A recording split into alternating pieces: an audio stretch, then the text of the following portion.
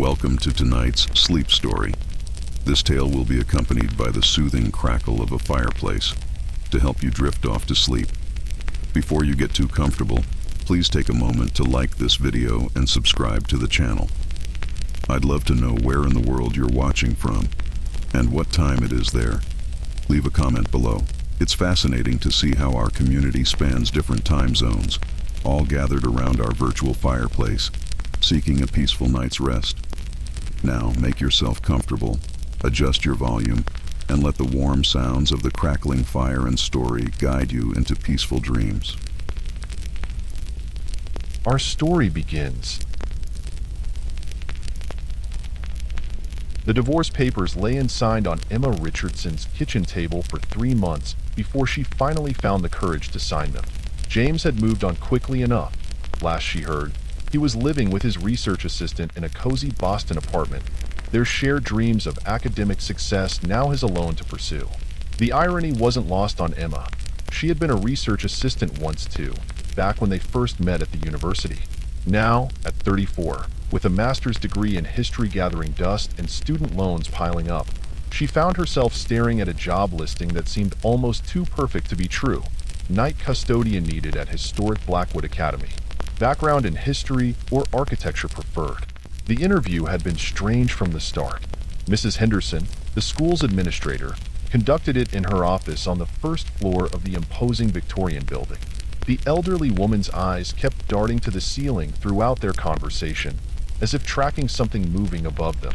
The golden afternoon light streaming through the tall windows caught the dust motes in the air, making them dance like tiny stars. The night shift can be challenging, Mrs. Henderson had said, her fingers nervously adjusting her pearl necklace. We've had trouble keeping staff. People find the isolation difficult. She paused, studying Emma's face. Your background in historical research is intriguing. May I ask what your thesis was about? Architectural symbolism in 19th century educational institutions, Emma replied, watching as Mrs. Henderson's face paled slightly. I focused on how builders incorporated esoteric and mystical elements into seemingly conventional designs. How appropriate, Mrs. Henderson murmured. She glanced at the ceiling again, then back at Emma. Tell me, Ms. Richardson, do you believe in coincidences? Before Emma could answer, a sound echoed from somewhere above them, like footsteps, but somehow wrong, as if they were walking on a different surface than the building's wooden floors. Mrs. Henderson acted as if she hadn't heard anything. The position is yours if you want it, she said quickly, shuffling papers on her desk. You'll work from 10 p.m. to 6 a.m., Sunday through Thursday. The day staff will show you the basics of the cleaning routine. But, she hesitated, choosing her words carefully, you'll have considerable autonomy in how you organize your time. Just stay alert, and perhaps avoid the third floor until you've settled in. Emma should have asked why. She should have pressed for details about the strange warning in Mrs. Henderson's voice. Instead, she found herself accepting the position, driven by a curiosity she couldn't quite explain and a need to start fresh that overwhelmed her usual caution. That night, lying in her bed in her small apartment, Emma dreamed of corridors that stretched into infinity and doors that opened onto impossible spaces. She woke with a start, her heart racing, the echo of footsteps still ringing in her ears.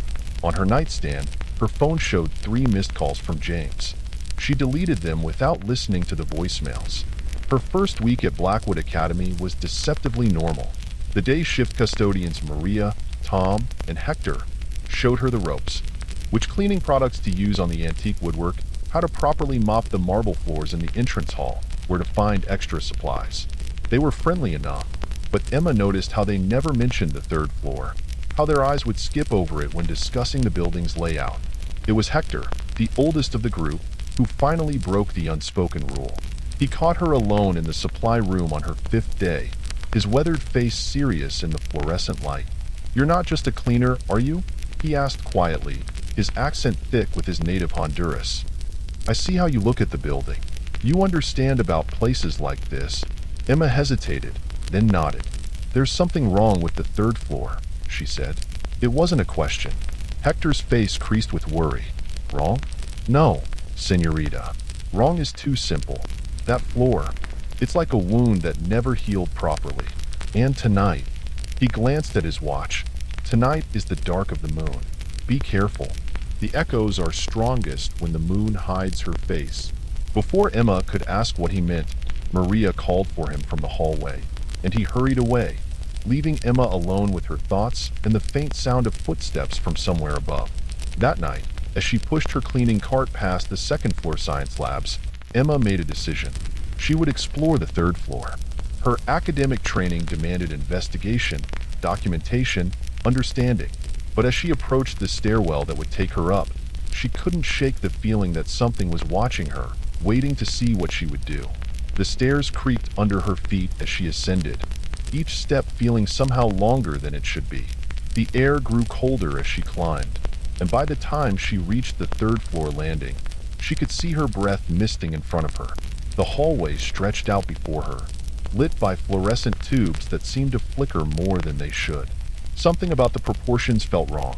The doors were slightly off-center from where they should be, and the corridor itself seemed longer than the building's dimensions should allow.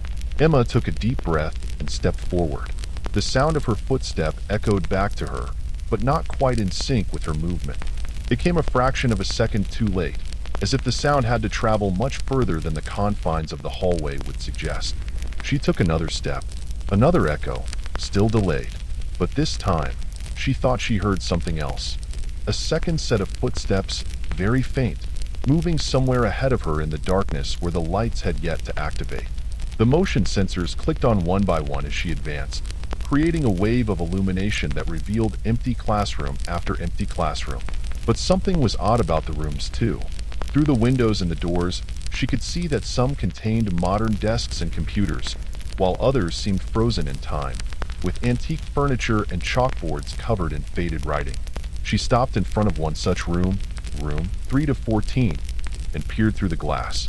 The desks inside were from the Victorian era, their surfaces scarred with generations of carved initials. A piece of chalk sat on the ledge of a blackboard, and as Emma watched, it began to roll, seemingly of its own accord. Behind her, the echoes of her last footstep finally faded away. In the sudden silence, she heard something that made her blood run cold. The distinct sound of chalk writing on slate, coming from inside the locked classroom. Emma's hands trembled as she fumbled with her master keys, trying to find the right one for room 3 to 14. The scratching sound continued, chalk moving across the blackboard with deliberate purpose.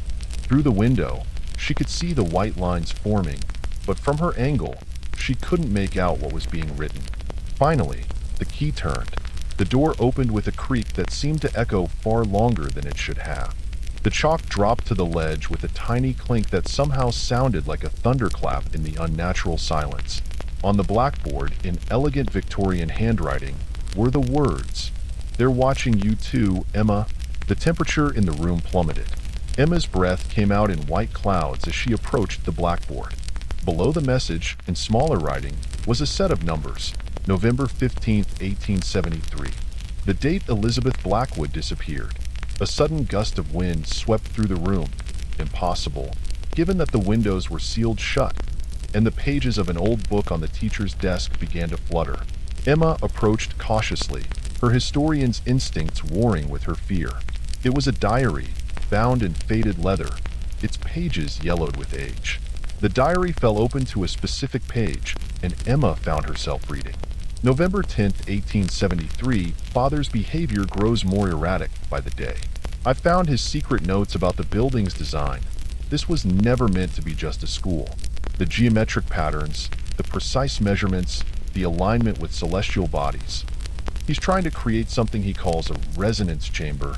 The local tribes warned him about disturbing this place, but he wouldn't listen. Now I hear them at night, the echoes that aren't echoes. They're getting closer. I've discovered something in the library's restricted section, an old text that speaks of thin places where the membrane between worlds has worn down. The indigenous people who lived here built their sacred sites to strengthen these barriers, but Father's designs are doing the opposite. He thinks he's opening a door to higher knowledge, but he doesn't understand what's waiting on the other side. The students are starting to notice. 3 of them came to me today, speaking of whispers in empty rooms, of footsteps that follow them after dark. I tried to tell Father, but he dismissed their fears as imagination. He doesn't see how the shadows move when no one's watching, how the corridors seem to stretch and twist when you're alone. I have to stop him before it's too late. Emma's hands shook as she turned the page, but the rest of the diary was blank. She looked up at the blackboard again, and her heart nearly stopped. Below the original message, new words had appeared. Check the blueprint room in the basement. What you seek lies beneath the foundation stones. The chalk suddenly shot off the ledge, flying across the room to shatter against the far wall. Emma stumbled backward, her elbow striking one of the antique desks. The impact sent a hollow echo through the room, but the echo came back wrong, distorted, as if it had bounced off walls in some vast, unseen space. That's when she noticed something else about the room. The shadows in the corners were moving, creeping along the walls like living things, and they were getting closer. Emma backed toward the door, her keys clutched tightly in her hand. The temperature had dropped so low that frost was forming on the windows. The shadows continued their advance, and within their depths, she thought she could see shapes. Twisted, impossible shapes that hurt her eyes to look at. She reached the doorway just as the shadows converged on the spot where she had been standing. Through the darkness, she heard something that might have been laughter, a wet, gurgling sound that made her skin crawl. Emma slammed the door shut and leaned against it, her heart pounding. The hallway lights flickered ominously, and in the brief moments of darkness, she could have sworn she saw a figure at the far end of the corridor, a woman in Victorian dress, pointing urgently toward the stairs. The sound of footsteps echoed through the hallway again, but this time they weren't following her movements. They were coming toward her, slow and deliberate, from both directions. Click-clack, click-clack. Emma ran for the stairs, taking them two at a time. She didn't stop until she reached the first floor, bursting into the security office where Mike Thompson, the night guard, sat watching the monitors. The blueprint room, she gasped, trying to catch her breath. We need to find the original blueprints. Mike looked up from his coffee, his weathered face creasing with concern. You went up to the third floor, didn't you? He sighed, reaching into his desk drawer. I was wondering how long it would take you. Here. He handed her a key that looked far older than the others on her ring. Basement level B3. But you might want to hear the rest of the story first. Emma sank into the chair across from his desk, her legs still shaking. What story? Mike turned one of the security monitors toward her. The screen showed the third floor hallway, but something was wrong with the image.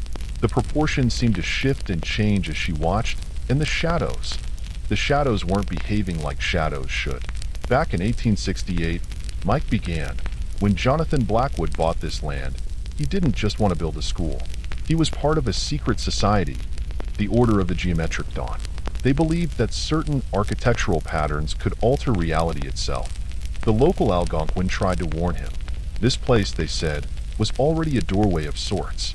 Their ancestors had built structures to keep it closed. But Blackwood, Mike shook his head. Blackwood thought he knew better. The resonance chamber, Emma whispered, remembering Elizabeth's diary. He was trying to open something. Mike nodded grimly. And he succeeded, sort of. But what came through wasn't what he expected.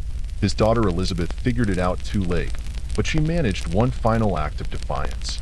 She used her own life force to create a binding, becoming a kind of guardian. She's still here, trying to warn people away from what her father unleashed. But it's getting stronger, isn't it?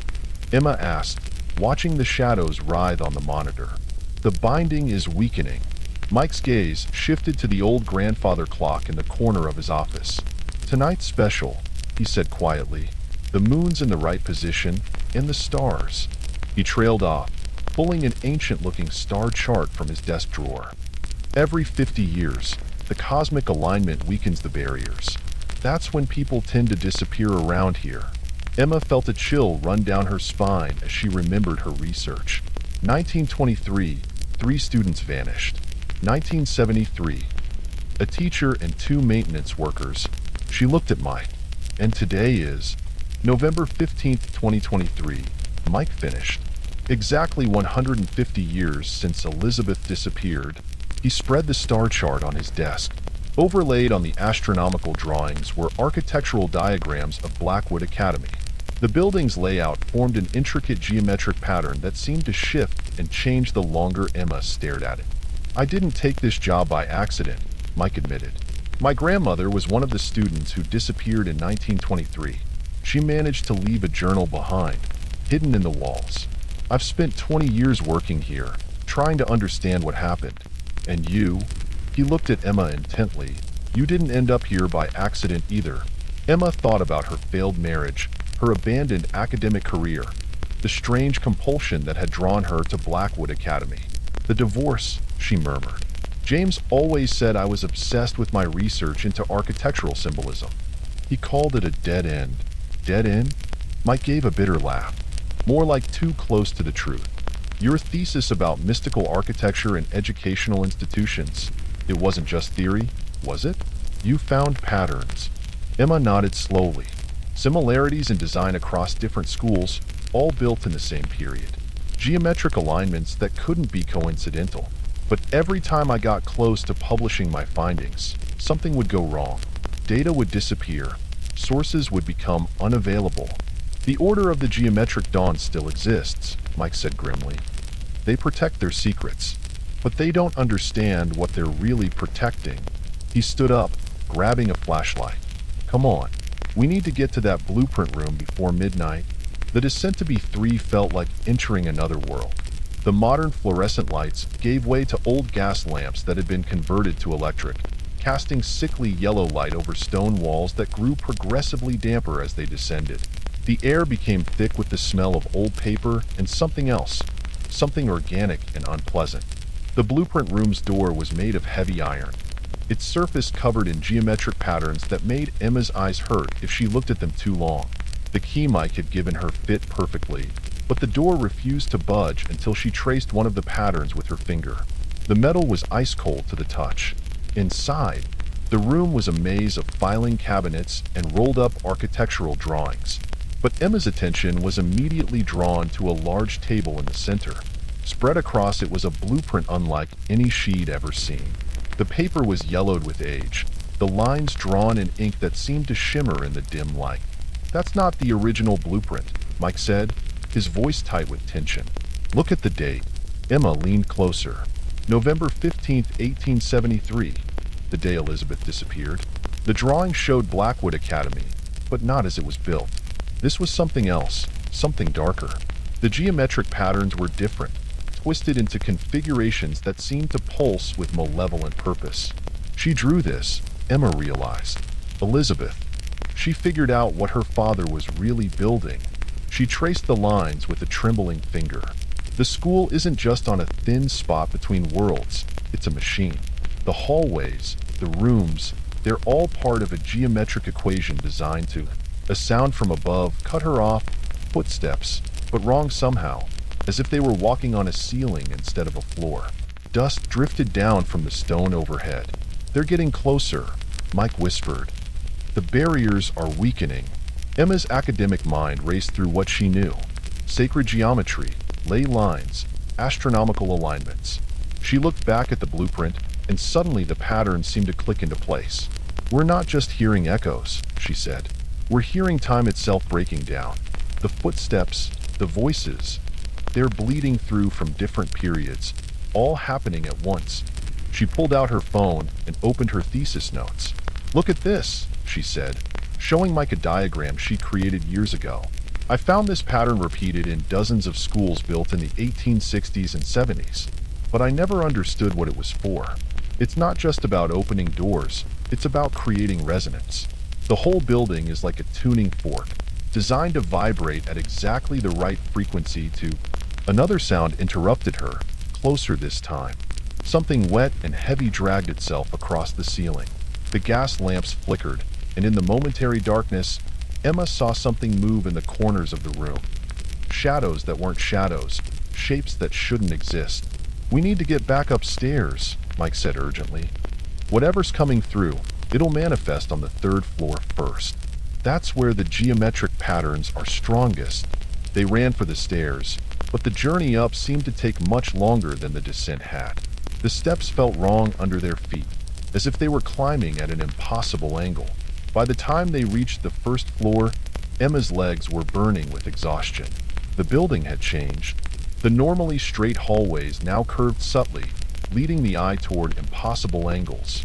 Shadows writhed on the walls, and the air itself seemed to pulse with a sickly luminescence. "What time is it?" Emma gasped as they climbed toward the second floor. Mike checked his watch and swore. 11:55. "We have 5 minutes until the alignment peaks." As they reached the third floor, the wrongness intensified. The hallway stretched before them, impossibly long, the doors multiplying and shifting like reflections in a broken mirror. The fluorescent lights flickered madly, and in the strobing darkness, Emma caught glimpses of other times.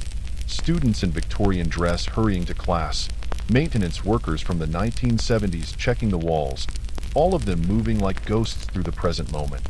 "Elizabeth," Emma called out, her voice echoing strangely. "We know what your father did. We're here to help." The temperature plummeted. Frost crackled across the windows, forming patterns that matched the geometric designs hidden in the building's architecture. And then she appeared, Elizabeth Blackwood, her form wavering like a reflection in troubled water. But she wasn't alone. Behind her, something moved in the shadows. Something vast and ancient and hungry. Emma could see pieces of it now. Angles that shouldn't exist, geometries that hurt her mind to look at, all writhing together in a massive darkness that seemed to devour light itself. The resonance, Elizabeth's voice echoed in Emma's mind. "You have to disrupt the pattern before midnight. My father's equations. They're still active, still pulling it through." Emma pulled out the blueprint from the basement, spreading it on the floor. The geometric patterns seemed to move on the page, pulsing in time with the building's unnatural vibrations. She compared them to her thesis notes, to the star charts Mike had shown her. Here, she pointed to a series of intersecting lines. "These aren't just hallways, they're like violin strings, tuned to specific frequencies. If we can change the geometry, break the patterns..." "The chalk," Mike said suddenly, pulling a piece from his pocket. "From your research, sacred geometry needs perfect forms. What if we disrupt the patterns?" Emma understood immediately. She began drawing on the walls and floor, using the mathematical principles she'd studied to create counterpatterns. Each line she drew seemed to stabilize the reality around it, pushing back against the wrongness that was trying to break through. The thing in the shadows roared, a sound that existed more in their minds than in the air. It surged forward, tentacles of darkness reaching for them. But Elizabeth moved to stand between them and the entity, her form becoming more solid. "The chalk," she said, her voice clearer now. "It's the same chalk from my classroom, blessed by the Algonquin elders. Use it." Emma drew faster, her academic knowledge combining with an instinctive understanding of what needed to be done. Mike took another piece of chalk and started at the other end of the hallway, drawing protective circles and counter patterns. The building began to shake. Through the windows, Emma could see the stars wheeling overhead, aligning into the fatal pattern that would complete Jonathan Blackwood's century-and-a-half-old equation. They had less than a minute. The thing in the shadows reached for her, its touch burning cold. But as it crossed one of her chalk lines, it recoiled. The geometric patterns were working, forcing reality back into its proper shape. "The final line," Elizabeth shouted. "Complete the circle." Emma looked at her notes one last time, understanding flooding through her. The building's design wasn't just a door, it was a circuit designed to channel energy in a specific pattern. Break the circuit, and the whole thing would collapse. She drew the final line just as the clock struck midnight. For a moment, everything stopped. The air itself seemed to freeze. Then, with a sound like reality tearing, the darkness imploded. The impossible geometries snapped back into normal shapes, the extra doors vanished, and the temperature began to rise. Elizabeth stood before them, more solid than she'd ever appeared. "You did it," she said, smiling. "The patterns are broken. The door is closed." She began to fade. "But it will try again. In 50 years, when the stars align, someone will need to be ready. We'll make sure they are," Emma promised. "Your father's research, the Order's secrets, we'll preserve them, but not to open doors. To keep them closed." Elizabeth nodded, her form almost gone now. "The echoes will remain," she whispered. "But now they're guardians, not gates. Listen to them. They'll warn you when the geometry starts to shift again." And then she was gone, leaving Emma and Mike alone in a hallway that finally felt like just a hallway. In the months that followed, Emma didn't quit her job at Blackwood Academy. Instead, she began documenting everything: the patterns, the prophecies, the protections they'd put in place. She and Mike created a hidden archive, preparing for the next generation who would have to defend against the darkness. Students still tell ghost stories about the third floor, but they're different now. They talk about the two guardians who walk the halls at night, the Victorian teacher who gave her life to protect the school, and the historian who learned to see the patterns in the echoes. The Order of the Geometric Dawn still exists, but they've lost their power over Blackwood Academy. The building's sacred geometry now serves a different purpose, not to open doors, but to keep them firmly closed. Emma still hears the echoes sometimes, especially on quiet nights when the moon is dark, but she doesn't fear them anymore. They're not harbingers of something trying to break through. They're reminders of the night she helped reset the balance, when she learned that some knowledge isn't meant to open doors, but to seal them forever. And if you walk the third floor hallway late at night, you might hear footsteps following yours. Don't be afraid. They're not trying to harm you. They're making sure you're safe, keeping watch over the thin places where reality wears thin. Just remember, if you see chalk marks on the walls and floor, leave them be. They're not just drawings, they're equations that keep our world safe from what waits beyond the threshold. Because in the end, the echoes in the hallway aren't just sounds. They're the heartbeat of the barrier between our world and the hungry dark that waits beyond. The fluorescent lights in Ward 23 had always flickered, casting strange shadows across the dingy hospital corridors. Rachel Matthews had worked the night shift long enough to know that every building had its quirks, its own personality of sorts. But there was something different about Ward 23, something that made even the most hardened nurses request transfers after a few months. Rachel wasn't like them. She'd stuck it out for 5 years now, telling herself it was just a job, just another paycheck. The truth? She couldn't leave. Not because she loved it, God no, but because something about this place had its hooks in her, deep under her skin, pulling her back night after night like an addiction she couldn't shake. The ward housed the long-term patients, the ones other hospitals had given up on, the ones whose families had stopped visiting months or years ago. They were the forgotten ones, existing in a limbo between life and death, kept alive by machines and medications in the tired hands of nurses like Rachel. Her colleagues often wondered why she chose to stay. Some whispered that she must have a martyr complex. Others suggested she was simply too stubborn to quit. The truth was more complicated. Rachel had tried leaving once, about 2 years ago. She'd even lined up a position at a private clinic across town. Better hours, better pay, living patients who could actually talk back.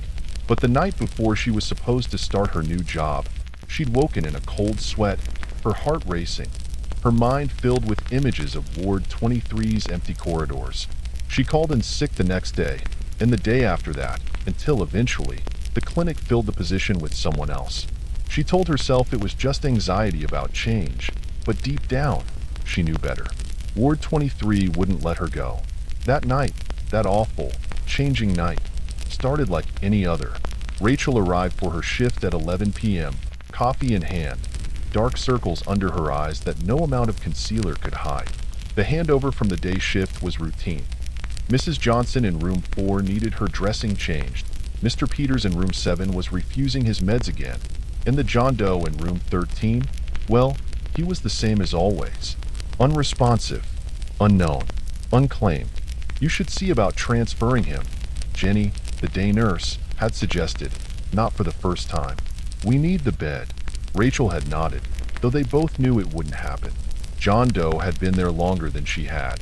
His presence as much a part of Ward 23 as the flickering lights and the smell of antiseptic that never quite masked the underlying scent of decay. He's been here, 6 years now?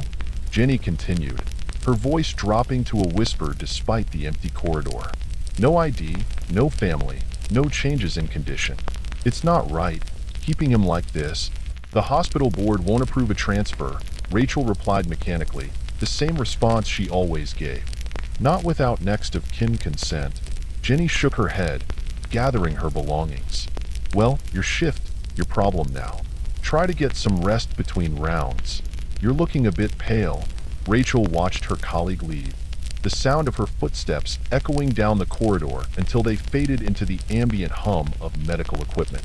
Pale, Jenny had said. Rachel couldn't remember the last time she'd seen her own reflection clearly. The mirrors in Ward 23 always seemed clouded, as if they'd absorbed too many reflections of death over the years. The night progressed as it always did. Rachel made her rounds, checking vitals, administering medications, recording everything in neat, precise handwriting. The quiet was broken only by the steady beeping of monitors and the occasional moan from a patient lost in dreams or nightmares. Mrs. Johnson was awake when Rachel entered room 4, her roomy eyes tracking the nurse's movements with unusual clarity. "It's getting closer," she whispered as Rachel changed her dressing. "Can't you feel it?" "What's getting closer, Mrs. Johnson?" Rachel asked, more out of habit than curiosity. The elderly woman often spoke in riddles, especially during the night shift. "The hunger," Mrs. Johnson replied, her thin fingers clutching at Rachel's wrist with surprising strength. "It lives in the walls, feeds on the dying, and now it's found someone new to feed it." Rachel gently extracted her wrist, forcing a reassuring smile. "Try to get some sleep, Mrs. Johnson. The night nurse will be in to check on you later." As she left the room, Rachel rubbed her wrist where Mrs. Johnson had grabbed her. Her tiny crescents marked her skin where the old woman's nails had dug in. They looked almost like teeth marks in the dim light. It was during her 3 a.m. round that she first noticed something was different. The air felt thicker, heavier, like the moment before a storm breaks. The fluorescent lights seemed dimmer, the shadows deeper, and the sounds, the familiar symphony of medical equipment, felt somehow off-key. She paused outside room 13, her hand hovering over the door handle. Something wasn't right. The heart monitor's steady beeping had changed its rhythm, become more intentional, like Morse code, like it was trying to tell her something. "Don't be ridiculous," she muttered to herself, pushing the door open. The room was dark, save for the green glow of the monitors. John Doe lay there as he always did, pale and still, his features sharp in the dim light. But something about him seemed different tonight, more present, more aware. Rachel approached the bed, her shoes squeaking softly on the linoleum floor.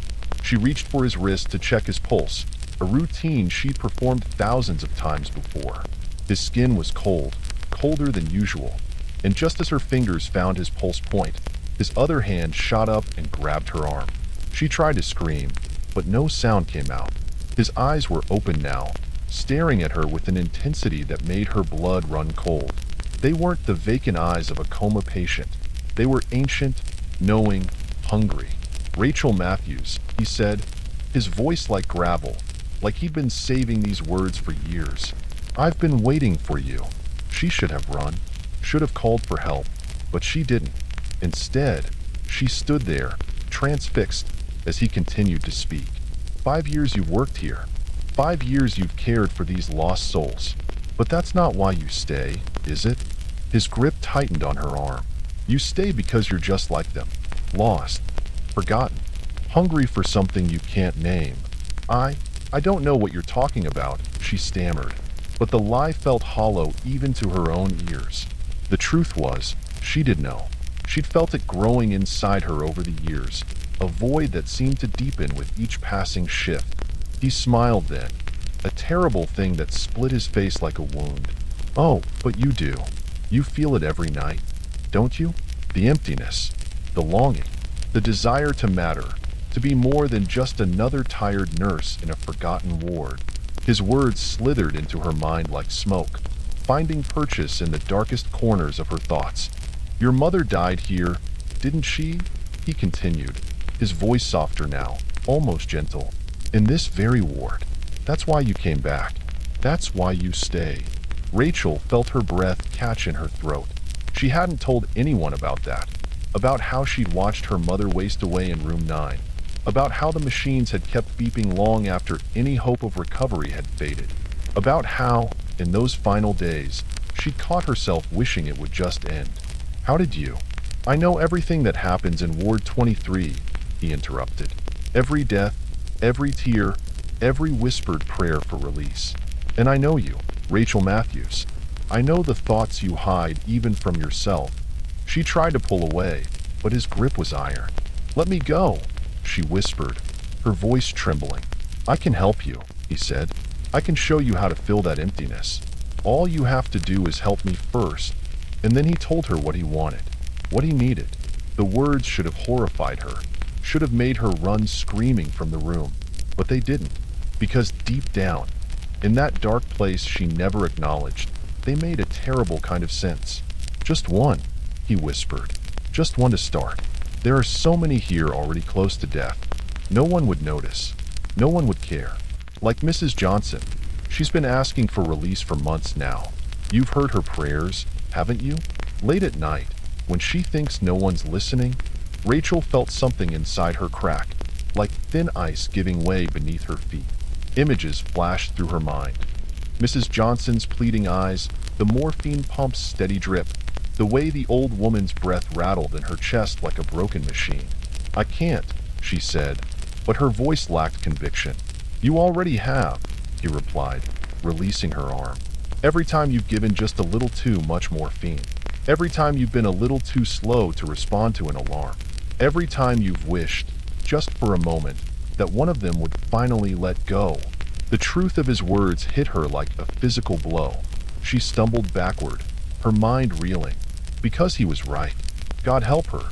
He was right. How many times had she stood by a patient's bed, finger hovering over the morphine pump's controls, thinking about how easy it would be to just help things along. It's not murder, he said, as if reading her thoughts. It's mercy, release, freedom, for them and for you. Rachel's hands were shaking now, her breath coming in short, sharp gasps. The room seemed to spin around her, the shadows on the walls writhing like living things. In the dim light, John Doe's eyes gleamed with an unholy hunger. Why me? She managed to ask. His smile widened, showing teeth that seemed too sharp, too numerous. Because you're special, Rachel. Because you understand the truth about places like Ward 23. They're not meant to heal. They're meant to feed. The pain, the suffering, the slow decay of hope. It all has to go somewhere. Has to feed something. He gestured at the walls around them, and for a moment, Rachel thought she saw something moving within them. Dark shapes writhing beneath the peeling paint, hungry mouths opening and closing in endless silence. These walls have absorbed so much death, he continued. So much despair. But they need more. They always need more. And you, Rachel, you can help feed them. Help maintain the balance. After all, isn't that what nurses do? Maintain balance. That night, Rachel Matthews made a choice. Or maybe the choice had been made long ago, and she was just finally admitting it to herself. She walked to room 4, where Mrs. Johnson lay sleeping, her breathing already shallow, her life already slipping away. It's okay, Rachel whispered, reaching for the morphine pump. I'm helping you. I'm helping both of us. Her fingers moved with practiced efficiency, adjusting the dosage just enough. Nothing dramatic, nothing suspicious, just a little more than necessary, just enough to ease Mrs. Johnson's passage from this world to the next. As she worked, she felt something stirring in the air around her. A presence, a weight, an anticipation. The shadows in the corners of the room seemed to deepen, to lean forward like eager spectators at a show. Mrs. Johnson's eyes fluttered open one last time, fixing on Rachel with a clarity that hadn't been there for months. I knew it would be you, she whispered. I knew you could hear them too. Then her eyes closed, her breathing slowed, and the monitor's steady beeping gradually faded into a single, continuous tone. Rachel stood there, watching, feeling something fundamental shift inside her as Mrs. Johnson's life slipped away. The shadows moved then, properly moved, sliding across the walls like liquid darkness. They converged on Mrs. Johnson's body, and for a moment, just a moment, Rachel thought she saw something being drawn out of the old woman, something bright and vital that the shadows eagerly devoured. When she returned to room 13, John Doe was sitting up in his bed, looking stronger, more alive. His smile was different now, knowing, satisfied. "Good girl," he said. "How did it feel?" And the worst part? The part that would haunt Rachel for years to come? It had felt right. It had felt good. Like scratching an itch she hadn't known was there. Like filling a void she hadn't realized was empty. That was just the beginning.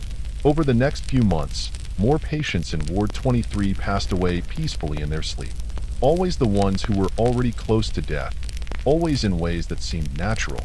And with each death, John Doe grew stronger, more vibrant, while Rachel changed too. The emptiness inside her began to fill with something else, something dark and hungry. She found herself looking forward to her shifts, to the quiet moments when she could help another soul find peace. She told herself she was being merciful, that she was ending suffering. But deep down, she knew the truth. She wasn't doing it for them. She was doing it for him, for herself, for the hungry shadows that lived in the walls. Her appearance began to change, though she hardly noticed at first. Her skin grew paler, her eyes darker, deeper, as if they were absorbing the shadows around her. The other nurses whispered about her in break rooms and corridors, but no one dared confront her directly. After all, Ward 23 had always been different, and Rachel was just another of its quirks now. The patients seemed to sense the change in her too. The more lucid ones would watch her with a mixture of fear and longing as she moved through her rounds. Some would beg her to stay away, while others would reach for her with trembling hands, pleading for the release they knew she could provide. One night, after helping another patient find peace, Rachel returned to room 13 to find John Doe standing by the window, his hospital gown replaced by a dark suit that seemed to absorb the light around it. "It's time," he said, turning to face her. "You've done well, Rachel. Better than I could have hoped." "Time for what?" she asked, though part of her already knew the answer.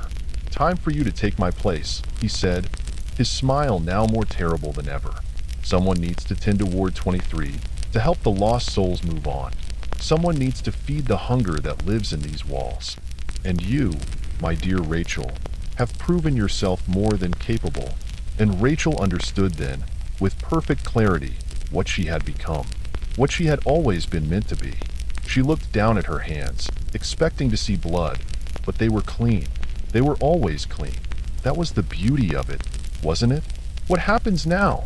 she asked, her voice steady despite the enormity of what was happening. "Now." His laugh was like breaking glass. "Now you become what you were always meant to be. The guardian of Ward 23, the keeper of its secrets, the one who decides when it's time for peace." He stepped closer, his form seeming to blur at the edges, becoming one with the shadows that danced on the walls. "The hunger never ends, Rachel. It must be fed. But you already know that, don't you? You felt it growing inside you, replacing everything else, becoming everything else." He reached out, his hand now more shadow than flesh, and touched her cheek. His touch was cold, so cold it burned, and Rachel felt something dark and ancient flow from him into her, filling every empty space inside her with shadows and hunger and purpose. The next morning, when the day shift arrived, they found John Doe's bed empty. No one could explain where he had gone, how a coma patient had simply vanished. But Rachel knew, just like she knew that she would never leave Ward 23 now. Not really. Even when her shift ended, even when she went home, part of her would always remain here, in these dim corridors, waiting for the next lost soul who needed her special kind of care. The fluorescent lights still flicker in Ward 23, casting strange shadows across the dingy hospital corridors. And if you find yourself there late at night, you might see Rachel Matthews making her rounds, her steps quiet, her smile gentle, her eyes holding a darkness that seems to swallow the light. They say she's the best nurse they've ever had. So dedicated, so caring. But if you look closely, you might notice how the patients in her care seem to find peace more quickly than others. How the shadows in the corners of rooms seem deeper when she passes by. How her touch, though gentle, carries a chill that seeps into your bones. Because Rachel Matthews finally found her calling in Ward 23. She found her purpose in those quiet, dark hours between midnight and dawn, helping lost souls move on, feeding the hunger that lives in the walls. And if sometimes, in the deepest part of night, you hear something that sounds like weeping coming from those shadowy corridors, well, that's just Ward 23 being Ward 23. After all, every building has its quirks, its own personality, its own appetite, and Ward 23's appetite is always growing. There are things that children understand instinctively, truths that adults have forgotten how to see. Margaret Shin had always known this. It was part of why she became a child psychologist. But it wasn't until the Anderson case that she truly understood just how deep that wisdom went and how terrible the price of remembering could be. It started with a referral from Cedar Grove Elementary. 10-year-old Alice Anderson hadn't slept in her own room for 3 weeks. Her grades were slipping, dark circles shadowed her eyes, and she jumped at every shadow. The school counselor had tried everything in their toolkit, but Alice wouldn't talk about what was frightening her. She just keeps saying her nightlight is broken. The counselor told Margaret over the phone. But here's the thing. Her parents have replaced it 4 times now. Each one burns out within hours of being plugged in. Margaret's office was on the 3rd floor of a converted Victorian house, decorated to put young patients at ease. Soft colors, comfortable furniture, and carefully chosen toys that doubled as diagnostic tools. But when Alice walked in, she wouldn't touch any of them. She stood in the doorway, scanning the corners of the room with the hypervigilance Margaret usually associated with trauma victims. "It's okay," Margaret said softly. "You can sit wherever you feel safest." Alice chose the chair closest to the door, her small hands clutching the straps of her backpack. She was a slight girl with auburn hair pulled back in a neat braid, wearing a NASA t-shirt that seemed to swallow her thin frame. "Your teachers say you're having trouble sleeping," Margaret began gently. "Would you like to tell me about that?" Alice's eyes darted to the window, then back to the corners. "You won't believe me," she whispered. "Nobody does. They just keep buying new nightlights. But that's not the problem. The problem is what makes them burn out." Margaret leaned forward slightly. "What do you think makes them burn out, Alice?" "Not think," Alice corrected with the precise irritation of a gifted child. "No, I know what makes them burn out, because I've seen it. It feeds on the light." A chill ran down Margaret's spine, though she kept her expression neutral. "Can you tell me more about what you've seen?" Alice pulled her knees up to her chest, making herself smaller. "It started after we moved into the new house. Mom said the nightlight would help me adjust, but..." She swallowed hard. "The first night, I woke up at exactly 3:33 a.m. The nightlight was flickering, but not like normal flickering. It was like something was drinking the light, pulling it away from the bulb, and in the darkness between flickers, I saw it." "What did you see, Alice?" "A shadow, but wrong. Shadows are supposed to be flat, right? This one had depth. It was like looking into a hole, but the hole was shaped like a person, and it was hungry." Alice's voice dropped to barely a whisper. "It's always hungry."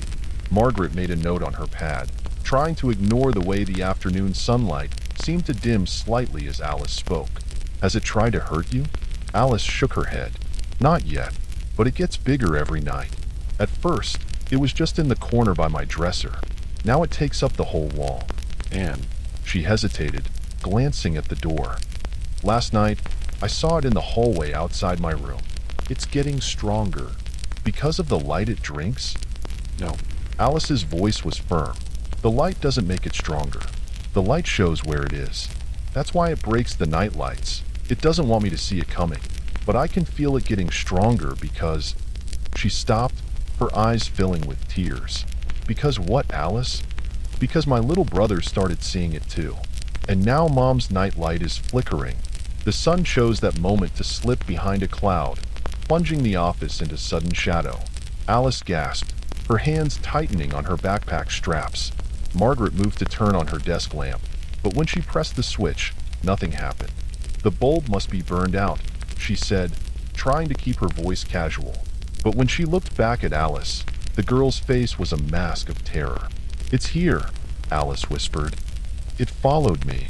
Margaret tried to maintain her professional composure, But something about Alice's words resonated with a long-buried memory. When she was a child, hadn't she too been afraid of something that lived in the darkness? Something that made lights die? The shadows in the office corners seemed deeper than they should be, more defined. Alice was watching them with the focused attention of prey tracking a predator. "Tell me about your brother," Margaret said, trying to draw the girl's attention back. "When did he start seeing it?" 3 days ago, Alice whispered, still watching the corners. "Tommy's only 6. He shouldn't have to see it. I tried to let him sleep in my room, but..." She swallowed hard. "It likes that. When we're scared together, it gets stronger." Margaret made another note, but her pen barely marked the paper. The ink seemed to fade even as she wrote, as if the darkness was drinking it too. "And your parents? What do they say about all this?" "They don't believe us. Dad says old houses make weird shadows, and Mom..." Alice's voice cracked. "Mom keeps saying she's just tired. That's why she sees things moving in the mirrors. But I heard them fighting last night. Dad's night light burned out too." A memory surfaced in Margaret's mind. Her grandmother's voice, speaking in hurried Mandarin about hungry ghosts and the dangers of darkness. She called them light eaters. As a psychology student, Margaret had dismissed those stories as superstition. Now, watching the shadows creep across her office floor, she wasn't so sure. "Alice," she said carefully, "in your new house, are there any rooms where the shadows don't gather? Any place that feels safe?" The girl thought for a moment. "The kitchen, sometimes. It has lots of windows, and Mom hung these little crystals that make rainbows when the sun hits them. The shadow thing doesn't like rainbows, but..." She hugged her knees tighter. "The sun's getting weaker too. The rainbows aren't as bright as they used to be." Margaret glanced at her office window. The cloud that had covered the sun should have passed by now, but the sky remained dark. When she checked her phone for the time, the screen seemed dimmer than usual. "Does it?" Margaret hesitated, knowing she was crossing a line between professional distance and personal involvement. "Does it make a sound?" Alice's eyes widened. "You've heard it too, haven't you? That kind of hungry whisper? Like something drinking through a straw, but the straw is made of darkness." Before Margaret could respond, her desk lamp suddenly flickered to life.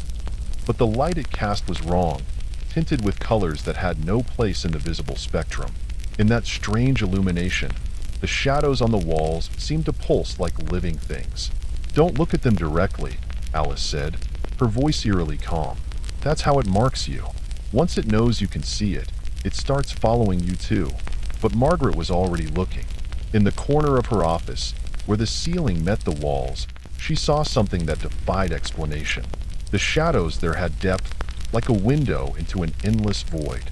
And in that void, something moved, a shape that suggested a human form, but was horribly, fundamentally wrong. The lamp died with a soft pop, plunging the room back into twilight. In the sudden darkness, Margaret heard it, a soft, wet sound, like something drinking the light itself. "We need to go," Alice said, standing up. "It's stronger here than at my house. Your office is older. It's had more time to feed." "Alice, wait," Margaret called, but the girl was already moving toward the door. "Where are you going?" "To the library," Alice replied without turning around. "That's where I found it. The book that explains what they are. I didn't understand all of it, but..." She paused, her hand on the doorknob. "You're marked now too, Dr. Chun. You need to know what we're dealing with." The shadows in the corners seemed to lean forward, as if listening. Margaret grabbed her coat and bag, professional boundaries forgotten in the face of something that traced back to her grandmother's darkest warnings. As they left the office, every light in the hallway flickered and died, one by one, like stars being devoured by an advancing darkness. The public library was a massive Gothic revival building that had served the city since 1893. As Margaret followed Alice up the worn stone steps, she noticed how the afternoon shadows seemed to pool unnaturally around the building's base, like dark water gathering before a flood. "The book's in the restricted section," Alice said, leading the way with the confidence of a regular visitor. "Mrs. Blackwood, the head librarian, lets me go there because I help shelve books after school. Or at least, I used to, before." She didn't finish the sentence, but Margaret noticed how the girls' steps quickened as they passed through the towering main doors. Inside, the library's grand reading room should have been filled with warm autumn light streaming through its stained glass windows. Instead, the vast space felt dimmer than it should, the shadows between the towering bookshelves deeper and more absolute. Alice, elderly woman with silver hair, looked up from the circulation desk. "I was worried when you stopped coming to help. Are you feeling better?" Her smile faded as she noticed the girl's exhausted face. Then she saw Margaret and straightened, professional concern replacing grand motherly warmth. "I'm Helen Blackwood. Are you Alice's?" "Dr. Chun." Margaret introduced herself. "I'm a child psychologist. Alice was just telling me about a book she found here." Mrs. Blackwood's expression changed subtly. "The Lundberg text," she said, not a question. "I wondered if that's what started all this." She glanced at the deepening shadows, then lowered her voice. "Come with me, both of you." Quickly, she led them through a maze of bookshelves to a heavy oak door marked Special Collections. Inside, the room smelled of old leather and preservation chemicals. Unlike the main library, this space was brightly lit by modern LED fixtures that created overlapping pools of light, leaving no room for shadows. "I should have been more careful about what I let you access," Mrs. Blackwood said to Alice as she unlocked a glass-fronted cabinet. "Some books, they're restricted for a reason."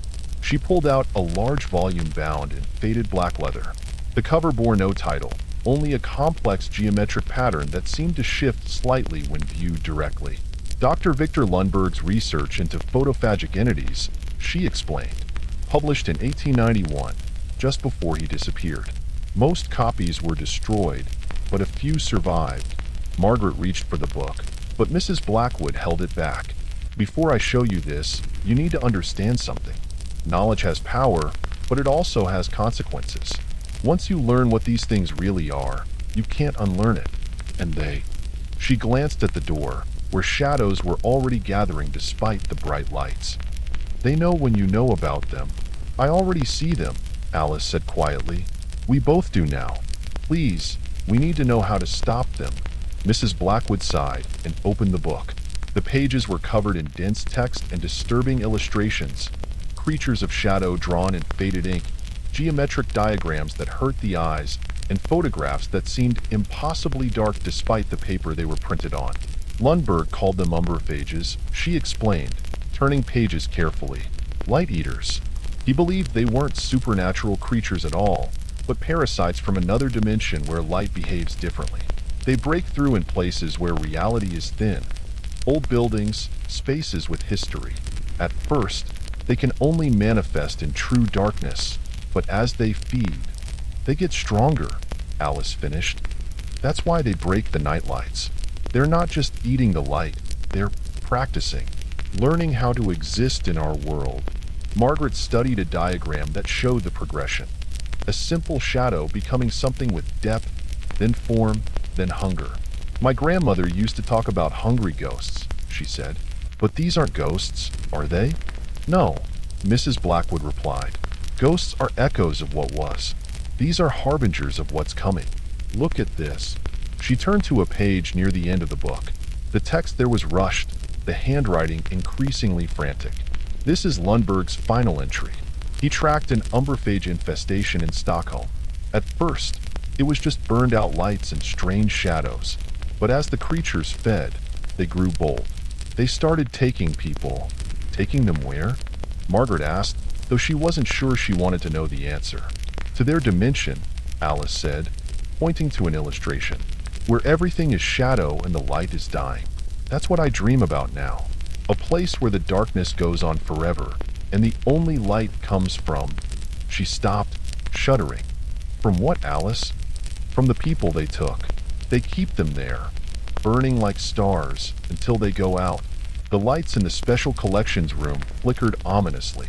Mrs. Blackwood immediately pulled a set of emergency candles from a drawer. "They're blessed," she explained, lighting them. "Old trick I learned from a Romanian priest. They won't burn out like electric lights." Margaret watched the candlelight push back the encroaching shadows. "You've dealt with these things before, haven't you?" The librarian's face grew solemn. 30 years ago, we lost 3 children before we figured out how to fight them. I thought. She glanced at the shadows that were now writhing at the edges of the candlelight. I thought we'd sealed all the thin places in the city, but something's changed. They're breaking through again. The Anderson house, Margaret realized. It must be a thin place. Not originally, Alice said, still studying Lundberg's book. But look at this part about dimensional resonance. When enough people believe in darkness, when they feed it with their fear. She pointed to a complex equation. They can make new thin places. A cold draft swept through the room despite the closed windows. The candle flames danced wildly, and in their shifting light, Margaret saw something that made her blood freeze. The shadows cast by the bookshelves weren't matching the objects casting them anymore. They were stretching, reaching, taking on impossible shapes. "They're here," Alice whispered. "More than one now." Mrs. Blackwood moved quickly, pulling more books from the restricted section. Lundberg wasn't the only one who studied them. "Here." She handed Margaret a slim volume with Sanskrit text.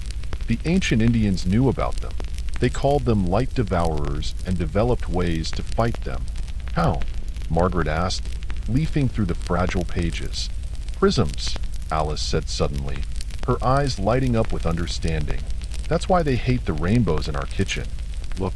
She pointed to a diagram in Lundberg's book. "They can only exist in pure darkness or pure light.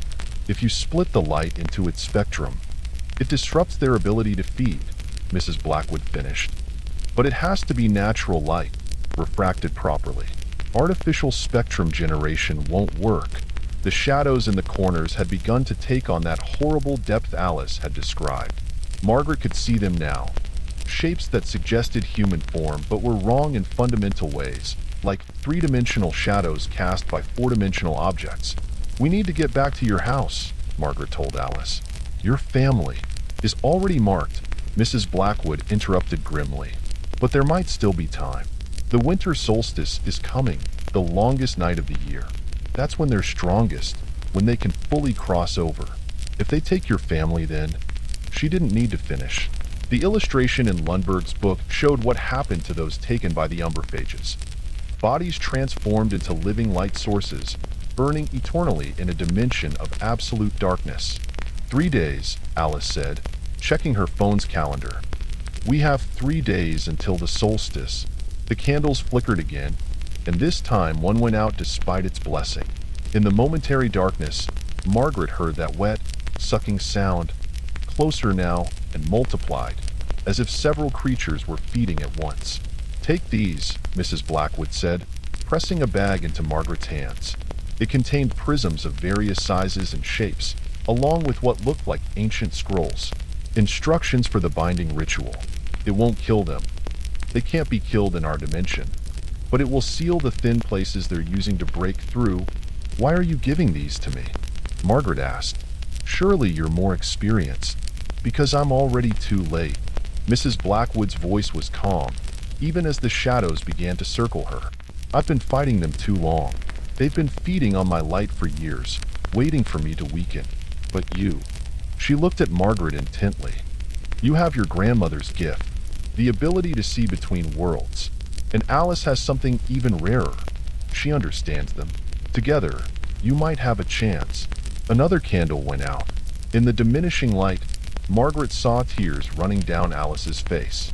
The girl could see what was happening to Mrs. Blackwood. How the shadows were drawing closer. How her very essence seemed to be growing dimmer. "Run," the librarian commanded. "I'll hold them here as long as I can. Get to the house. Perform the ritual. Save that family." "Helen," Margaret started, but Mrs. Blackwood cut her off. "Go. They're stronger together. If they take all of you at once, during the solstice..." She pulled out one last item, a small crystal pendant. "My mother's. It's a natural prism. Use it to find the thin places. Now go." The last candle sputtered as Margaret grabbed Alice's hand and ran. Behind them, they heard Mrs. Blackwood begin to chant in a language that predated Latin, her voice strong despite the darkness that was consuming her. They burst out of the library into twilight that seemed unnaturally deep for the time of day. The sun was still visible, but its light seemed weak, as if something was drinking it straight from the sky. "We need to get to my house," Alice said, her voice shaking. "Tommy, he's afraid of the dark. He'll have all the lights on, trying to keep them away, but that'll just make them stronger." Margaret looked at the crystal pendant, then at the fading sun. They had 3 days until the solstice, when the barrier between dimensions would be thinnest. 3 days to save the Anderson family, and perhaps Mrs. Blackwood too, if she still lived. The shadows were gathering around them, moving against the wind like liquid darkness.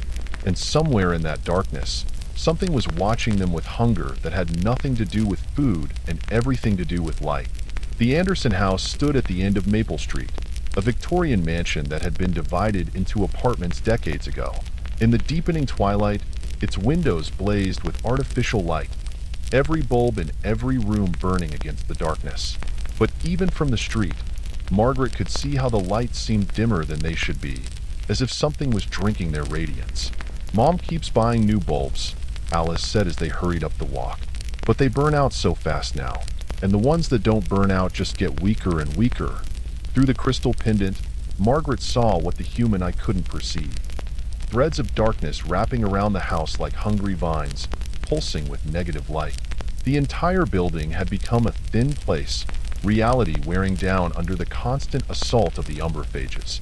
They found Tommy in the kitchen, surrounded by a fortress of flashlights. The 6-year-old's face was pale with exhaustion, his eyes huge in the artificial glare.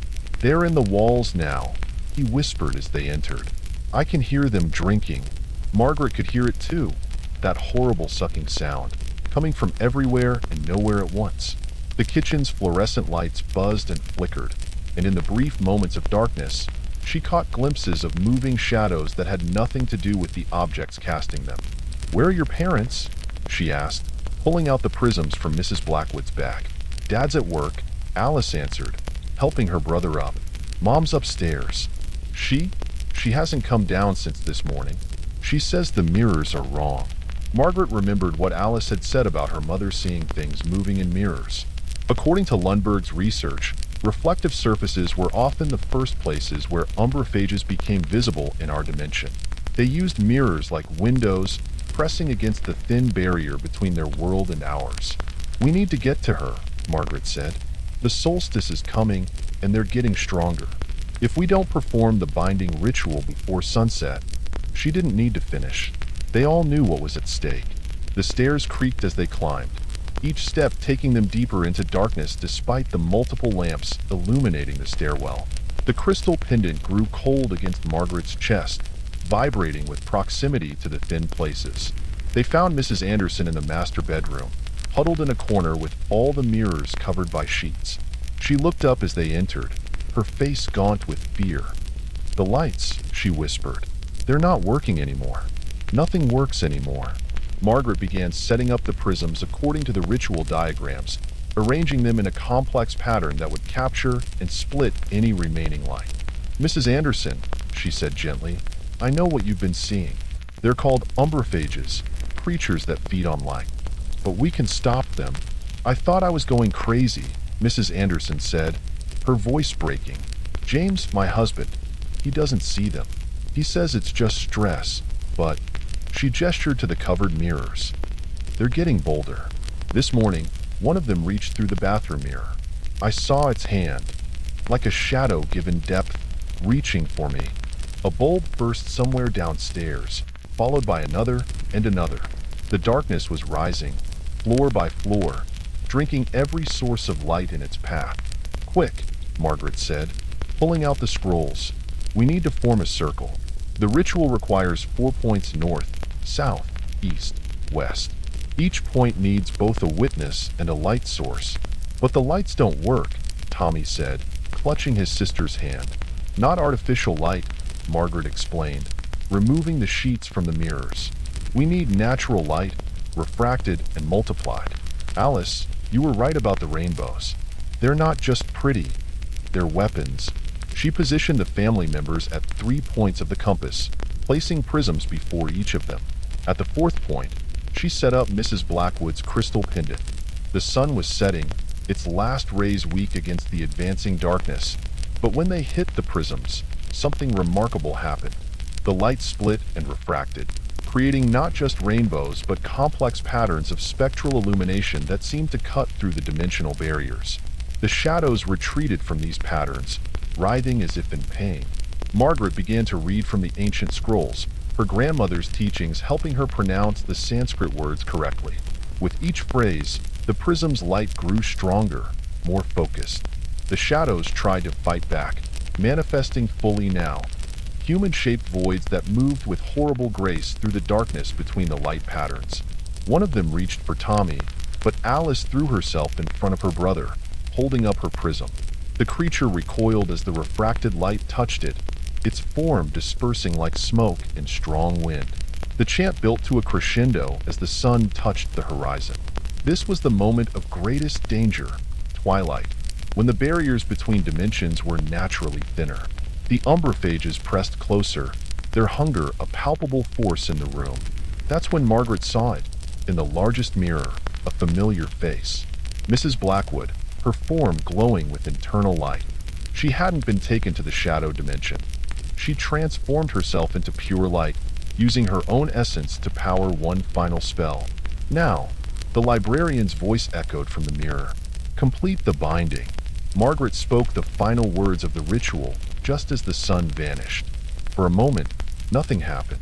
Then the prisms flared with impossible brightness, their refracted light forming a geometric cage of pure spectrum. The umbrophages screamed, a sound like light being torn apart, as they were forced back through the thin places. Reality itself seemed to shudder and reform. The darkness retreated, leaving behind normal shadows that behaved as shadows should. The mirrors showed only ordinary reflections, and the constant sound of feeding that had haunted the house fell silent. In the aftermath, Margaret helped the Anderson family cleanse their home. They hung prisms in every window, creating permanent barriers against dimensional intrusion. The thin places would never fully heal, but they could be defended. Mrs. Blackwood's sacrifice wasn't forgotten. The crystal pendant, now hanging in the library's special collections room, sometimes catches the light in impossible ways, creating rainbows that move against the sun's direction.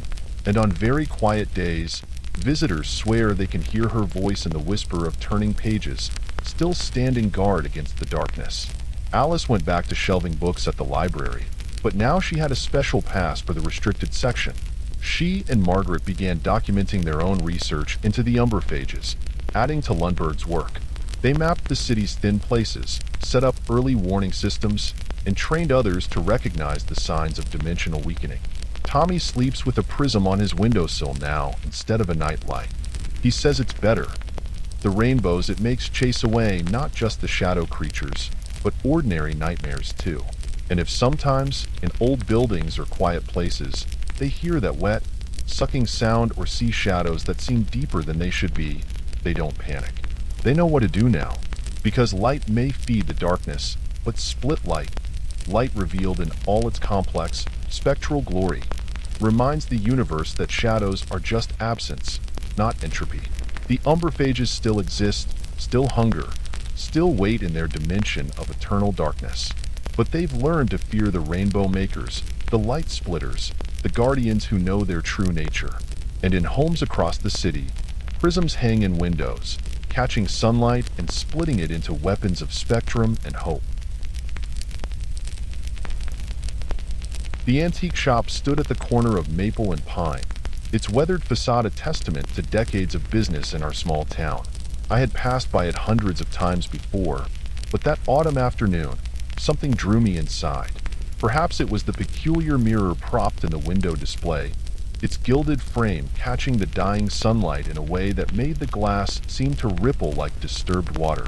A bell chimed softly as I pushed open the door, stirring dust motes that danced in the slanting rays of light.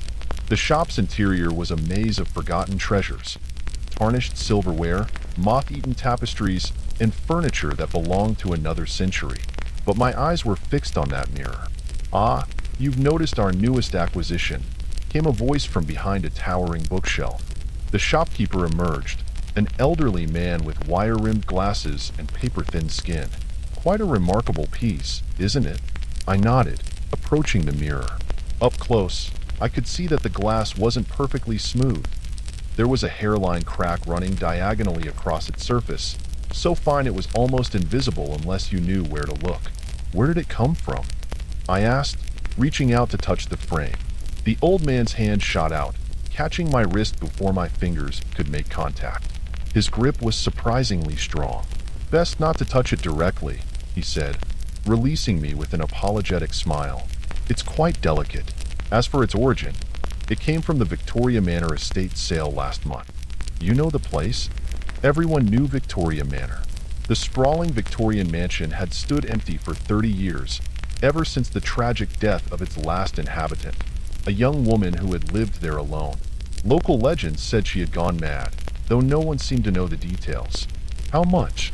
I heard myself ask, though I hadn't planned on buying anything. For you? $200.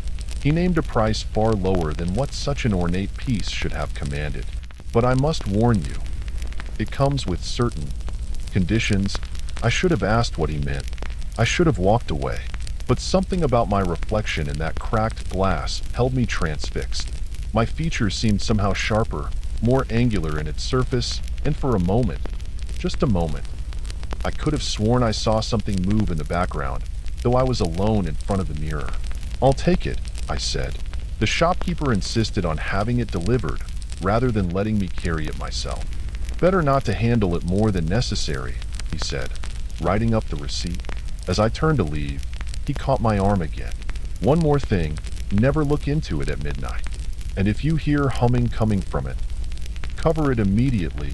I laughed, thinking he was adding to the ambience of the sale. Anything else I should know? His expression remained grave. Yes, if you see her, don't speak to her. No matter what she says or does, don't engage. See who? But he had already disappeared back among the shelves, leaving me alone with my receipt and a growing sense of unease. The mirror was delivered that evening, just as the sun was setting. The delivery men positioned it exactly where I wanted it, on the wall opposite my bed in my small apartment. As they left, one of them muttered something under his breath that sounded like a prayer. The first few nights were uneventful. I'd wake sometimes, thinking I heard soft humming, but when I opened my eyes, there was only silence. The crack in the glass seemed to change position slightly depending on the light, but I told myself it was just my imagination. It was on the fourth night that everything changed. I woke to the sound of humming, not the vague suggestion of it that I'd been hearing, but a clear, sweet melody that made my skin crawl. The digital clock on my nightstand read 11:58 p.m. The mirror's surface appeared to be moving, rippling like the surface of a pond disturbed by rain. I should have covered it then. I should have remembered the shopkeeper's warning. Instead, I sat up in bed, watching as the minutes ticked by. At exactly midnight, the humming stopped, and that's when I saw her. She stood in the mirror, but not in my room, a young woman in a white nightgown, her long dark hair hanging in wet strands around her face. Where her eyes should have been, there were only dark, empty sockets, but somehow I knew she was looking at me. I couldn't move, couldn't scream, could only watch as she lifted one pale hand and pressed it against the glass from her side. The crack in the mirror began to spread, creating a web-like pattern that spread from her touch. "Let me out," she whispered, her voice like rustling leaves. "It's so cold in here, so dark. Won't you help me?" I remembered the shopkeeper's warning, don't engage, don't speak to her. But as I watched, a tear of blood rolled from one of those empty sockets. "Please," she begged. "I've been alone so long." My throat went dry. Who are you?" Her mouth stretched into a smile that was too wide, too full of teeth. "Someone who trusted her reflection once. Just like you're doing now." The crack in the mirror spread further, and I could hear it creaking, straining. Her fingers began to push through the glass, breaking through into my world. Blood dripped from where the sharp edges cut into her pale flesh, but she kept pushing. I scrambled out of bed, backing toward my bedroom door. The temperature in the room had dropped so drastically I could see my breath. "You spoke to me," she said, her voice now coming from both the mirror and somewhere behind me. "Now you have to let me in. Those are the rules." I ran. Behind me, I heard the sound of shattering glass and bare feet on hardwood floor.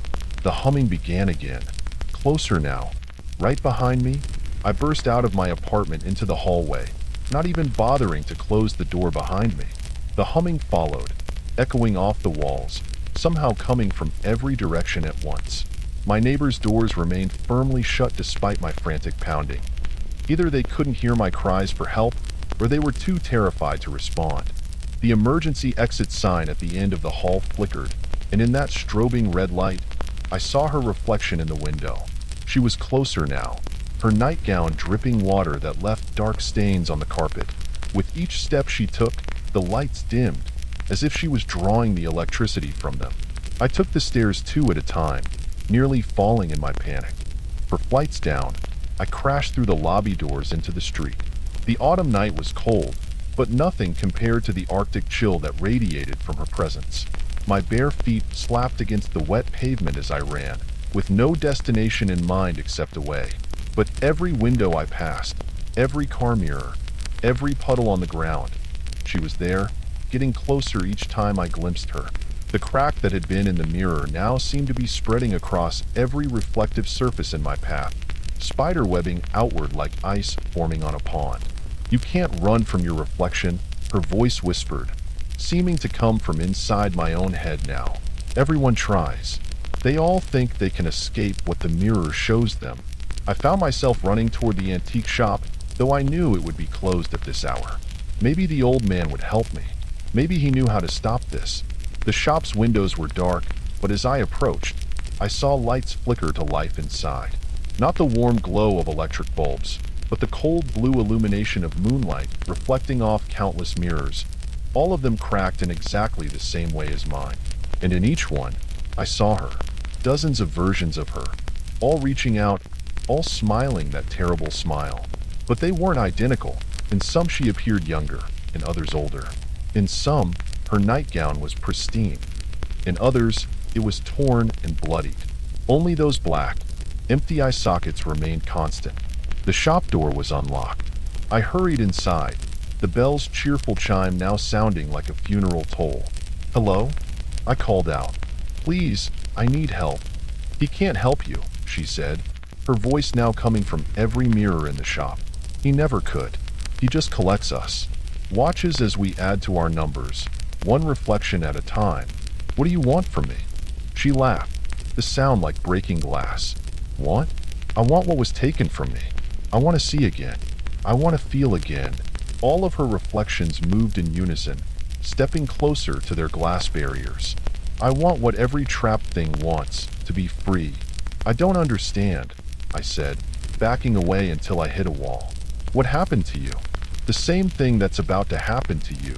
Her voice was almost gentle now. I looked too long into a broken mirror. I spoke to the girl I saw there, and then I became her. She was fully out of the mirror now, standing in the shop with me. Water pooled around her bare feet, and I realized it wasn't water at all. It was dark, thick, and smelled of copper. But why? Why do this to others?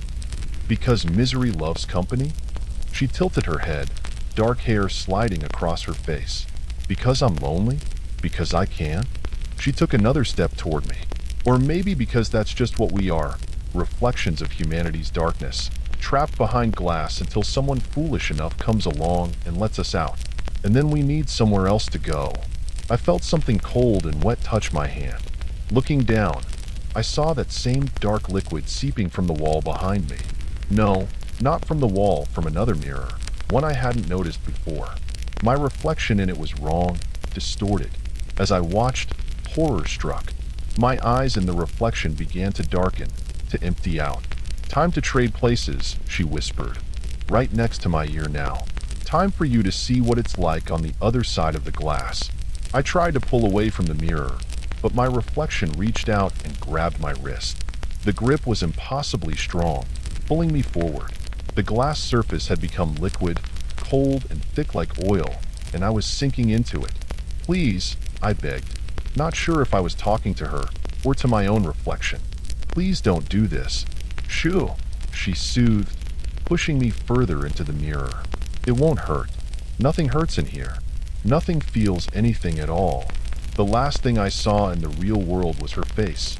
suddenly whole again, eyes restored and bright with triumph. Then the darkness of the mirror closed over me like water over a drowning person's head. Now I stand behind the glass, watching as she walks away in my body, wearing my life like a new dress. I'm not alone here. I can sense the others, countless reflections trapped in this dark dimension between mirrors.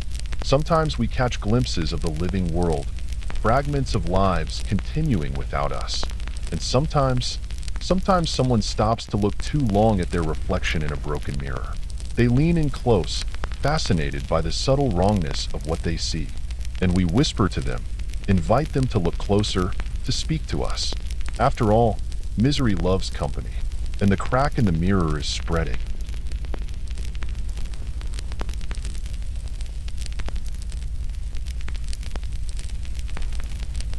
The stone stairs creaked beneath Emma Richardson's feet as she ascended towards St. Augustine's Church. The abandoned building loomed against the October sky, its Gothic spires reaching like skeletal fingers into the gathering dusk. Lightning flickered in the distance, illuminating dark clouds that promised an approaching storm. As a historical preservationist with 15 years of experience documenting forgotten buildings across New England, Emma had explored her share of eerie places, but something about this church made her skin crawl. She paused halfway up the stairs, pulling out her phone to review the email from the local historical society. The message was brief but clear. Document everything before the scheduled demolition next month. Take photographs, measure the architecture, catalog any significant artifacts. Standard preservation work, the kind she'd done countless times before. But the attached files had caught her attention, particularly the gaps in them. The church's official history was surprisingly sparse for a building of its age and significance. Built in 1887 by the wealthy Morrison family, St. Augustine's had served as the center of local religious life for nearly 8 decades. Then, in 1964, it had abruptly closed its doors. The records offered no clear explanation for the closure, just vague references to unfortunate incidents and public safety concerns. Emma had spent the previous week digging through newspaper archives, looking for more details. She'd found hints of darker stories, unexplained disappearances, strange sounds reported by neighbors, claims of shadowy figures seen through the stained glass windows late at night. But every time she tried to follow these leads, she'd hit dead ends. It was as if someone had systematically erased parts of the church's history. The oak doors stood slightly ajar when she reached the top of the stairs, though according to the Historical Society, they should have been locked. A chill ran down her spine despite the warm autumn afternoon. Emma pulled out her phone and snapped a picture of the entrance, making sure to capture the intricate carvings on the doorframe. She'd learned early in her career to document everything. Sometimes the smallest details proved crucial later. "Hello?" she called out, pushing the door open wider. The hinges protested with a sound like a distant scream. Historical Society? Anyone here? Only silence answered. Emma switched on her heavy-duty flashlight and stepped inside. The beam cut through layers of dust, illuminating worn pews arranged in neat rows. Broken stained glass windows lined the walls, their remaining fragments casting prismatic shadows across the floor. The air felt thick and stagnant, carrying the musty scent of decay and something else, something metallic that reminded her of old pennies. Her footsteps echoed as she moved down the central aisle, the sound bouncing off the vaulted ceiling high above. The space felt wrong somehow, as if the dimensions didn't quite match what her eyes were telling her. Emma had worked in hundreds of churches, but she'd never experienced anything quite like this disorienting sensation. She stopped at the first row of pews and set down her equipment bag. The leather strap had been digging into her shoulder, laden with cameras, measuring tools, and her laptop. Standard procedure was to start with wide-angle shots of the interior, then work her way down to detailed photographs of specific features. Emma raised her professional camera, adjusting the settings to compensate for the low light. Through the viewfinder, she noticed something odd about the altar area. There appeared to be marks on the wooden floor nearby, too regular to be natural decay. She lowered the camera and walked closer, sweeping her flashlight beam across the floor. The floorboards around the altar had been deeply scratched, forming what appeared to be symbols, circles and lines arranged in geometric patterns. Some looked almost like letters from an alphabet she didn't recognize. Others seemed to shift and change when she looked at them directly, as if they were refusing to be properly seen. "What the hell?" Emma muttered, crouching down for a better look. She pulled out her phone and opened her research notes. Nothing in the Historical Society's files mentioned these markings. She began photographing them systematically, making sure to capture every detail. A sudden crash echoed through the church. Emma spun around, heart pounding. One of the pews had fallen over, though there was no wind inside the building to explain its movement. "Is someone there?" Her voice sounded small in the vast space. No response. She turned back to continue photographing the symbols, but stopped short. The scratches seemed different now, deeper, more pronounced, forming patterns that definitely hadn't been there moments before. Emma blinked hard and looked again. The new configuration remained. "That's not possible," she whispered. She quickly snapped more photos, her hands shaking slightly. A whisper echoed from somewhere in the church, too faint to make out words but clearly human. Or at least, something trying to sound human. The temperature around her plummeted suddenly, and her breath came out in visible puffs despite the warm autumn day outside. Emma's professional curiosity warred with her mounting fear. In 15 years of preservation work, she'd never encountered anything like this. Part of her wanted to flee immediately, but another part, the part that had driven her to this career in the first place, needed to understand what was happening. She compromised by continuing to photograph everything while slowly backing away from the altar. The whispers grew louder, seeming to come from all directions now. Words in a language she didn't recognize, spoken in voices that sounded increasingly less human with each syllable. The stained glass windows darkened as though something massive was passing in front of them, blocking what remained of the daylight. Emma's hand shook as she swept her flashlight around the church. The beam caught movement near the confessional, a shadow that shouldn't have been there, moving against the natural fall of light. She swung the flashlight back, but it was gone. The whispers stopped abruptly, replaced by an unnatural silence that pressed against her eardrums. Emma turned toward the exit, only to find her path blocked. The pews had moved, forming a barrier between her and the door. She knew with absolute certainty they hadn't been arranged that way when she entered. Her rational mind scrambled for explanations. Old buildings settled all the time. Tricks of light and shadow could create illusions. Her research into the church's history had probably primed her imagination for supernatural experiences. But none of these explanations could account for what was happening. "This isn't real," she said aloud, her voice trembling. "This can't be real." A low laugh echoed through the church, dark and rich like aged wine. It seemed to come from beneath the floor itself.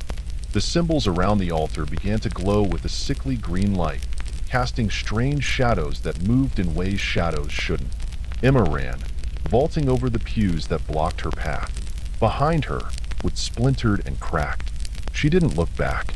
The door seemed impossibly far away, as if the church was stretching, expanding between her and safety. Something grabbed her ankle. She screamed, stumbling forward. Her equipment bag went flying, scattering expensive cameras and tools across the floor. The grip on her ankle was ice cold and impossibly strong, like being caught in a steel trap that had been left in a freezer. She kicked frantically at the invisible grip, finally breaking free. Her ankle throbbed with pain, and when she pointed the flashlight beam at it, she saw dark bruises forming in a distinct pattern, the same symbol she'd photographed by the altar. Emma scrambled toward the door, her breath coming in ragged gasps. The metallic smell had grown overwhelming, and she could taste it on her tongue. Behind her, something moved in the darkness, something big. The sound of its movement was all wrong, like wet flesh sliding across stone. The door slammed shut just as she reached it. Emma yanked on the handle, but it wouldn't budge. She spun around, pressing her back against the wood, and raised her flashlight. The beam caught something that made her brain stutter. The thing that stood in the church was only vaguely human-shaped, its form constantly shifting and flowing like smoke underwater. Where its face should have been, there were only swirling symbols identical to those by the altar. As she watched, frozen in horror, more shapes emerged from the shadows behind it. dark figures that seemed to be made of living darkness. "Your kind always returns," the first entity said in a voice like grinding stone. "Seeking knowledge, seeking truth. How fortunate. We've been waiting so long to expand our congregation." Emma's mind raced. Her years of research kicked in, connecting dots she'd previously missed. The disappearances in the 1960s, the gaps in the records, the symbols that seemed to shift and change. "The Morrison family," she said, her voice surprisingly steady despite her terror. "They didn't build this church to worship God, did they?" The creature made a sound that might have been laughter. "Smart girl. No, the Morrisons understood older truths, deeper powers. They built this place as a gateway, not a church. But they grew squeamish, tried to seal us away. Failed, of course. And now..." A distant rumble of thunder interrupted its words. Lightning flashed through the broken windows, and in that brief illumination, Emma saw the true extent of what filled the church. The darkness behind the first entity wasn't empty. It writhed with countless forms, some humanoid, others completely alien. Her mind recoiled from the sight, but the lightning showed her something else too. Above the door, barely visible in the gloom, was a different set of symbols. These weren't carved into the wood, but painted on, probably by the Morrisons in their final attempt to contain whatever they'd awakened. "You've been trapped here," Emma said, the realization dawning. "All these years. That's why you need people to come inside. You can't leave on your own." The temperature dropped further. Ice crystals formed on the nearby windows. "Clever," the entity hissed, "but knowledge won't save you. Nothing can save you now." The shadows surged forward. Emma's fingers scrambled against the door frame, feeling for the painted symbols she'd glimpsed. Her hand came away with decades-old paint flakes stuck to her fingers. The entity reached for her with limbs that weren't quite arms. "Your fear will feed us for years," it said. "Your soul will join our congregation. And when they send others to look for you, we'll feed again." Emma looked at the paint on her fingers. Paint mixed with salt and other substances the Morrisons must have used in their binding ritual. An idea struck her. A desperate, possibly suicidal idea. She drove her shoulder into the door. Not to open it, but to scrape off more of the paint. The entities advanced slowly, savoring her apparent fear. Emma's fingers worked quickly, using the paint to draw on the floor. Not the containment symbols from above the door, but the gateway symbol she'd photographed by the altar. The first entity realized what she was doing a moment too late. "Stop her." Emma drew the final line and pressed her bleeding palm, scraped raw from her fall earlier, against the center of the pattern. "You want to feed?" she screamed. "Then feed on this." The symbols blazed with brilliant white light. The entities shrieked, not in triumph but in rage and fear. Emma felt power surge through her hand, through the symbols, but flowing in the opposite direction of what the creatures had intended. The church erupted into chaos. Wind howled through the building, carrying with it the screams of countless trapped souls. The shadows writhed and twisted, trying to maintain their hold on our reality. Emma held her position, even as her hand felt like it was being burned and frozen simultaneously. She began to understand. The Morrisons hadn't built a gateway to let things in. They'd built a trap, using the natural human urge to enter churches as bait. But they'd created their trap to flow only one way. Emma had just reversed it. The entity that had spoken to her was the last to be drawn into the vortex of light. As it dissipated, it fixed her with eyes that had suddenly become all too human. "We'll return," it promised. "We always return." Then it was gone, and Emma was alone in the silent church.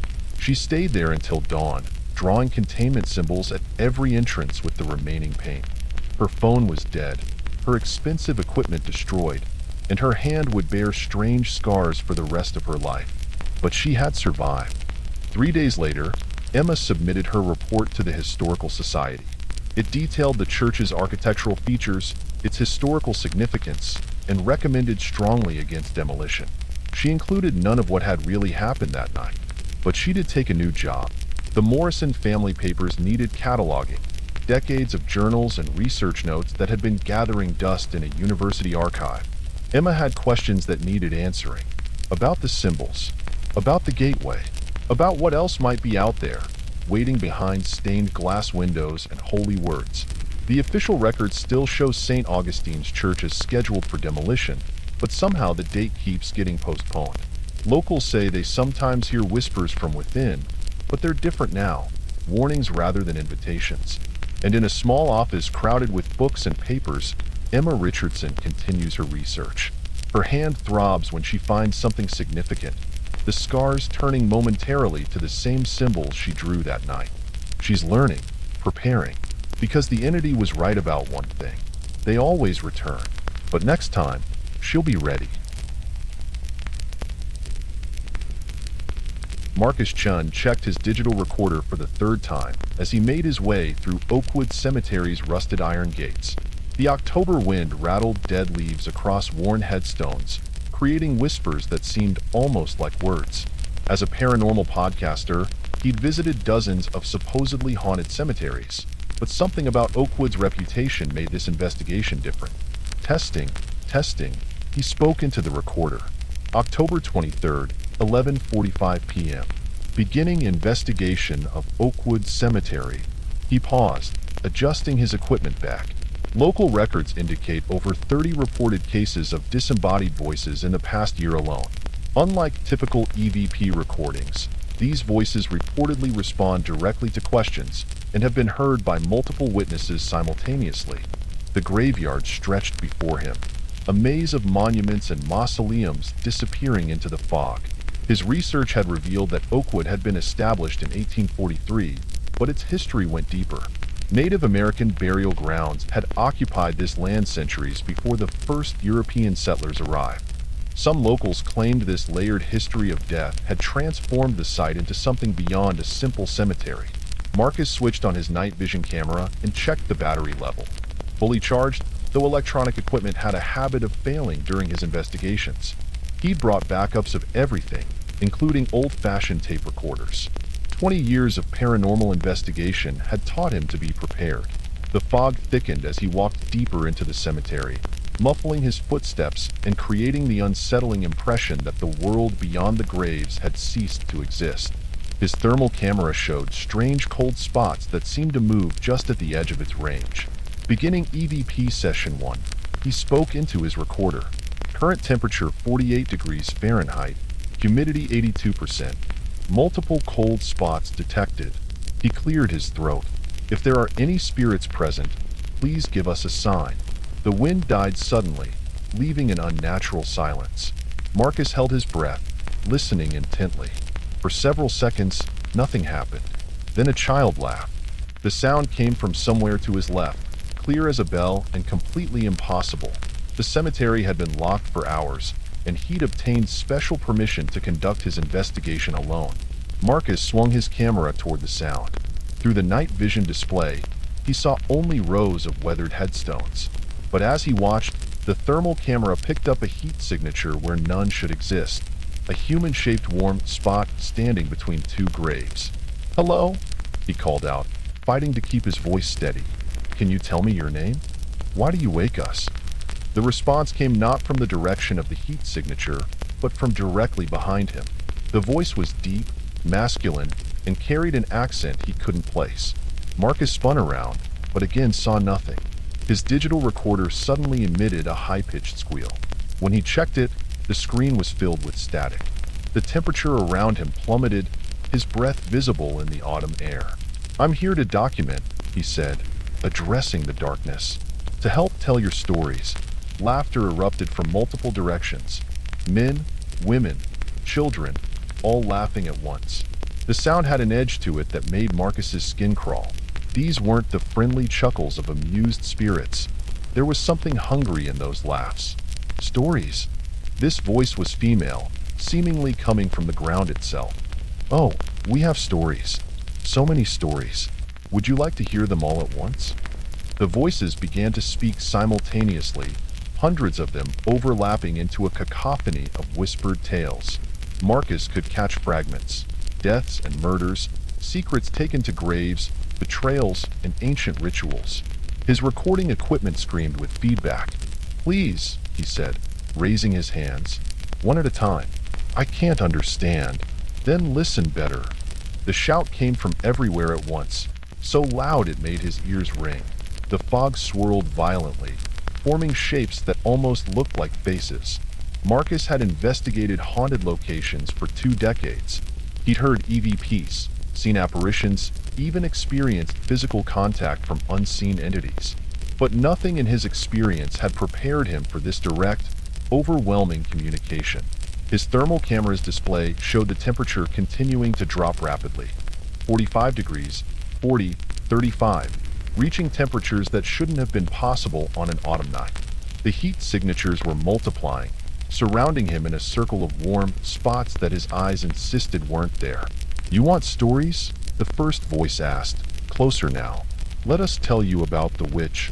"No," another voice interrupted. "Tell him about the children, the war dead." A third voice insisted. "Tell him how we died screaming." "The ritual," many voices said at once. "Tell him about the ritual." Marcus's cameras began to malfunction, their displays showing impossible images. Faces emerging from the ground, hands reaching through headstones, figures dancing in the fog. But he could see these things even when he lowered the cameras, and he knew with growing horror that he was witnessing something far beyond standard paranormal activity. The voices grew louder, more insistent, each demanding to be heard. They pressed in around him, no longer coming from specific directions, but seeming to emanate from the air itself. The fog thickened until he could barely see the graves around him. "Wait," he said, trying to maintain some control of the situation. "Please, one story at a time. Let me understand." The voices fell silent for a moment. Then the female voice spoke again, closer than ever. "Very well. We'll tell you one story. The oldest story. The one about what really lies beneath Oakwood." The fog parted slightly, revealing a path between the graves. And despite every instinct screaming at him to run, Marcus found himself following it deeper into the cemetery. The path led Marcus deeper into the oldest section of Oakwood, where centuries-old headstones tilted at odd angles and elaborate family mausoleums loomed in the darkness. His equipment continued to malfunction, but he kept recording, hoping to capture something usable. "The land remembers," the female voice whispered. The fog swirled around him, taking on an almost phosphorescent quality. Before the graves, before the settlers, before even the native peoples, something else dwelt here. Other voices joined in, creating a haunting chorus that seemed to come from the earth itself. "The gateway stone," they whispered. "Show him the gateway stone." The path ended at a circular clearing Marcus was certain hadn't been there during his daytime reconnaissance. In its center stood a rough-hewn megalith, half buried in the ground and covered in markings that hurt his eyes to look at directly. "That's impossible," he muttered, checking his cemetery map. "This isn't on any of the surveys." "Because they don't want it found," a child's voice giggled. "They build over it, again and again. But it always comes back." Marcus approached the stone, his scientific curiosity temporarily overriding his fear. The markings seemed to shift and change when viewed from different angles, forming patterns that triggered primitive fears in the back of his mind. In 1843, the deep male voice began. The first cemetery committee chose this site for Oakwood. They claimed it was for the view, the drainage, the soil. Lies. They chose it because they were drawn here, like moths to flame. "Show him," the female voice commanded. The fog thickened, becoming almost solid. Within it, shapes began to form, ghostly images playing out like an ancient film. Marcus saw men in 19th century clothing surveying the land. But there was something wrong about their movements, a jerky puppet-like quality that suggested they weren't acting of their own will. The stone called them. The voices explained in unison, as it called the natives before them, as it called the first peoples thousands of years before that, as it called you tonight. Marcus wanted to deny it, but he couldn't. Every investigation he'd done, every paranormal location he'd visited, had they all been leading him here?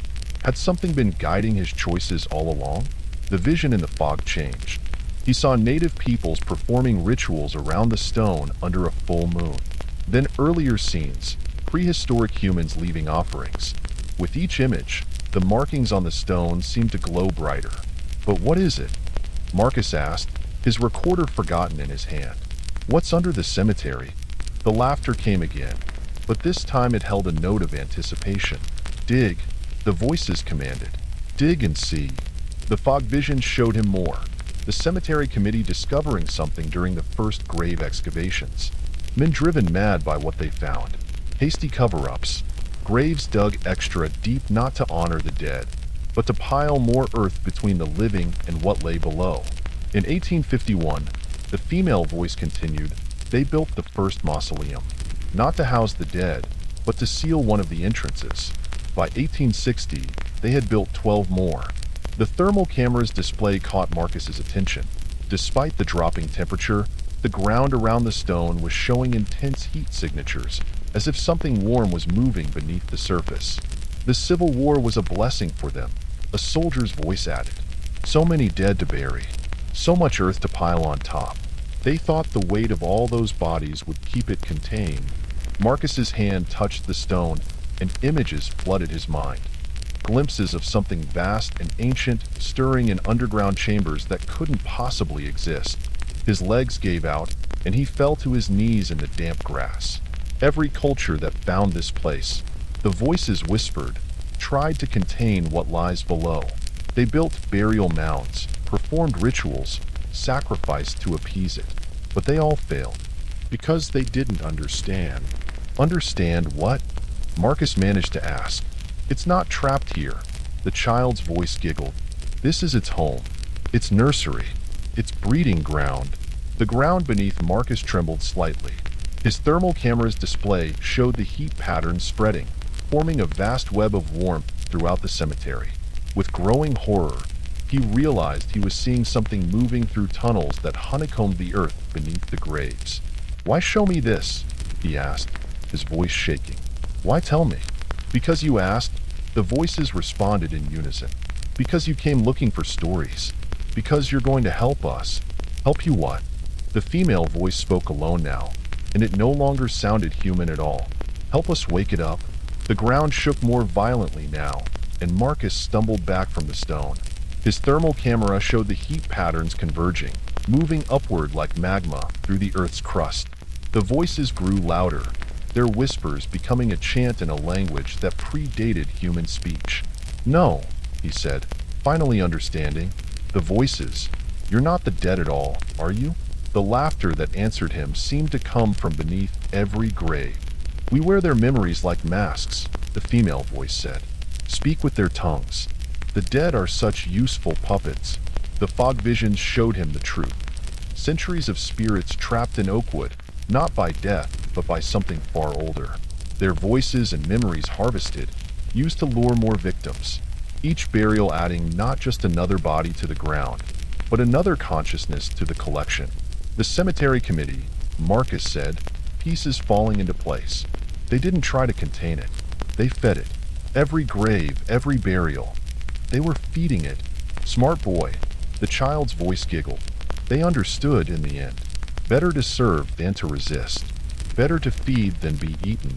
The thermal camera's display was almost entirely red now, showing impossible heat rising from below. Marcus could feel it through his shoes, the ground growing warmer despite the cold air. "But why now?" he asked, playing for time as he backed away from the stone. "Why wake it after all this time?" "The stars are right," the voices chanted. "The confluence approaches. After millennia of feeding, growing, breeding in the dark, it's ready to emerge." The ground split near the stone, releasing a blast of hot air that carried the stench of decay and something else, something chemical and alien. Marcus's cameras exploded, their circuits overloaded. In the darkness, the markings on the stone blazed with their own light, no longer shifting but forming a definite pattern that seared itself into his mind. "Your followers," the female voice purred. "Your listeners, your faithful audience. They'll hear your final podcast, hear the terror in your voice, and they'll come to investigate. Hundreds of them, drawn to the mystery, walking willingly into our web." Horror gripped Marcus as he realized his role in their plan. Every investigation, every recording, every episode of his podcast. Had he been unknowingly preparing his audience for this moment? Building credibility so they would trust his final recording? The voices spoke in unison now, their words carrying the weight of eons. The dead are stirring, little truth seeker. Would you like to join their choir? The split in the earth widened. In the ethereal light from the stone, Marcus saw movement in the depths. Vast shapes shifting in underground chambers, segments of something that shouldn't exist writhing beneath the graves. The true occupant of Oakwood was awakening. He turned to run, but the ground beneath his feet had grown soft, pulsing like living tissue. The headstones around him began to sink, revealing the truth about what really lay beneath their carved facades. Your equipment is still recording, the voices reminded him. Your death will draw them here. Your terror will feed us. Your voice will join our chorus. Marcus fought against the pulling earth, but it was like quicksand now, drawing him downward. The fog closed in, thick enough to choke on. Within it, he saw faces, thousands of faces, all those trapped in this place across the centuries. In 1843, the deep male voice began. The first cemetery committee chose this site for Oakwood. They claimed it was for the view, the drainage, the soil. Lies. They chose it because they were drawn here, like moths to flame. Show him, the female voice commanded. The fog thickened, becoming almost solid. Within it, shapes began to form, ghostly images playing out like an ancient film. Marcus saw men in 19th century clothing surveying the land. But there was something wrong about their movements, a jerky puppet-like quality that suggested they weren't acting of their own will. The stone called them. The voices explained in unison, as it called the natives before them, as it called the first peoples thousands of years before that, as it called you tonight. Marcus wanted to deny it, but he couldn't. Every investigation he'd done, every paranormal location he'd visited, had they all been leading him here? Had something been guiding his choices all along? The vision in the fog changed. He saw native peoples performing rituals around the stone under a full moon. Then earlier scenes, prehistoric humans leaving offerings. With each image, the markings on the stone seemed to glow brighter. But what is it? Marcus asked, his recorder forgotten in his hand. What's under the cemetery? The laughter came again, but this time it held a note of anticipation. Dig, the voices commanded. Dig and see. The fog vision showed him more. The cemetery committee discovering something during the first grave excavations. Men driven mad by what they found. Hasty cover-ups. Graves dug extra deep not to honor the dead, but to pile more earth between the living and what lay below. In 1851, the female voice continued, they built the first mausoleum, not to house the dead, but to seal one of the entrances. By 1860, they had built 12 more. The thermal camera's display caught Marcus's attention. Despite the dropping temperature, the ground around the stone was showing intense heat signatures, as if something warm was moving beneath the surface. The Civil War was a blessing for them, a soldier's voice added. So many dead to bury, so much earth to pile on top. They thought the weight of all those bodies would keep it contained. Marcus's hand touched the stone, and images flooded his mind. Glimpses of something vast and ancient stirring in underground chambers that couldn't possibly exist. His legs gave out, and he fell to his knees in the damp grass. Every culture that found this place, the voices whispered, tried to contain what lies below. They built burial mounds, performed rituals, sacrificed to appease it. But they all failed, because they didn't understand. Understand what? Marcus managed to ask. It's not trapped here. The child's voice giggled. This is its home, its nursery, its breeding ground. The ground beneath Marcus trembled slightly. His thermal camera's display showed the heat pattern spreading, forming a vast web of warmth throughout the cemetery. With growing horror, he realized he was seeing something moving through tunnels that honeycombed the earth beneath the graves. Why show me this? He asked, his voice shaking. Why tell me? Because you asked, the voices responded in unison. Because you came looking for stories. Because you're going to help us. Help you what? The female voice spoke alone now, and it no longer sounded human at all. Help us wake it up. The ground shook more violently now, and Marcus stumbled back from the stone. His thermal camera showed the heat patterns converging, moving upward like magma through the Earth's crust. The voices grew louder, their whispers becoming a chant in a language that predated human speech. "No," he said, finally understanding. "The voices. You're not the dead at all, are you?" The laughter that answered him seemed to come from beneath every grave. "We wear their memories like masks," the female voice said. "Speak with their tongues. The dead are such useful puppets." The fog visions showed him the truth. Centuries of spirits trapped in Oakwood, not by death, but by something far older. Their voices and memories harvested, used to lure more victims. Each burial adding not just another body to the ground, but another consciousness to the collection. The cemetery committee, Marcus said, pieces falling into place. They didn't try to contain it. They fed it. Every grave, every burial. They were feeding it. "Smart boy," the child's voice giggled. They understood in the end. Better to serve than to resist. Better to feed than be eaten. The thermal camera's display was almost entirely red now, showing impossible heat rising from below. Marcus could feel it through his shoes, the ground growing warmer despite the cold air. "But why now?" he asked, playing for time as he backed away from the stone. "Why wake it after all this time?" "The stars are right," the voices chanted. "The confluence approaches. After millennia of feeding, growing, breeding in the dark, it's ready to emerge." The ground split near the stone, releasing a blast of hot air that carried the stench of decay and something else, something chemical and alien. Marcus's cameras exploded, their circuits overloaded. In the darkness, the markings on the stone blazed with their own light, no longer shifting but forming a definite pattern that seared itself into his mind. "Your followers," the female voice purred. "Your listeners, your faithful audience. They'll hear your final podcast, hear the terror in your voice, and they'll come to investigate. Hundreds of them, drawn to the mystery, walking willingly into our web." Horror gripped Marcus as he realized his role in their plan. Every investigation, every recording, every episode of his podcast. Had he been unknowingly preparing his audience for this moment? Building credibility so they would trust his final recording? The voices spoke in unison now, their words carrying the weight of eons. "The dead are stirring, little truth seeker. Would you like to join their choir?" The split in the earth widened. In the ethereal light from the stone, Marcus saw movement in the depths. Vast shapes shifting in underground chambers, segments of something that shouldn't exist writhing beneath the graves. The true occupant of Oakwood was awakening. He turned to run, but the ground beneath his feet had grown soft, pulsing like living tissue. The headstones around him began to sink, revealing the truth about what really lay beneath their carved facades. "Your equipment is still recording," the voices reminded him.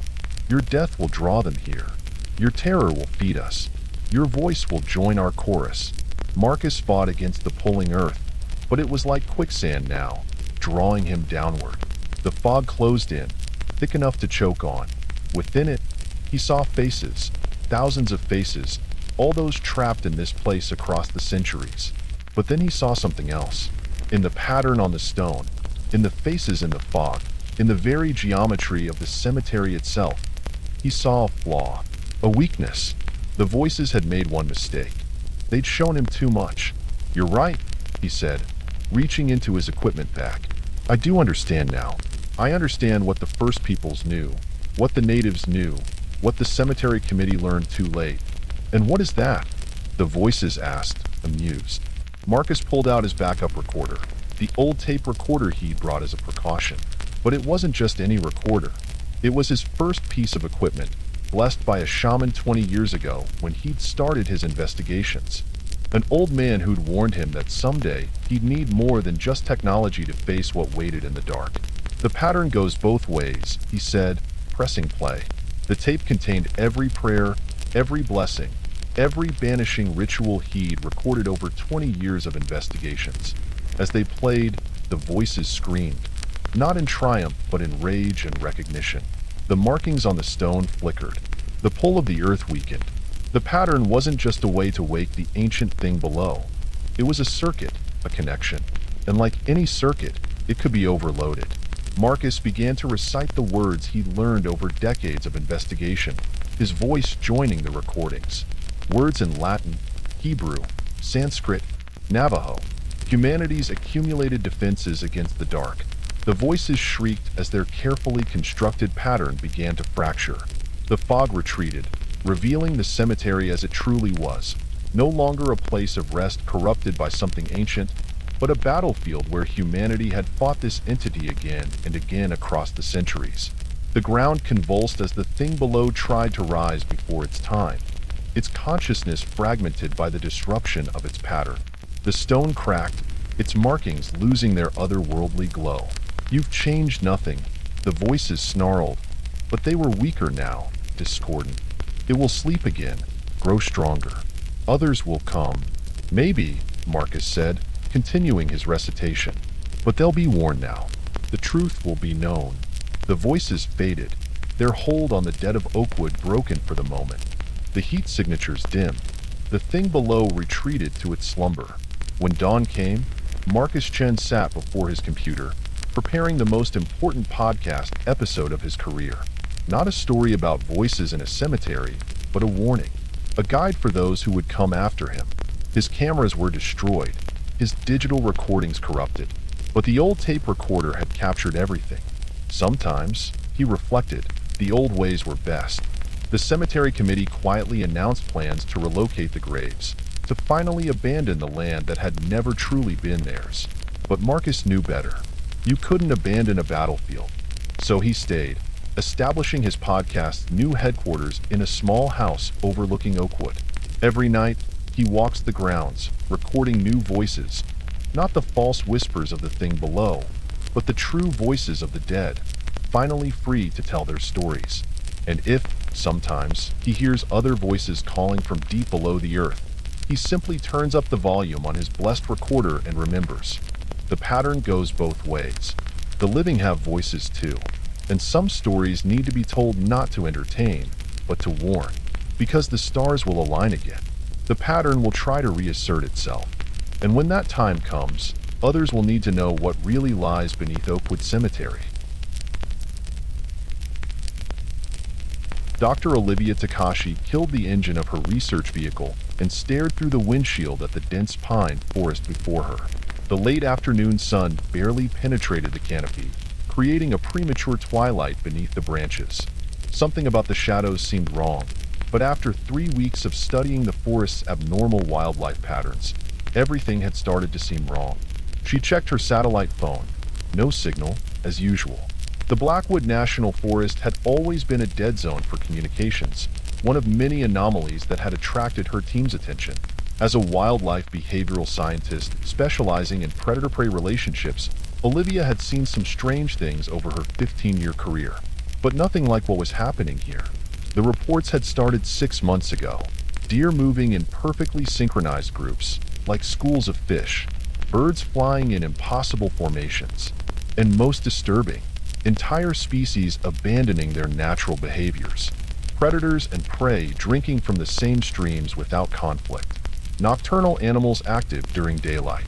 Every normal ecological relationship seemed to have broken down. Day 22 of observation.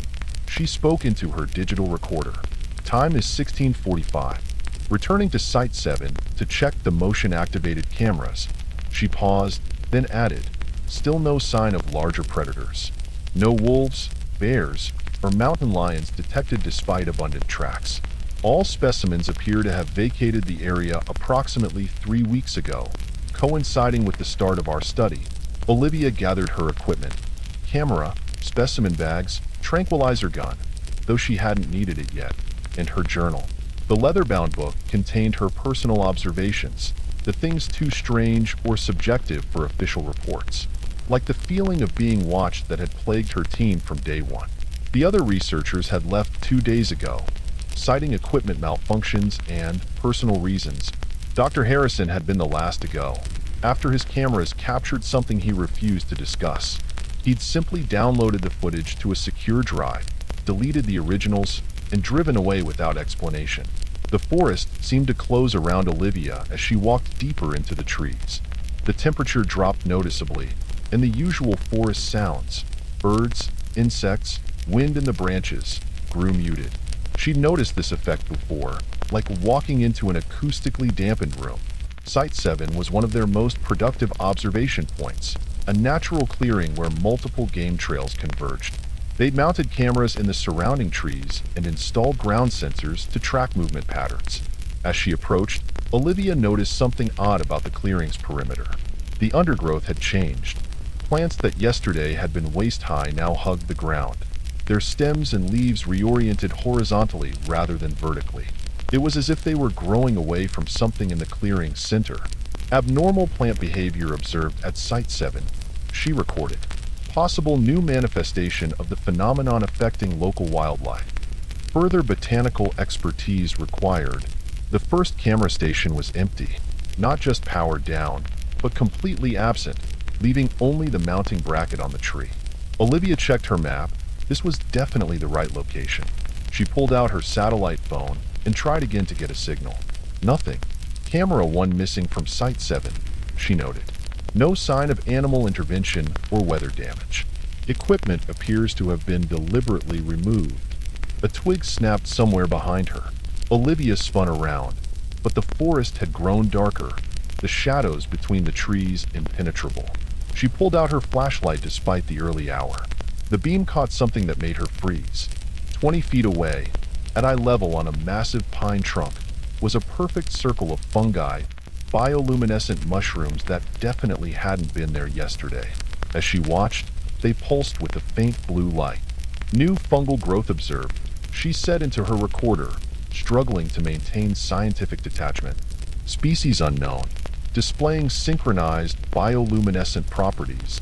She turned to check the next camera station and saw another glowing circle on a different tree. And another. And another.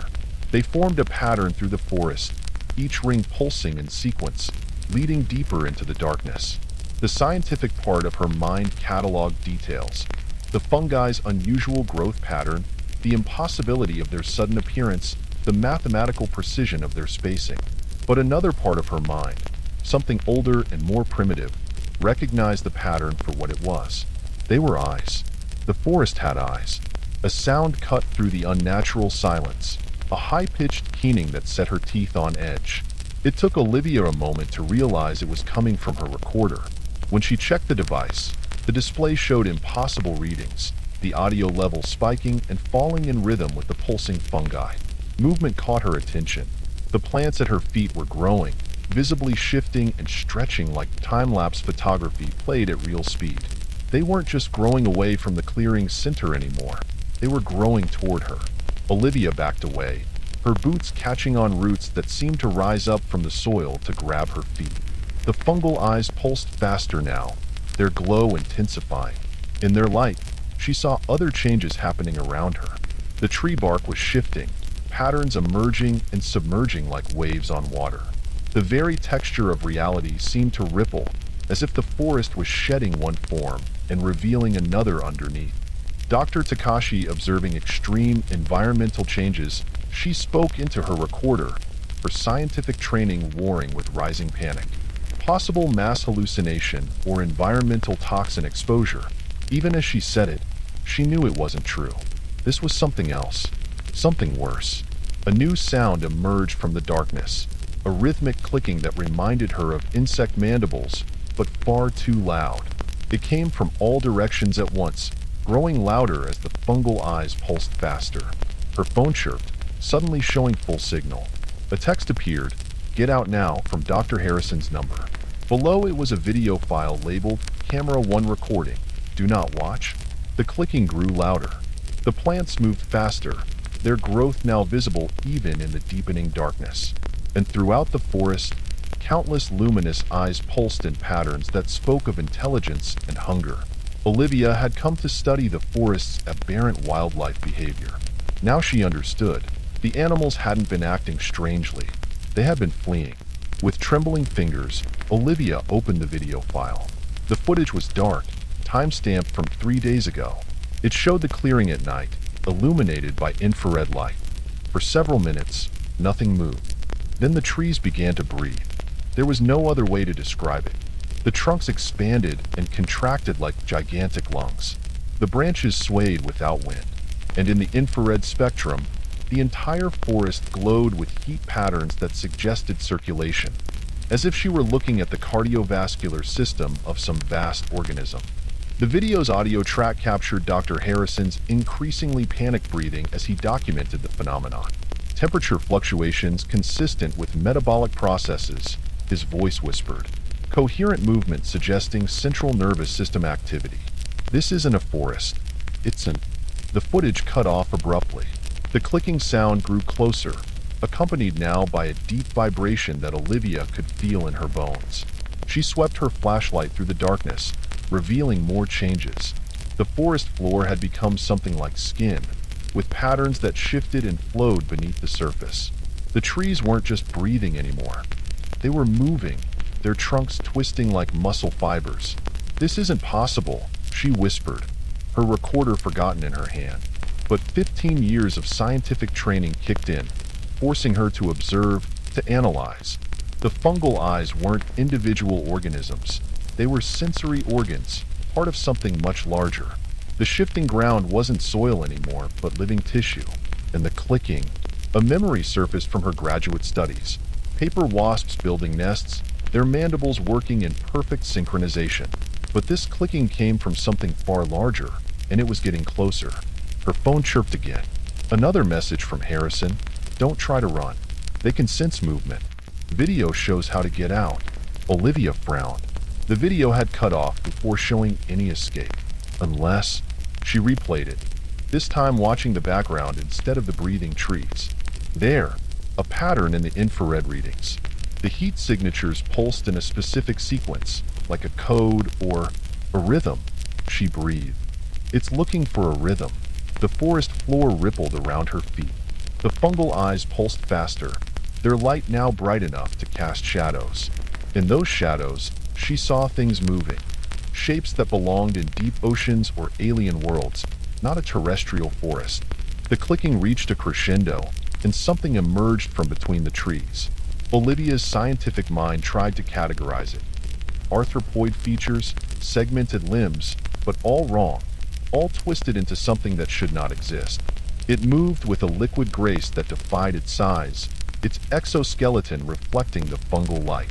And it had eyes, hundreds of eyes, all pulsing in the same rhythm as the fungi. Olivia forced herself to observe, to think. The video had shown heat patterns pulsing in rhythm. The fungi pulsed in patterns. Even the clicking followed a pattern.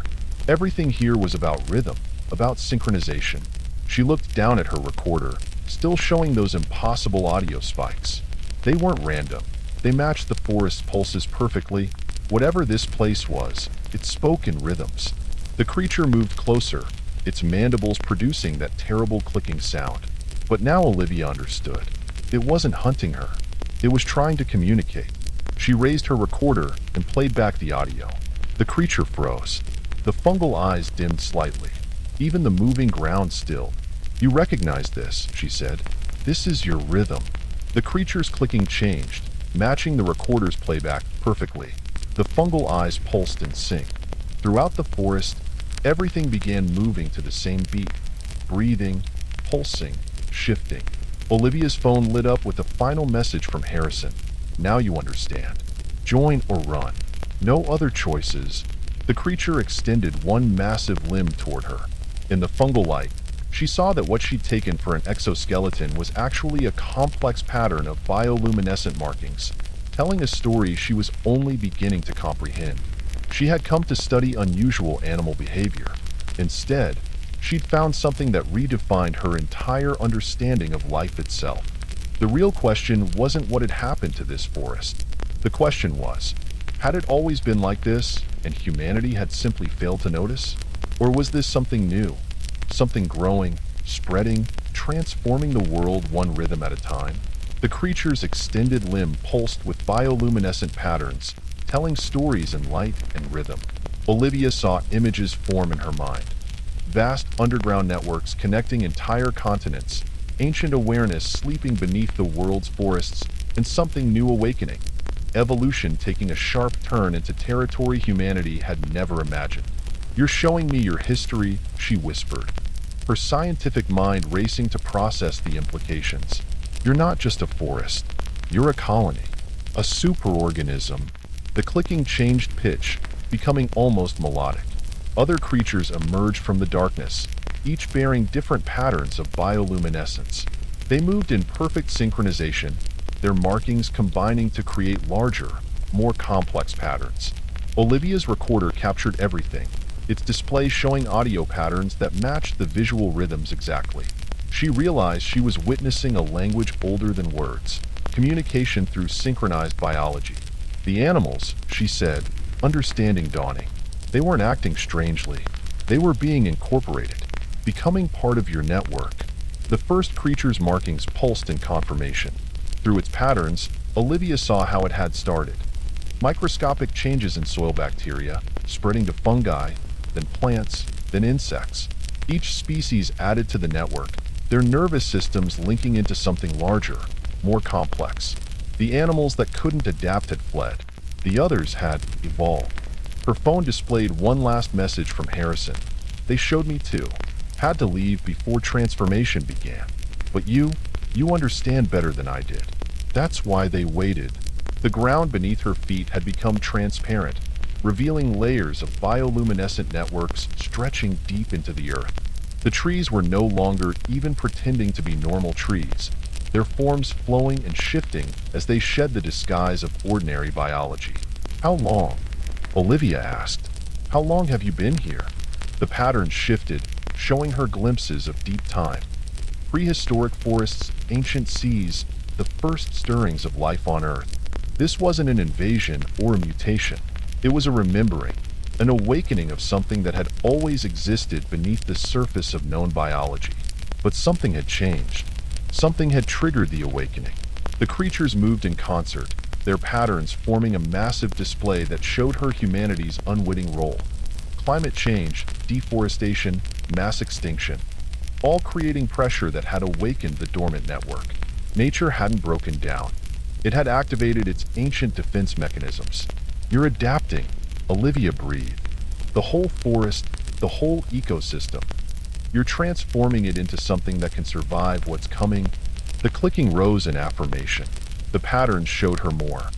Other forests awakening, networks spreading beneath cities and oceans, a planetary system preparing to protect itself from the damage humanity had caused. Then the patterns changed, showing her what came next. The transformation wouldn't stop with forests. It would spread, offering humanity a choice. Adapt or be left behind in a world that would no longer support unconnected life. Olivia looked down at her hands and saw faint patterns beginning to form beneath her skin, the first signs of transformation.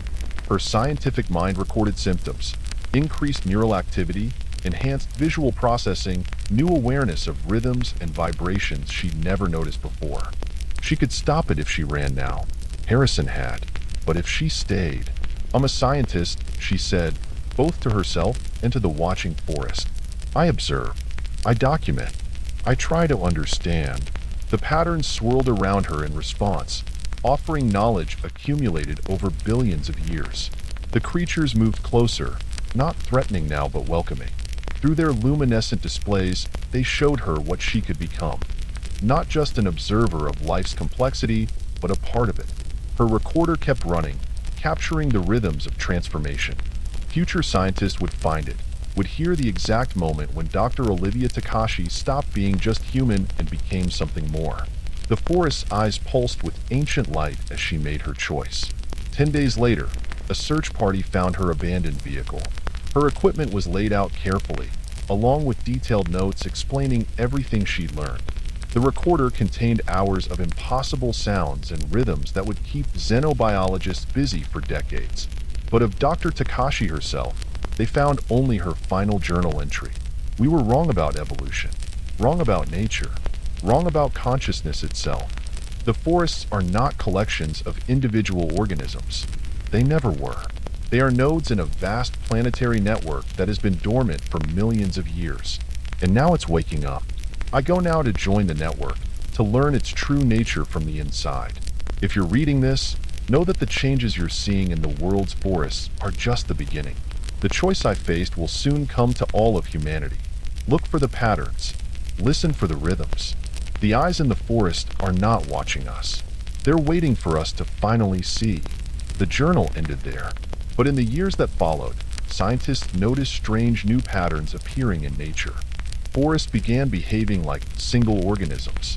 Animals developed unprecedented behaviors. And sometimes, on dark nights, people reported seeing bioluminescent patterns in the woods, moving with impossible grace and intelligence. They say if you go to Blackwood Forest now, you can sometimes hear a woman's voice in the rhythmic sounds of the night. She speaks in patterns of light and shadow, telling stories of transformation and awakening.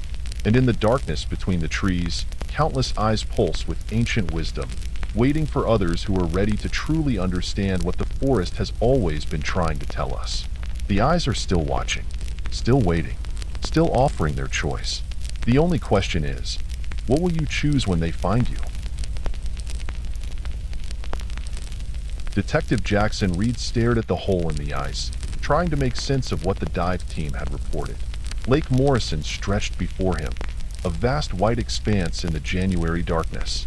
The temperature had dropped to 15 below zero, and his breath crystallized in the beam of the emergency floodlights. "Run it by me again," he said to Chief Diver Wei Chong, who stood shivering despite his thermal gear.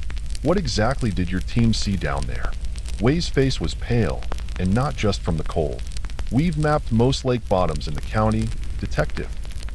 He gestured at his tablet, showing sonar readings that made no sense. "This isn't like anything we've seen before." 3 children had disappeared near Lake Morrison in the past month. No bodies, no traces, just empty snow-covered banks and devastated families. The locals blamed thin ice or hypothermia, but Jackson had seen the missing persons photos. All 3 kids had been experienced ice fishers, raised on these waters. They knew better than to venture onto unsafe ice. "The structure," Wei continued, pointing at the sonar image. "It's artificial. Huge. But it's not on any survey maps, and the engineering doesn't make sense. Those angles, they shouldn't be possible." Jackson studied the image. Beneath the lake's frozen surface, something massive sprawled across the bottom. A structure that seemed to shift and change every time the sonar swept over it. The geometry was wrong somehow, as if it followed different mathematical rules than the rest of reality. "How deep?" Jackson asked, though he wasn't sure he wanted to know. "That's the thing." Wei zoomed in on the readings. "The depth keeps changing, not just with tides or currents. We're seeing variations of hundreds of feet in minutes.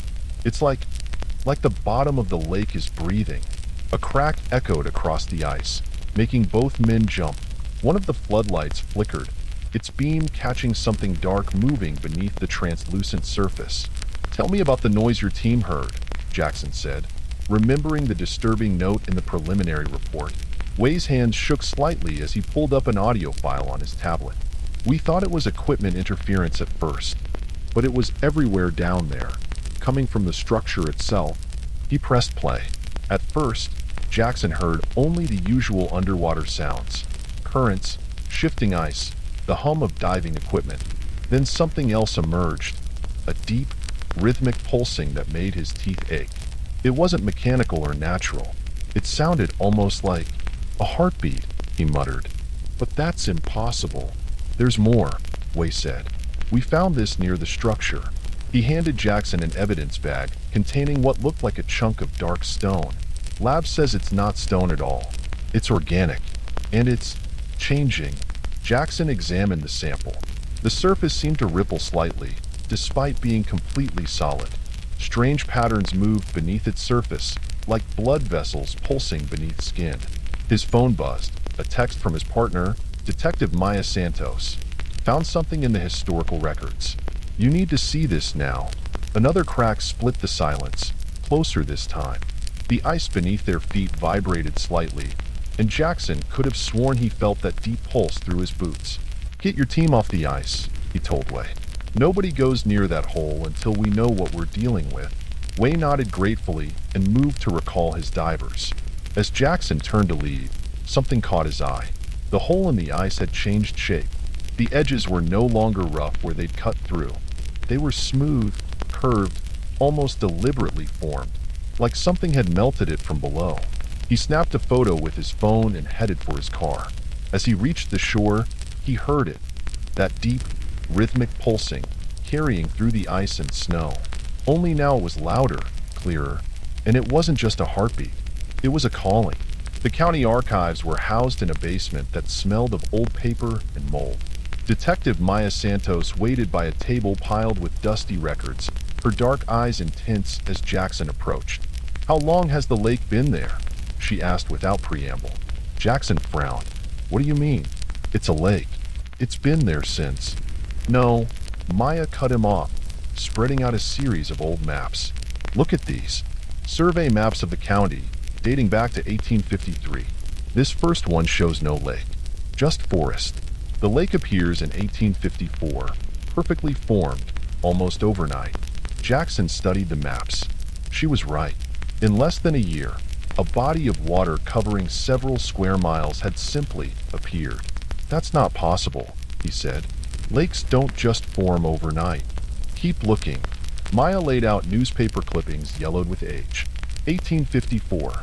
3 surveyors disappear while investigating the mysterious new water. 1855.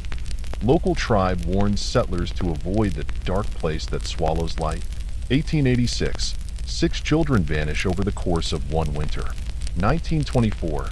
Diving team disappears investigating underwater disturbances. And every time, right before the disappearances, people reported hearing a heartbeat. Jackson finished. He pulled out his phone, showing her the photo of the altered ice hole. "It's happening again." Maya nodded grimly. "I found something else." The original tribal name for this area translates roughly to the place where it sleeps. Their legends speak of something that fell from the stars, something that burrowed deep into the earth and dreamed dark dreams. She pulled out one final document, a journal entry from 1854, written by the last surviving member of the original survey team. The handwriting was erratic, the pages stained with water damage. "It is not a lake. God help us, it was never a lake. The water is like skin, covering something vast and ancient. We saw it move, saw it breathe. The geometry down there." Hawkins said it looked like architecture, but no human could have built those angles. No human mind could comprehend. The entry ended in a scrawl of ink.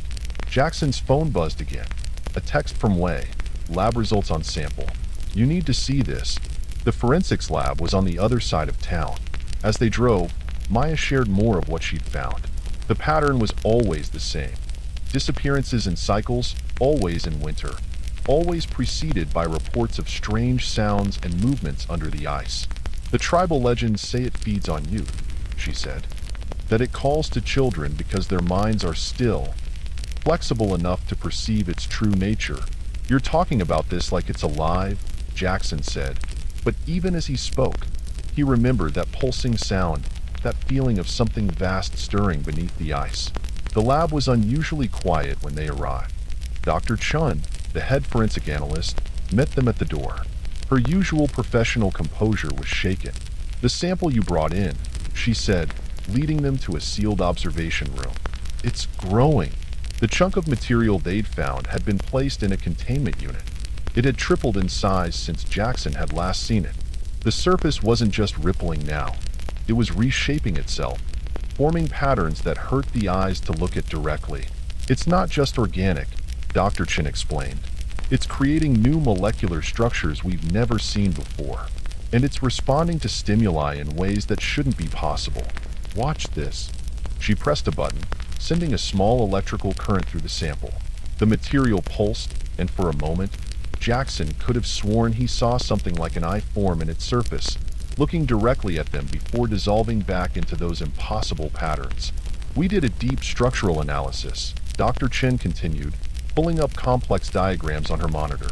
"Whatever this is, it's not from Earth. The atomic structure, the way it processes energy, it follows rules that contradict everything we know about terrestrial biology. It's part of something bigger," Maya said. "Something under the lake." Jackson's phone lit up with multiple alerts. Way again. Ice breaking up across entire lake. Temperature dropping rapidly. Something moving down there. Then from local patrol, strange lights reported under ice. Multiple calls about sounds keeping residents awake. And finally, from the missing persons task force, 2 more children reported missing near North Shore. The sample in the containment unit pulsed again, stronger this time. The patterns on its surface had become more complex, more deliberate, like it was trying to show them something, or warn them. How do we stop it? Jackson asked, but he already knew the answer. You couldn't stop something that had been growing, learning, and waiting for over 150 years. The real question was, how do you fight something that could turn a forest into a lake overnight? Something that could restructure reality itself? The sample pulsed one final time, and in its shifting surface, Jackson saw a reflection of the lake as it truly was.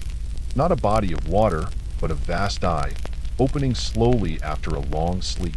And it was looking right at them. The drive back to Lake Morrison was a nightmare.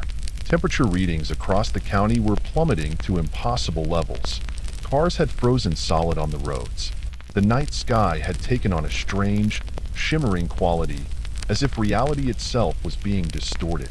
The tribal legends mentioned something else, Maya said as they navigated the icy roads. They said it doesn't just take children. It transforms them, makes them part of itself. Jackson gripped the steering wheel tighter. The kids from this winter. You think they're still alive? Define alive. Maya pulled up more historical documents on her tablet. In 1886, 2 months after the disappearances, witnesses reported seeing children walking on the ice at night. But their movements were wrong, and their eyes. She didn't need to finish. Jackson remembered the eye that had formed in the lab sample, that alien awareness looking back at them. They crested the hill overlooking the lake and stopped short. The scene below was impossible. The ice had broken up into geometric patterns that defied physics, floating segments rising and falling in rhythmic pulses. The floodlights Waze team had set up were still running, but their beams seemed to bend and warp before reaching the surface. And there were children walking on the ice. 5 small figures moved between the broken segments with unnatural grace. 3 were the recently missing kids, still wearing the same clothes they disappeared in. The other 2. Jackson checked the historical photographs on Maya's tablet. They were the spitting images of 2 children who had vanished in 1886.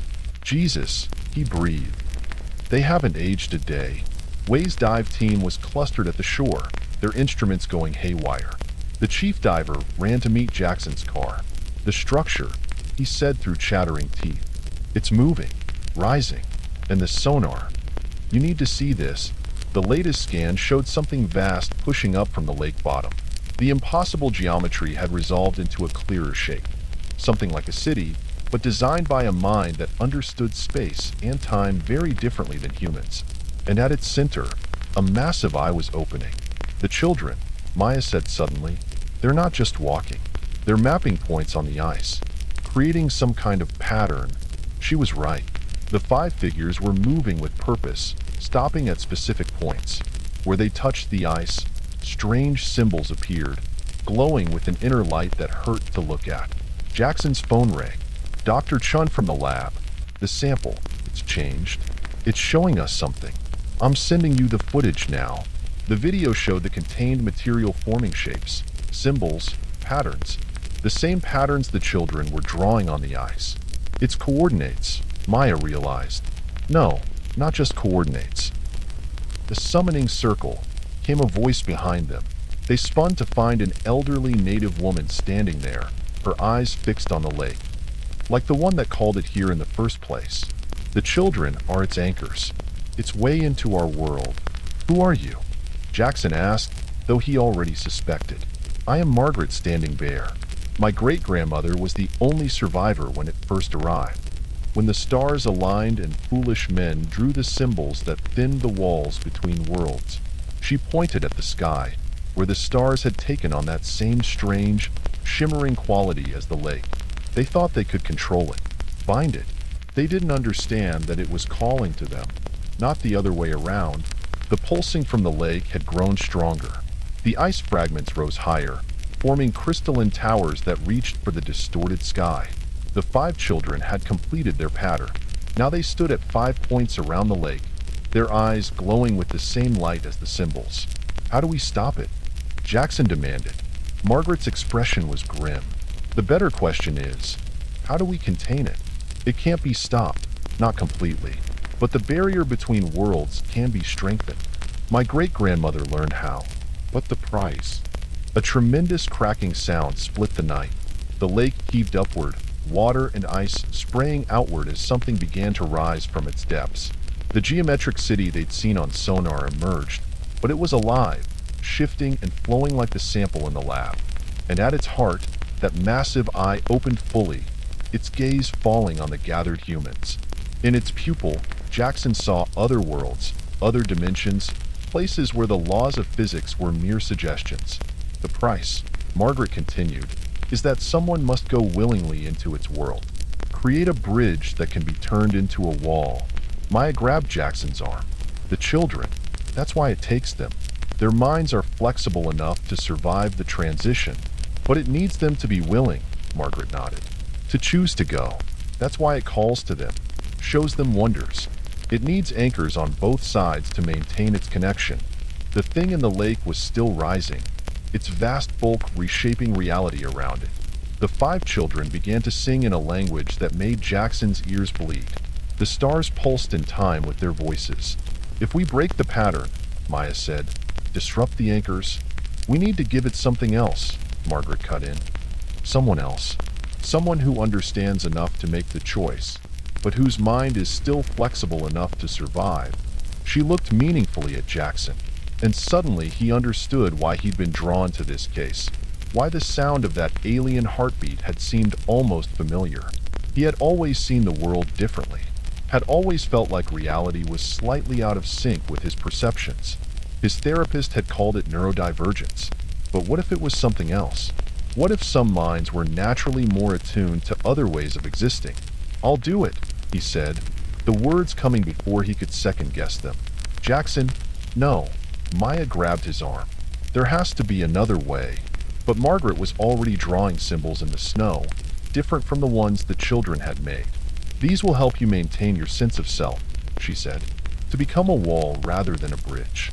But you must hurry. The alignment is nearly complete. The thing in the lake had almost fully emerged. Its true form was beyond comprehension. A city, a creature, a doorway between worlds, all at once and none of them. The children's song reached a fever pitch. Jackson looked at Maya. Find them all, he said. The other children, from all the other times. They're out there somewhere, walking between worlds. Find them and bring them home. Then he ran onto the ice, toward the center of the pattern, toward the eye that contained universes. Behind him, he heard Maya and Margaret begin a chant that would seal the barrier between worlds. As reality dissolved around him, as dimensions folded and unfolded like origami made of space-time, Jackson Reed made his choice. To become something else. Something between. A guardian at the gates between worlds. The transition wasn't what Jackson had expected. There was no pain, no dramatic tear in reality. Instead, the world simply shifted. Colors became sounds. Time became a direction he could walk in. His consciousness expanded to perceive dimensions that had always been there, just outside human perception.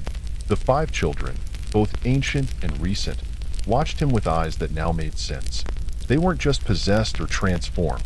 They were translated, existing in multiple states simultaneously. Through his new awareness, Jackson could see the threads connecting them to their original forms, to their families, to the entity that had changed them. You understand now. They spoke in unison, their voices rippling through spectrums of reality. Why we stayed, why we helped. It's beautiful here. And it was. The geometric city that had risen from the lake was a work of art in dimensions humans couldn't comprehend.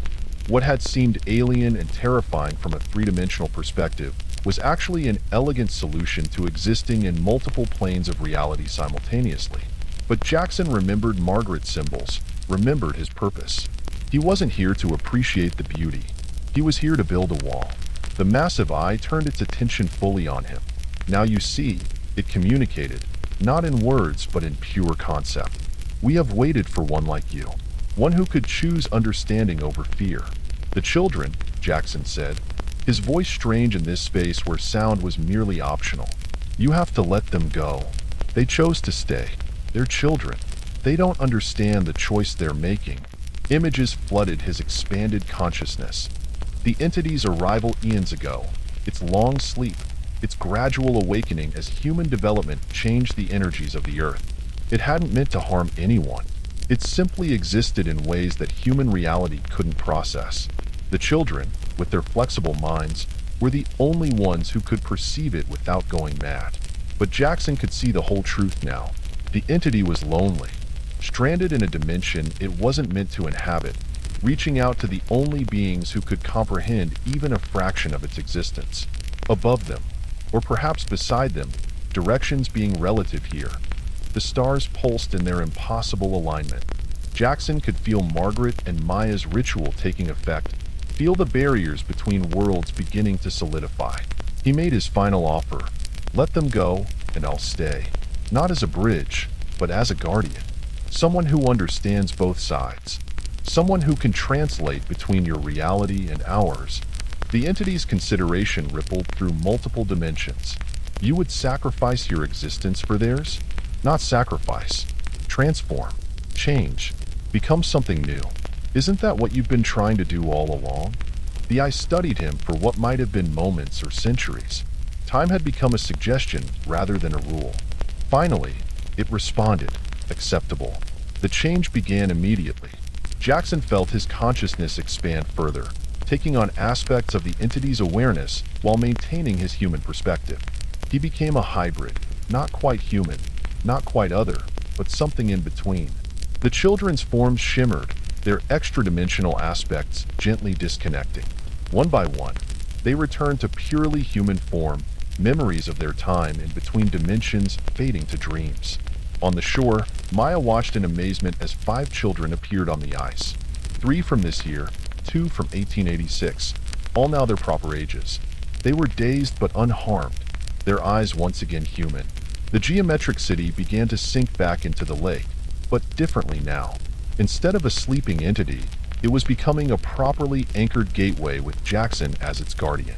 The ice reformed, but with subtle patterns visible to those who knew how to look. Patterns that would warn instead of lure. Margaret nodded in satisfaction as she completed the ritual. He found a better way, she said. Not a wall, but a properly managed door. Maya helped the confused children off the ice, watching as the lake settled into its new configuration. Will we see him again? Sometimes, Margaret said. In dreams, in reflections. He'll make sure no one else wanders unknowingly through the gates between worlds. And perhaps, in time, he'll help us understand our universe's other residents in ways we never could before. The stars settled back into their normal patterns. The temperature began to rise to seasonal norms. To most observers, Lake Morrison would appear unchanged. But sometimes, if you know when and how to look, you might see a figure walking on the winter ice. His form shifts between human and other, and his eyes reflect universes. He stands guard at the boundary between realities, maintaining the balance between the world of humans and the vast, strange entities that live just next door in dimensions we can barely imagine. And in the deep waters below, something ancient and lonely sleeps better now, knowing it finally has someone who understands. Local legends have changed. Parents no longer warn their children about thin ice or deep water. Instead, they tell them to watch for a man who walks between worlds, not as a figure of fear, but as a guardian, a protector, someone who gave up his humanity to save others, and in doing so, became something more. They say if you're ever lost between realities, listen for his footsteps on the ice. Detective Jackson Reed still helps those who are lost, just on a much bigger scale than before. And Lake Morrison keeps its new secrets, a peaceful boundary between worlds, where a monster beneath the ice turned out to be simply a stranger waiting for someone who could understand. The first time Eleanor Reed heard the footsteps above her bedroom ceiling, she dismissed them as the settling of old wood. The Victorian-era farmhouse she'd inherited from her grandmother had stood for over a century, its bones creaking and whispering with every change in temperature. But on the third night, when the footsteps traced a deliberate path from one end of the attic to the other at precisely 3:17 a.m., she could no longer pretend they were anything but what they were. Someone or something was walking up there. The inheritance had come as a surprise. Eleanor hadn't visited the house since she was 12, when her parents had abruptly stopped bringing her to her grandmother's for their annual summer visits. She'd never understood why, and her attempts to ask had been met with tight-lipped silence from her mother and changes of subject from her father. Now, 20 years later, with both her parents and grandmother gone, she found herself the owner of a property that felt more like a stranger than a childhood memory. "You really planning to live up here all alone?" Tom Henderson, the local handyman, had asked when she'd hired him to check the house's electrical system. His weathered face had creased with concern as he looked up at the third-floor windows. "Might want to consider getting a dog, at least, for company." But Eleanor had always preferred solitude. After her divorce 2 years ago, she'd thrown herself into her work as a restoration artist, specializing in bringing old photographs back to life. The idea of spending her days in the quiet countryside, working on her digital commissions and gradually restoring the house, had seemed perfect. That was before the footsteps, before the shadows. Rolling over in bed, Eleanor grabbed her phone from the nightstand. 3:17 a.m. Exactly. The footsteps continued their measured pace, heel-toe, crossing directly above her head. She held her breath, tracking the sound as it moved toward the far end of the attic, where she knew there was only a small circular window overlooking the overgrown gardens below. The steps stopped. In the sudden silence, Eleanor became aware of another sound. A soft, rhythmic scratching, like fingernails against wood. It seemed to be coming from the attic stairs at the end of the second-floor hallway. Her heart pounding, Eleanor slipped out of bed and grabbed the baseball bat she'd started keeping nearby. The aged floorboards were cold beneath her feet as she crept to her bedroom door and pressed her ear against it. The scratching grew louder. With trembling fingers, she turned on her phone's flashlight. The beam caught dust motes dancing in the air, stirred by a draft that shouldn't have been there. All the windows were closed. Eleanor pulled open her door and stepped into the hallway. The scratch marks on the attic door were new, deep grooves in the wood that hadn't been there when she'd gone to bed. As she watched, another line appeared, carved by an invisible claw. "Hello?" Her voice sounded small in the darkness. "Is someone there?" The scratching stopped. Then, slowly, the attic door began to open. Eleanor raised her bat, the beam of her flashlight illuminating the narrow staircase beyond. The stairs twisted up into darkness, the light seemingly swallowed by the shadows at the top. And there, on the third step from the bottom, was a single dusty footprint too small to be an adult's. A child's giggle echoed from above. Every instinct screamed at Eleanor to run, to get out of the house and never look back. But something else, a deeper pull she couldn't explain, drew her forward. The same curiosity that had driven her to restore old photographs, to uncover the stories hidden in faded images, now urged her to climb those stairs. The wood creaked beneath her weight as she ascended. The air grew colder with each step, and a musty smell, like old paper and decay, filled her nostrils. When she reached the top, she swept her flashlight across the attic space.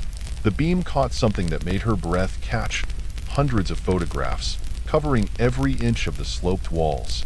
Black and white images of people she didn't recognize, their faces turned toward the camera with expressions ranging from solemn to smiling. But something was wrong with them. In every photo, standing behind the subjects, was a dark figure, a shadow that seemed to be watching. Moving closer, Eleanor examined one of the photographs.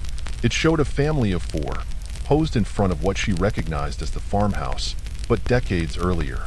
The parents and 2 children smiled stiffly at the camera, while behind them, partially obscured by a tree, stood a tall, indistinct shape that seemed to bend toward them. They never saw it coming. The voice came from behind her, high and clear, a child's voice, but with an undertone that made Eleanor's skin crawl. She spun around, the flashlight beam cutting through empty air. "Who's there?" "They never do." The voice seemed to move, now coming from near the circular window. "It's better that way. Easier." In the beam of her flashlight, Eleanor saw more footprints appearing in the dust, small, bare feet walking toward her. But there was something wrong with them. They were backward, as if someone was walking away while facing her. "What are you?" Eleanor's voice shook. "What do you want?" "To show you." The voice was right beside her ear now. Look closer at the pictures. Look at what's really there. Against her better judgment, Eleanor turned back to the photographs. In one, she recognized her grandmother as a young woman, standing in the garden. The shadow behind her seemed more distinct in this image. A tall, thin figure with impossibly long fingers reaching toward her shoulder. Keep looking, the voice urged. Find yourself. Eleanor's flashlight beam moved frantically from photo to photo until there. Her breath stopped. A photograph she recognized, one taken during her last summer visit. 12-year-old Eleanor sat on the porch steps, her long hair in braids, smiling at the camera. And behind her, clearer than in any other photo, was the figure. Its face, if it could be called a face, was a void of swirling shadows. But its mouth was open in what might have been a smile. You were meant to be here, the voice whispered. We've been waiting so long. The flashlight flickered and died. In the darkness, Eleanor felt something cold brush against her cheek. Like fingers, but too long, too thin. The photographs on the walls began to rustle, though there was no wind. Your grandmother understood, the voice continued. She saw us, captured us in her photographs. But she grew too frightened, tried to keep others away. That's why your parents stopped bringing you. They never understood the gift. Eleanor's mind raced. Her grandmother had been a photographer, she remembered now.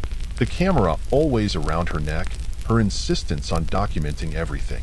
But in her later years, she destroyed most of her work, burned entire albums. The gift? The ability to see what others can't, to capture what lives in the shadows. The voice was excited now. Look at your hands. Eleanor looked down and gasped. Her fingers were elongating, stretching into impossible shapes. Her skin seemed to absorb the darkness, becoming translucent, then transparent, revealing swirling shadows beneath. What's happening to me? You're becoming, the voice said simply. Like us. Like your grandmother almost did, before she fought it. But you won't fight it, will you? You understand the beauty of shadows, the stories they tell. That's why you restore old photographs, to bring the past back to life. But we can show you how to do so much more. The attic was filling with whispers now, countless voices speaking in languages Eleanor didn't recognize. The photographs continued to rustle, and in the dim light filtering through the circular window, she could see the shadows in them moving, reaching out of their paper prisons. Join us, the voices said in unison. Become the shadow in someone else's photograph. Eleanor tried to step back, but her feet wouldn't move. The shadows were swirling around her now, seeping into her skin. She could feel herself changing, becoming less solid, more fluid. Part of her wanted to scream, to fight against this transformation. But another part, a part that had always been drawn to the mysteries hidden in old images, felt a thrill of excitement. Yes, she whispered, and felt the shadows smile. The transformation was both agonizing and ecstatic. Eleanor felt herself stretching, growing, becoming something that existed between light and dark, between past and present. Her consciousness expanded, and suddenly she could see everything. Every shadow in every photograph ever taken in this house. Every story captured and hidden away. She saw her grandmother as a young woman, discovering the truth about the shadows, spending years documenting them before fear overtook her. She saw the countless others who had come before, some fighting, some embracing their fate. And she saw what she would become. A watcher, a keeper of stories, a presence that would live forever in the space between reality and image. Perfect, the voices whispered. Now you understand. Eleanor moved toward the circular window, her new form flowing like liquid darkness. Dawn was approaching, the first hints of light touching the horizon. Soon, the household would begin stirring to life in the town below. People would wake, live their lives, take their photographs, never knowing what watched from the shadows. But she would know. She would see everything, capture everything, become part of every image taken in shadow.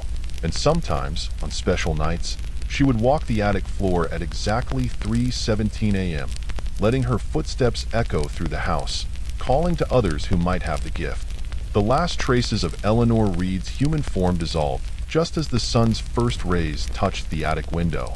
All that remained was a shadow, darker and deeper than any natural darkness, and a single photograph that fluttered to the floor, a new image, showing the empty attic with a tall, elegant shadow figure standing by the window, its long fingers reaching toward the camera as if in welcome.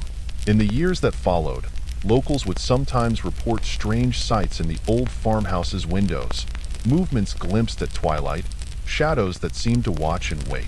Amateur photographers who ventured onto the property would find their images marred by inexplicable dark figures lurking in the background. And on quiet nights, at exactly 3:17 a.m., those awake might hear footsteps in the attic, moving with deliberate purpose from one end to the other. But no one ever saw Eleanor Reed again. She had become something else entirely, a shadow among shadows, a story untold, a presence that lived in the space between light and dark, watching, waiting, and sometimes, if the photograph was just right, reaching out with long, elegant fingers to welcome another into the darkness. They say if you look closely at old photographs taken in the area, you might see her, a tall, graceful shadow with impossibly long fingers, always positioned just behind the subject, always seeming to smile. But most people don't look that closely at their photographs. Perhaps that's for the best. The iron gates of Willow Manor groaned open like a mouth releasing its final breath. Detective Marcus Chen killed the engine of his police cruiser and sat for a moment, studying the imposing Victorian mansion through the steadily increasing rain. Thunder rolled across the hills of northern Massachusetts, and skeletal tree branches clawed at a sky dark as bruised flesh. 3 disappearances in 6 months, all young women, all traced back to this place. And now a 4th had vanished, Catherine Mills, age 22, last seen entering these grounds 3 days ago. Marcus checked his service weapon and grabbed his flashlight. The Historical Society wouldn't appreciate him picking their locks at midnight, but a judge had finally granted the warrant after Catherine's disappearance. Too little, too late, in his opinion. They should have been in here months ago. The gravel driveway crunched under his boots as he approached the front steps. Willow Manor had been abandoned since 1963, when the last of the Blackwood family line had died under mysterious circumstances. Now it served as a museum, though served might be too generous a term. It was open only by appointment, and those were rarely granted. The lock on the front door gave way easily to his picks. Too easily. Marcus frowned, testing the handle. It was already unlocked. He drew his weapon and pushed the door open slowly. The entrance hall was a cathedral to decay. Moonlight filtered through grimy windows, illuminating dust motes that danced like lost souls in the beam of his flashlight. A grand staircase curved up to the darkness of the 2nd floor, its banister festooned with cobwebs. The air smelled of mold and something else, something metallic and familiar that made his cop instinct scream. Blood. A sound echoed from above, footsteps, light and quick, moving across the upper floor. Marcus aimed his flashlight at the ceiling, tracking the noise. "Police," he called out. "If someone's up there, identify yourself." The footsteps stopped. Then came a giggle, high-pitched, childlike, but somehow wrong. It seemed to come from everywhere and nowhere at once. Marcus started up the stairs, wincing at every creak of the aged wood. His training told him to wait for backup, but 4 women were missing. If someone was up there... The 2nd floor was a long hallway lined with closed doors. Portraits hung on the walls, generations of Blackwoods staring down at him with dark, hollow eyes. The footsteps had seemed to come from the far end, where a larger set of double doors stood partially open. As he moved down the hallway, Marcus noticed something odd about the portraits. In each one, the subject seemed to be looking at something just over their right shoulder, their expressions caught between fear and fascination.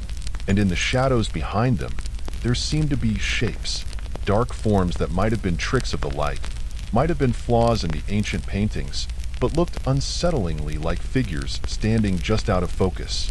The giggle came again, this time definitely from behind those double doors. Marcus approached slowly, weapon ready. A flash of lightning illuminated the hallway for a split second, and in that instant, he could have sworn he saw all the painted figures turn their heads to watch him pass. The master bedroom beyond the double doors was massive, dominated by a four-poster bed draped in rotting silk. Rain lashed against tall windows that looked out over the estate's overgrown gardens. Marcus swept his flashlight across the room, noting the vanity table with its cracked mirror, the wardrobe standing open and empty, the rocking chair moving slowly in the corner. He froze. There was no breeze in here. The windows were sealed shut, but the rocking chair was definitely moving, creaking back and forth with the weight of an invisible occupant. "Police," he said again, his voice steady despite the cold sweat breaking out on his forehead. "Show yourself." The rocking stopped. In the silence that followed, Marcus became aware of a soft sound coming from the vanity table, a wet, rhythmic dripping. He moved closer, flashlight beam revealing dark droplets falling from the edge of the table to form a pool on the wooden floor. The liquid was thick, dark red, and fresh. Fresh blood. A floorboard creaked behind him. Marcus spun around, flashlight beam cutting through empty air. But there, in the cracked mirror of the vanity, he caught a glimpse of something that made his blood run cold. A figure standing directly behind him, tall and thin, wearing a dress that might once have been white but was now stained crimson. Its face was hidden behind long dark hair, but he could see its mouth, stretched in an impossible smile that reached literally from ear to ear. He whirled again, but there was nothing there. When he looked back at the mirror, the figure was gone. The temperature in the room plummeted suddenly, his breath visible in the beam of the flashlight. The blood on the floor began to move, flowing across the wooden planks as if pulled by an invisible force. It traced patterns, forming letters, then words. "Welcome home, detective." "Jesus Christ," Marcus whispered. His hand was steady on his weapon, but his mind was reeling, trying to rationalize what he was seeing. This had to be some kind of elaborate setup, a prank, or maybe something staged by the killer to frighten off investigation. The giggle came again, closer now. A child's voice began to sing. "Ring around the rosy, pocket full of posies, ashes, ashes." Multiple voices joined in for the final line, a chorus of children's voices that seemed to come from the very walls. "We all fall down." The doors slammed shut behind him. Marcus ran to them, but the handles wouldn't turn. The temperature dropped further, frost crystallizing on the windows. In the mirror, he could see more figures appearing, women in white dresses, their faces hidden, swaying slightly as if moved by an unfelt wind. The blood on the floor continued to move, writing new words. They came looking too. Images began to flash through his mind, memories that weren't his own. He saw Catherine Mills walking up the gravel driveway, her curiosity overtaking her fear. He saw the other missing women, each drawn to different parts of the mansion. He saw decades of victims, stretching back through time, all following the siren song of Willow Manor's mysteries. And he saw what waited for them here. The mirror cracked, spiderweb fractures spreading across its surface. In each broken segment, Marcus could see a different face. All the missing women, their eyes wide with terror, their mouths open in silent screams. And behind each of them stood the tall figure in the blood-stained dress, its grotesque smile widening impossibly further. "They never learn," the child's voice said from everywhere and nowhere. "They come looking for answers, but they only find us. Will you be different, detective? Will you solve the mystery?" Marcus backed away from the mirror, bumping into the four-poster bed. Something wet dripped onto his shoulder. He looked up. The ceiling was covered in crawling shapes, humanoid figures moving like spiders, their heads twisted backward to stare down at him with milk-white eyes. Dark liquid blood dripped from their fingers, their hair, their twisted smiles. "No." Marcus raised his weapon, though he knew somehow that it would be useless. "What are you?" "We are the curse," the voices said in unison. "We are the price. We are what happens to those who look too deeply into the mysteries of Willow Manor." The figures began to descend, moving down the walls like a tide of shadows and blood. The mirror shattered completely, and through the empty frame stepped the tall woman in the blood-stained dress. Behind her came others, the missing women, their faces now hidden behind their hair, their dresses stained with darkness. "Welcome to the family," they whispered. Marcus fired his weapon, the gunshots deafening in the enclosed space. The bullets passed harmlessly through the approaching figures, leaving holes in the walls beyond. He backed up until he hit the window, rain still lashing against the glass behind him. The child's voice spoke one final time. "Ring around the rosy." The last thing Detective Marcus Chen saw was a sea of blood-stained dresses and impossibly wide smiles rushing toward him like a wave of darkness. 2 days later, Officer Jenny Rodriguez stood at the iron gates of Willow Manor, staring up at the Victorian mansion that had claimed her partner. Marcus Chen's police cruiser still sat in the driveway, a thin layer of dust already accumulating on its hood. There had been no sign of him since he'd entered the property late Sunday night. She pulled the case file from her car, reviewing the details she already knew by heart. 7 disappearances now, including Marcus. No bodies ever found. No evidence of violence except for small amounts of blood, different blood types, belonging to different victims, found in various rooms of the mansion. The Historical Society's records had yielded little insight. The Blackwood family had built the manor in 1847, making their fortune in textile manufacturing. But rumors had always swirled about the true source of their wealth. Local legends spoke of dark rituals, of deals made with entities that demanded payment in blood. The last Blackwood, Elizabeth, had been found in the master bedroom in 1963, her body contorted in a position that broke 17 bones, her face frozen in a rictus smile that split her cheeks. The official cause of death was ruled unknown.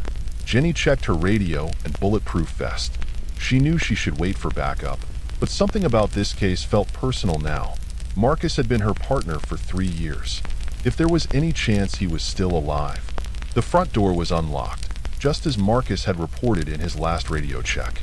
Jenny entered with her weapon drawn, sweeping her flashlight across the entrance hall. Nothing seemed to have changed since the crime scene photos taken 2 days ago. Same dust, same cobwebs, same oppressive silence. But something felt different. The air was heavier, charged with an energy that made her skin prickle. And there was a smell, not just the musty odor of decay, but something sweeter, like rotting flowers. A sound caught her attention. Music, faint but clear, drifting down from above. A melody played on what sounded like a music box, delicate and haunting. Jenny recognized the tune. Ring around the rosy. Against every instinct screaming at her to turn back, she began to climb the stairs. The portraits on the walls seemed to watch her ascent, their eyes following her progress. The music grew louder with each step. When she reached the second floor, Jenny noticed something odd about the floor itself. The dust had been disturbed, but not by footprints. It looked more like something had been dragged, multiple somethings, leaving long, uneven trails that led to the master bedroom. The double doors stood open now, revealing darkness beyond. The music was coming from inside. Jenny's flashlight beam caught movement, the rocking chair, swaying gently. But this time, it wasn't empty. A figure sat there, facing away from the door. Even in the dim light, Jenny recognized the jacket. Marcus. Her voice sounded small in the vast room. Marcus, is that you? The rocking stopped. Slowly, the figure began to turn. Jenny's scream died in her throat. It was Marcus, or what remained of him. His skin was pale as milk, his eyes completely white, and his face. His face was split in a terrible smile that stretched impossibly wide, revealing too many teeth. "Welcome, Jenny," he said, but his voice was wrong, layered with other voices, some high and childlike, others deep and guttural. "We've been waiting for you." The temperature plummeted. In her peripheral vision, Jenny saw movement. Figures emerging from the walls, from the floor, from the very shadows themselves. Women in blood-stained dresses, their faces hidden by long dark hair. Children with twisted limbs, crawling across the ceiling like insects.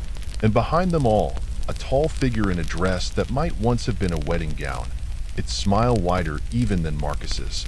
The curse must be fed, the voices said in unison. The family must grow. Jenny fired her weapon, emptying the entire clip into the approaching figures. The bullets passed through them like smoke, leaving only holes in the ancient wallpaper. She turned to run, but the doors slammed shut. In the cracked mirror on the vanity, she could see dozens of faces watching her. all the missing victims, all wearing the same terrible smile. The music box continued its cheerful tune as the shadows closed in. 3 days later, another police officer would enter Willow Manor, searching for Jenny Rodriguez. They would find nothing but her badge, lying in a pool of fresh blood on the master bedroom floor. And late at night, if they listened carefully, they might hear children's voices singing. Ring around the rosy, pocket full of posies, ashes, ashes, we all fall down. But by then, it would be too late. It was already too late for Jenny, for Marcus, for all of them, because the curse of Willow Manor lives on, growing stronger with each new addition to its twisted family. The portraits still watch, the shadows still dance, and the smiles grow ever wider. Some say that on particularly dark nights, you can see lights moving in the manor's windows, figures dancing to unheard music, their faces split in impossible grins. They say if you listen closely, you can hear them calling, inviting you to join their eternal celebration. But if you're wise, you'll drive past those iron gates without stopping. You'll ignore the whispers that follow you home, the shadows that seem to stretch toward you with long, grasping fingers. You'll try to forget the stories, the legends, the curse, because once Willow Manor chooses you, once you hear its siren song and see those welcoming smiles, there's no turning back. You become part of its history, part of its family, part of its ever-growing collection of broken dolls and twisted souls. The curse must be fed, the family must grow, and somewhere in the darkness of Willow Manor, another music box begins to play. Sarah Coleman knew she had made a terrible mistake the moment she stepped through the front door of 42 Raven Street. The Victorian mansion had seemed like a dream come true when she found the listing. A historic home at a fraction of the market price, just perfect for a struggling writer seeking solitude and inspiration. But now, standing in the dimly lit foyer with dust motes dancing in the weak afternoon light, an overwhelming sense of wrongness crawled up her spine. The previous owners left some furniture. The real estate agent, Mr. Harrison, said behind her, his voice echoing unnaturally in the empty space. They were quite eager to sell quickly. Family emergency, you understand? Sarah nodded absently, her attention drawn to the grand staircase that curved up to the second floor. The dark wood was still gleaming despite years of neglect, but something about its graceful arc seemed predatory, like a crooked finger beckoning her upward. And you said no one's lived here for how long? She asked, trying to keep her voice steady. Oh, about 3 years now. Mr. Harrison consulted his clipboard. The Richardsons moved out rather suddenly in 2021. Lovely family. Such a shame about their daughter. Sarah turned sharply. Their daughter? But Mr. Harrison was already moving toward the living room, his polished shoes clicking on the hardwood floors. Now, as you can see, the original crown molding is still intact. Sarah followed, but her eyes kept being drawn back to the staircase. She could have sworn she saw movement in her peripheral vision. A dark shape gliding up the steps, the flutter of a dress disappearing around the corner. But when she looked directly, there was nothing there. The tour continued through the first floor, a formal dining room with a crystal chandelier that tinkled softly despite the absence of any breeze. A library with floor-to-ceiling bookshelves that seemed to absorb sound like a sponge, and a kitchen with modern appliances that felt jarringly out of place among the Victorian architecture. And of course, you'll have plenty of room to write, Mr. Harrison said, gesturing to the library. The previous owner was an author as well, actually, though she never did finish her last novel. What happened? Sarah asked, running her fingers along the spines of leather-bound books. Nervous breakdown, I believe. Started rambling about voices in the walls, scratching sounds in the ceiling. He laughed, but it sounded forced. Old houses make all sorts of noises, of course. Nothing to worry about. Sarah was about to respond when she heard it. A sound so faint, she almost thought she imagined it. A child's laughter, drifting down from upstairs, followed by the patter of running feet. Is someone else here? She asked, her heart beginning to race. Mr. Harrison frowned. No, the house is empty. Perhaps it's coming from outside? But they both knew it wasn't. The sound had been too clear, too close. And now there was something else, a soft humming, a lullaby Sarah almost recognized but couldn't quite place. "Shall we see the upstairs?" Mr. Harrison suggested, though he looked less eager than before. The staircase creaked beneath their feet as they ascended, the wood groaning like something in pain. Sarah's hand trembled slightly as she gripped the banister, and she could have sworn the carved wooden roses that decorated it were warm to the touch, as if they had been recently handled. The second floor was a long hallway with doors on either side, all closed except for one at the very end that stood slightly ajar. As they walked down the corridor, Sarah noticed that the wallpaper, though faded, showed a repeating pattern of birds in flight. But something was wrong with them. Their wings were twisted at impossible angles, their beaks open in what looked more like screams than songs. "This was the master bedroom," Mr. Harrison said, opening the first door on the right. "Quite spacious, as you can see." But Sarah wasn't listening anymore, because she had just noticed something that made her blood run cold. In the dust that covered the hardwood floor of the hallway, there were footprints. Small footprints, like those of a child, leading to that partially open door at the end. "Mr. Harrison," she interrupted, "you said the house has been empty for 3 years?" "That's right. Then why are there fresh footprints in the dust?" The real estate agent turned, his face paling as he followed her gaze. The footprints were unmistakable now, and as they watched in horror, another appeared, and another, as if an invisible child was walking slowly toward them. The temperature in the hallway plummeted. Sarah's breath came out in visible puffs of vapor as the humming returned, louder now, coming from behind that door at the end of the hall. It swung open with a long, drawn-out creak. "We should go," Mr. Harrison whispered. But Sarah was already moving forward, drawn by a morbid curiosity she couldn't explain. The footprints led into what appeared to be a child's bedroom, frozen in time. A dollhouse sat in one corner, an exact miniature replica of the house they were standing in. Teacups were arranged on a small table, waiting for guests who would never arrive. And on the wall, Sarah's scream caught in her throat. The wallpaper here was different, covered in childish drawings done in what looked like red crayon. But as she got closer, she realized with mounting horror that it wasn't crayon at all. "The Richardson girl," Mr. Harrison said behind her, his voice shaking. "She was found in here. They said she'd been talking to someone. An invisible friend. Said the house told her to." He couldn't finish the sentence, because at that moment, all the doors in the hallway slammed shut simultaneously, and the humming turned into a high-pitched keening that made Sarah's teeth ache. The temperature dropped even further, and frost began to form on the windows. "We have to get out," Sarah gasped. But when she turned to the door, she saw a small figure standing there. A little girl in a white dress, her face hidden by long dark hair. She was holding something in her hands, a doll that looked exactly like Sarah. "Will you play with me?" the girl asked, her voice echoing as if coming from very far away. "Everyone else leaves, but the house says you'll stay. The house says you're perfect." The doll in her hands began to bleed. Sarah ran. She shoved past Mr. Harrison, who stood frozen in terror, and sprinted down the hallway. Behind her, she could hear laughter, both the child's and something deeper, older, something that seemed to come from the very walls of the house itself. She took the stairs 2 at a time, nearly falling in her haste. The front door was right there, just a few more steps. But when she grabbed the handle, it wouldn't turn. The door was sealed shut, as solid as if it had been painted onto the wall. Sarah spun around, pressing her back against it, and that's when she saw them. Shadows sliding down the walls like black tears, taking shape as they pooled on the floor. The chandelier above began to swing, though there was no breeze. And then the house began to scream. It wasn't a human sound. It was the shriek of tearing wood and shattering glass, the groan of buckling floors and cracking foundations.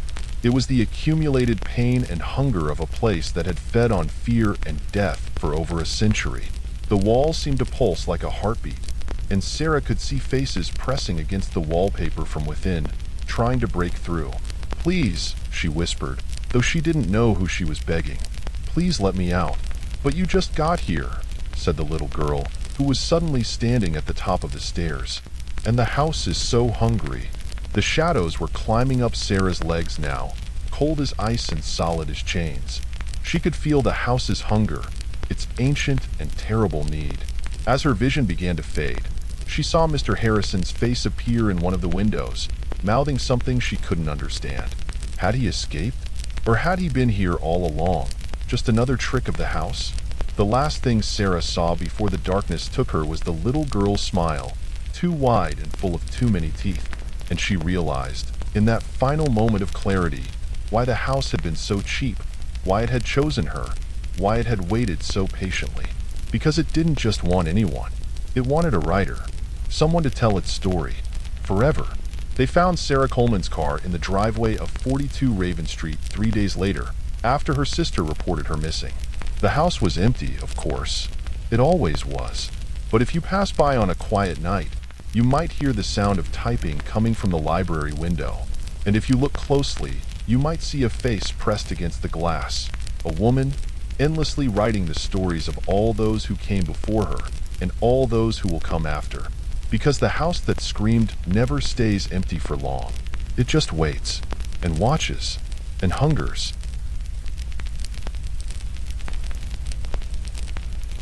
The renovation crew had quit by the end of the first week. None of them would give Margaret Turner a straight answer about why, but their foreman had pulled her aside on the last day, his weathered face unusually pale. "Ma'am," he'd said, eyes darting to the old Victorian's walls. "Some places don't want to be changed. This is one of them." Now, 3 weeks later, Margaret stood alone in what was supposed to be her dream home's newly remodeled kitchen, listening to the whispers. They came from inside the plaster, voices so faint she could almost convince herself they were just the house settling. Almost. Scrape, scrape, scrape. The sound came from within the wall behind the antique stove, like fingernails against wood. Margaret pressed her ear to the yellowed wallpaper, holding her breath. The scratching stopped, replaced by what sounded like a child's whisper. "She's listening." Margaret jerked away from the wall. The voice had been clear as crystal, inches from her ear. She grabbed her phone from the counter, hands shaking as she dialed the local historical society. After 3 rings, a woman answered. "Bedford Historical Society. This is Patricia speaking. This is Margaret Turner. I bought the old Morrison place on Elm Street. I need to know if anything happened here. Anything unusual." A long pause followed. When Patricia spoke again, her voice was carefully neutral.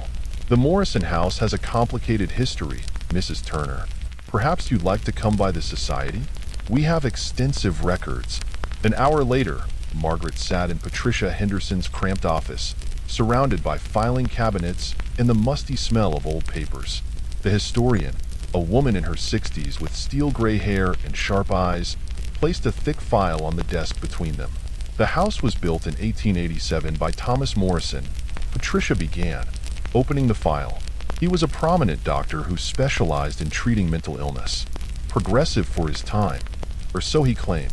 He believed the mentally ill could be cured through intensive treatment. She pulled out a sepia photograph showing a stern-faced man standing before the house. Even in the old image, the Victorian's windows seemed to loom like dark eyes. "What kind of treatment?" Margaret asked, though something in Patricia's tone told her she didn't want to know. "He converted the house into a private asylum. The walls were specially constructed with observation passages, narrow corridors hidden between the rooms where orderlies could monitor patients without being seen. But there were rumors." Patricia hesitated. Rumors that his methods went beyond simple observation. She produced another photograph, this one showing the house's interior during renovation work in 1962. The exposed wall cavity revealed a cramped passage, its wooden walls covered in scratch marks. 23 patients died under his care, all ruled natural causes, but Patricia pulled out a newspaper clipping from 1891. This article raises questions about screams heard at night, about patients talking to people in the walls. The investigation was inconclusive, but Morrison's reputation never recovered. He died in 1893, found in one of the observation passages, apparently from a heart attack. His face, according to the coroner's report, was frozen in an expression of absolute terror. Margaret felt cold despite the office's stuffy air. And after that, The house passed through several owners. None stayed longer than a few years. There were incidents, people reporting voices, scratching sounds. In 1973, a family fled in the middle of the night, leaving all their belongings. Their 8-year-old daughter had been talking to what she called the wall people for weeks. The night they left, she told her parents the people were coming out to make her one of them. The scratching Margaret had heard in her kitchen suddenly felt much more sinister. Why wasn't any of this in the disclosure documents? Patricia's expression was sympathetic but unsurprised. Most of it is local legend, nothing officially documented. I should mention, she hesitated again. Every time someone has tried to renovate the house, to alter the walls in any way, the crews quit, Margaret finished, like mine did, or worse. Patricia pulled out one final document, a police report from 1962. During the renovation attempt I showed you in the photograph, 2 workers disappeared. They were dismantling one of the observation passages when she shook her head. They were never found. The project was abandoned. Margaret thought of the half-demolished wall in her kitchen, the exposed laths and plaster. I need to go, she said, standing abruptly. Thank you for the information, Mrs. Turner. Patricia's voice stopped her at the door.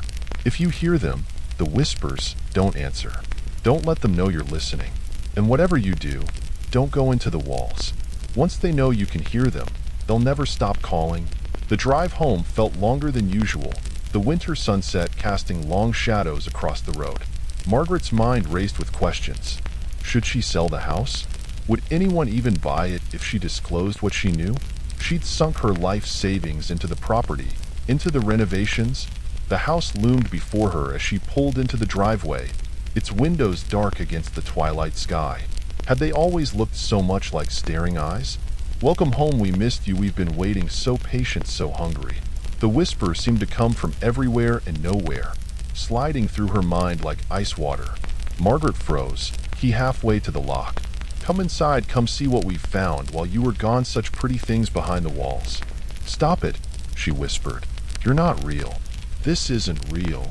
Laughter echoed in her head, multiple voices overlapping, some childlike, some ancient and raspy, all wrong somehow. We're as real as the doctor made us, as real as the pain that shaped us, as real as the walls that hide us. Come see, come see, come see. The key turned in the lock on its own. The door swung open, revealing darkness beyond. Margaret stood frozen in the doorway, heart pounding. The darkness inside seemed alive, pulsing with shadowy movements. The whispers grew louder, more insistent. Come in, the doctor will see you now.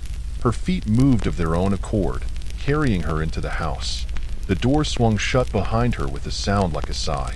In the sudden darkness, the walls seemed to breathe. The renovation work had exposed portions of the house's skeleton, stripped wallpaper revealing ancient laths, holes knocked in plaster showing the secret passages beyond. As Margaret's eyes adjusted to the dim light, she saw movement in those gaps, fleeting shadows, glimpses of pale faces, reaching hands. This way, we have so much to show you. The whispers led her to the kitchen, where the demolished wall gaped like an open wound. The exposed passage beyond was barely wide enough for a person to squeeze through. Something moved in that darkness, a suggestion of motion, a deeper shadow against the black. What do you want? Margaret's voice shook. To heal you, to help you, the doctor knows best. He'll make you better, make you one of us. Cold air rushed from the opening, carrying the scent of decay. In the dim light, Margaret could see that the wooden walls of the passage were covered in marks. Not just scratch marks, but words carved deep into the grain. Help us. Save us. Kill us.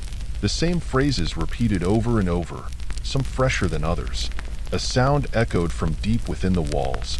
The shuffle of feet, the rustle of cloth, coming closer. Time for your treatment, the doctor is waiting. Margaret turned to run, but the kitchen door slammed shut. All the doors slammed shut, the sound reverberating through the house like gunshots. The whispers rose to a fever pitch, dozens of voices speaking over each other. No escape, the walls, hold us, the walls, keep us, the walls are us. A hand emerged from the wall opening, bone white, impossibly thin. fingers too long and jointed wrong. It reached for her, followed by another hand. Another, the darkness birthing a writhing mass of reaching limbs. Margaret screamed and backed away, but the other walls were splitting open now, hairline cracks spreading like spider webs across the plaster. Behind the wallpaper, faces pressed outward, hollow-eyed, mouths stretched in silent screams. Join us, the doctor will see you now." A figure stepped out of the main opening, tall, impossibly tall, wearing a doctor's coat stained with ancient brown. Its face was a ruin of surgical scars, mouth sewn into a permanent smile. Dr. Morrison, or what was left of him. "My dear," it said, voice like rustling paper, "you've been unwell. We need to begin your treatment immediately." More figures emerged behind him, patients in tattered Victorian asylum gowns, their bodies twisted and wrong, modified by decades of the doctor's treatments. They moved in jerky, broken ways, heads twitching at impossible angles. "No," Margaret whispered. "Please." "Resistance," the doctor said, "is a symptom. We'll cure you of that." He held up hands filled with rusted surgical instruments. "Though I fear this may require intensive intervention." The patients surged forward, their cold hands grabbing Margaret, pulling her toward the wall opening. She fought, but there were too many of them. Their touch burned like ice, sending waves of numbness through her body. Welcome home, you'll never leave, never leave, never leave." They dragged her into the passage, the doctor following with his instruments gleaming. The last thing Margaret saw was the kitchen sealing itself behind her, plaster flowing like water to close the opening. Then darkness, cold, the whispers, and the treatment began. Weeks later, a new renovation crew arrived at the Morrison house. The property had been sold again after Margaret Turner's disappearance. As they began removing wallpaper in the kitchen, they heard it, a whisper, faint but clear, coming from within the wall. Help me, he's still cutting, still changing us, help me, I'm still here, I'm still." But when they pressed their ears to the wall, the voice changed, became many voices, laughing. Too late, you're next, the doctor will see you now." The crew quit that afternoon. The house remains unchanged, its walls holding their secrets, their whispers, their screams. Sometimes, late at night, lights can be seen moving in the narrow spaces between rooms, shadows passing behind the plaster, figures glimpsed in windows that shouldn't be there. And if you press your ear to the walls, you might hear them. The patients, the doctor, and now Margaret too, whispering their eternal chorus. Join us, the doctor will see you now." But by then, it will be too late. The walls will have you. The treatment will begin, and the whispers will never stop.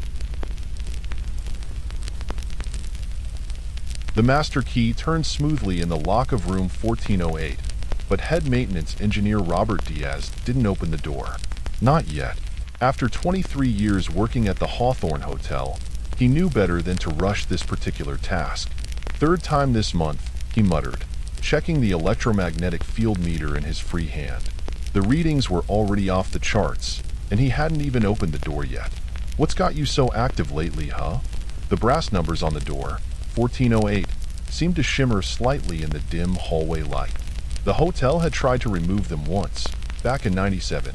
The numbers had reappeared the next morning, burned into the woods so deeply they couldn't be sanded out. Robert keyed his radio. "Base, this is Diaz. Beginning monthly inspection of 1408. Starting time, 3:47 a.m. Copy that." Angela's voice crackled back from the security desk. "Monitors are up. We've got eyes on you from both ends of the hall. Timer set for 15 minutes. If you're not out by then..." "I know the protocol." Robert squared his shoulders. Going in. The door opened with a whisper of wood against carpet. The room beyond was dark, but not empty. Never empty.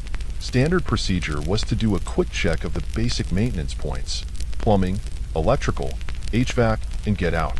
Don't look in the mirrors. Don't acknowledge any sounds. Don't respond if something calls your name. Robert flicked on his flashlight and stepped inside. Room 1408 appeared, at first glance, to be a normal luxury suite. King-size bed with crisp white linens. Elegant furniture in dark wood. heavy curtains drawn against the night. But the details were wrong. The shadows fell at impossible angles. The wallpaper pattern shifted when viewed directly. And the mirrors. Robert kept his eyes away from the mirrors. He moved to the bathroom first, checking the faucets with practiced efficiency. The water ran clear, then red, then clear again. Standard for 1408. The toilet flushed with a sound like distant screaming. Also standard. 2 minutes elapsed. Angela's voice reported. All readings normal on our end. Robert knew better. The readings were never normal in 1408. The hotel had just learned to redefine what normal meant for this room. He moved to check the electrical outlets next. The EMF meter's display was flickering rapidly between numbers now, occasionally showing symbols that shouldn't have been possible on a digital display. As he knelt by the first outlet, he heard it. The sound they all dreaded in 1408. Humming. A child's voice, humming a lullaby just on the edge of recognition. Don't respond. Don't look. Complete the checklist and get out. The humming grew louder as Robert tested the outlets, moving clockwise around the room. The air temperature dropped steadily, his breath visible now in the beam of the flashlight. Ice crystals began forming on the walls, spreading in patterns that looked disturbingly like reaching hands. 5 minutes, Angela reported. Robert, your vitals are elevating. He keyed his radio with shaking fingers. Just cold. Proceeding with HVAC check. The humming stopped abruptly. In the sudden silence, Robert could hear something moving inside the walls. A wet, sliding sound, like something large pulling itself through the spaces between rooms. The thermostat panel hung on the wall between two mirrors. It was the most dangerous part of the inspection because you had to look up, had to risk seeing what moved in the reflected spaces of 1408. Robert took a deep breath and raised his flashlight. The temperature display was cycling rapidly through numbers. 72, 45, 23, -17, infinity, 1/3, 1/3, 1/3. Movement caught his eye. Something dark shifting in the mirror to his left. Don't look, don't look, don't look. 7 minutes, Angela's voice was tense.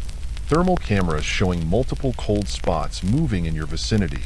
Robert's hands moved automatically through the thermostat check sequence. The humming had started again, but different now. Multiple voices, slightly out of sync. The lullaby's melody twisted into something that made his teeth ache. Almost done. Almost out. Just don't look up. Don't look at the mirrors. Don't. Robert. The voice came from directly behind him, high and sweet and wrong. Robert, why won't you look at me? I'm so much prettier now. It's not real. Complete the checklist. Get out. Don't you remember me, Robert? From last time? From every time? Ice crackled across the thermostat panel, forming crystalline patterns that looked like screaming faces. The humming had become a chorus now, dozens of children's voices singing wordlessly. 9 minutes, Angela's voice shook slightly. Robert, readings are spiking across all instruments. He turned to check the final electrical outlet, keeping his eyes fixed on the floor. The carpet pattern was moving, dark stains spreading and receding like waves, forming shapes he refused to recognize. The voice spoke again, closer now. We're all here, Robert. Everyone who's ever entered room 1408. Everyone who's ever tried to leave. Would you like to see? 11 minutes. Robert, get out of there. The readings are dash. Static consumed the rest of Angela's warning. Robert's flashlight flickered, dimmed, went out. In the sudden darkness, he could hear movement all around him. Soft footsteps, rustling fabric, the wet sound of something dripping. Don't look up. Don't run. Walk calmly to the door. But you haven't finished your inspection, the voice said, laughing now. Don't you want to see what's behind the mirrors? Don't you want to know why no one ever stays in room 1408? Robert began walking backward toward where he knew the door should be. His flashlight was dead, the only illumination now coming from the ice crystals themselves, which gave off a pale, corpse-like glow. The humming reached a fever pitch, the voices harmonizing into something that wasn't music anymore, but pure sound, pure wrong. The temperature plummeted further, Robert's skin burning with cold. His back hit the door, or what should have been the door. It was a mirror. Robert's training dissolved. He looked up. The mirror showed room 1408, but wrong, stretched and twisted. The furniture warped into organic shapes that pulsed and breathed. And standing behind him in the reflection was... He spun around. The room had changed. The walls were bleeding now, dark liquid flowing upward against gravity. The bed had become something else, something with too many angles and moving parts. And the ceiling. 13 minutes, Angela's voice crackled through static. Robert? Robert, respond. The ceiling was full of faces, pale, distorted faces pressing down through the plaster like masks worn by something trying to break through. Their mouths moved in sync with the humming, which had become a physical force now, vibrating in Robert's bones. You looked, the child's voice said, delighted. You finally looked. They were emerging from the mirrors now, figures that had been waiting, watching, gathering strength. Some wore the uniforms of hotel staff from decades past.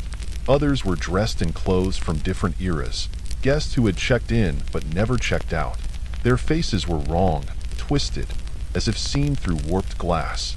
And among them were the children, dozens of them, all holding hands in a circle around Robert, all humming that terrible lullaby.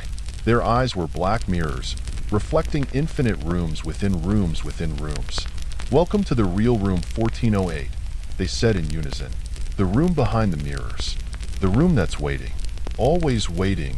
Robert tried to scream, but the sound froze in his throat. Literally froze. He could feel ice crystals forming in his lungs, spreading through his veins. 14 minutes. Security teams deploying now. Robert, if you can hear this, get out. But there was nowhere to go. The door was gone, replaced by another mirror that showed another version of the room, and another, stretching into infinity. Each reflection contained more figures, more twisted versions of reality, more horrors waiting to be seen. The children's circle tightened. Their hands were cold as death when they took his. Ring around the rosy, they began to sing, pulling him into their dance. Pocket full of posies. Robert's legs moved against his will, forced to dance as ice spread through his body. He could feel himself changing, becoming like them. A reflection of a reflection, a memory of something that had once been human. Ashes, ashes. The walls pulsed. The faces in the ceiling smiled. And in every mirror, infinite versions of room 1408 waited, each containing its own horrors, its own trapped souls, its own eternal dance. We all fall down. At exactly 15 minutes past the start of inspection, the door to room 1408 opened onto an empty hallway. Security teams found Robert's flashlight and EMF meter on the carpet, covered in frost. Of Robert himself, there was no sign. The room looked normal again. Bed made, furniture in place, mirrors reflecting nothing but empty space. The only evidence that anything had happened was a child's handprint in the frost on one mirror, slowly melting away. Angela watched the security footage later, over and over. In the infrared recording, she could see the cold spots moving around Robert, could see the moment when he looked up, could see... She deleted the footage. 2 weeks later, during the next monthly inspection, a new maintenance engineer entered room 1408. And as she checked the electrical outlets, she heard it humming, a chorus of children's voices led by one that sounded eerily like Robert Diaz, singing an endless lullaby in the room behind the mirrors. But she didn't look up. No one who enters room 1408 looks up anymore. They've learned better. Because once you see what's really in room 1408, once you glimpse what waits behind those mirrors, you never leave. You just become another reflection, another voice in the endless chorus, another dancer in the eternal circle. The room is patient. The room can wait. After all, someone will look up eventually. Someone always does. And the dance continues. The dark stain on the master bedroom ceiling had appeared 3 days after they moved in. At first, Olivia thought it was water damage, an easy fix in an otherwise perfect Victorian home. But when the contractor came to inspect it, his face went pale.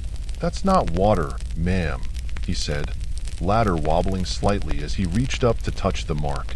His fingers came away red and sticky. And whatever it is, it's fresh. Now, 2 weeks later, Olivia stood in the center of the room, watching the stain grow. It had started as a small spot, no bigger than a dinner plate. Now it covered nearly half the ceiling, spreading in patterns that looked disturbingly like reaching hands.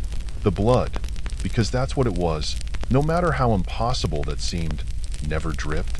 It spread only upward, defying gravity, seeping through the plaster like it was being pulled by something above. Her phone buzzed. Another text from Daniel. Coming home late again. Don't wait up. Olivia sighed. Her husband had been spending more and more time at the office since they'd moved in, leaving her alone with the spreading stain and the strange sounds that echoed through the old house at night. Not that she blamed him. The house felt different after dark. Wrong.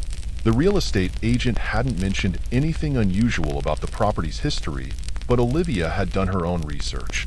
The house had been built in 1891 by Judge Edwin Blackmore, who lived there with his wife and 3 children until 1893, when the entire family vanished without a trace. The case had never been solved. The next owners lasted 6 months before fleeing in the middle of the night, leaving all their belongings behind. After that, the pattern repeated. Family after family moving and full of hope, only to leave suddenly, often without taking their possessions. The longest anyone had stayed was 2 years, and now here she was, alone in the gathering darkness, watching blood seep through her bedroom ceiling. A sound from above made her freeze. Footsteps in the attic, slow and deliberate. But the attic had been sealed off since they bought the house. The access hatch was painted shut, the key lost decades ago. Thump, thump, thump.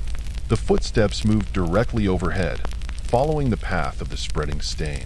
As they passed, the blood seemed to pulse, rippling like something was pressing against it from the other side. Olivia grabbed her phone, dialing Daniel's number with shaking fingers. It rang once before going to voicemail. Of course. He always silenced his phone during important meetings. The footsteps stopped. In the sudden silence, Olivia could hear something else. A wet, sliding sound, like something heavy being dragged across the attic floor. The bloodstain rippled again, and now she could see something moving within it. Shadows darker than the red, twisting and writhing just beneath the surface. A child's voice drifted down from above. "Mommy, why did you lock us up here?" Olivia's breath caught. The voice was young, female, with an odd echo that made it sound like it was coming from very far away. "We've been so good," another voice joined in, also a child's. "We've been so quiet. Won't you let us out?" "You're not real," Olivia whispered. "This isn't real." Laughter echoed through the ceiling. Multiple voices now, children and adults, all slightly out of sync. The bloodstain pulsed faster, the shadows within it taking shapes that looked disturbingly like faces. "Oh, we're real," a man's voice said, deep, authoritative, with an edge of cruelty. "As real as the sin that stains this house. As real as the judgment that comes to all who dwell here." Judge Blackmore. It had to be. The temperature in the room plummeted suddenly, Olivia's breath visible in the air. The bloodstain had stopped spreading outward and was now moving inward, condensing, thickening. As she watched in horror, it began to bulge downward, the plaster straining as if something was pushing through from above. Her phone buzzed again. This time it was a text from an unknown number. "Why did you come here? Why do they always come here? Don't they know what he did to us?" The ceiling creaked, plaster cracking around the bulging stain. Olivia backed toward the door, but it slammed shut before she could reach it. The handle wouldn't turn. "No one leaves," the judge's voice boomed. "No one escapes judgment." The other voices joined in, a chorus of the damned. "No one leaves. No one leaves. No one leaves." The bloodstain burst. Dark liquid poured from the ceiling like a waterfall, but instead of falling to the floor, it flowed upward, defying gravity to form a spiral staircase in the air.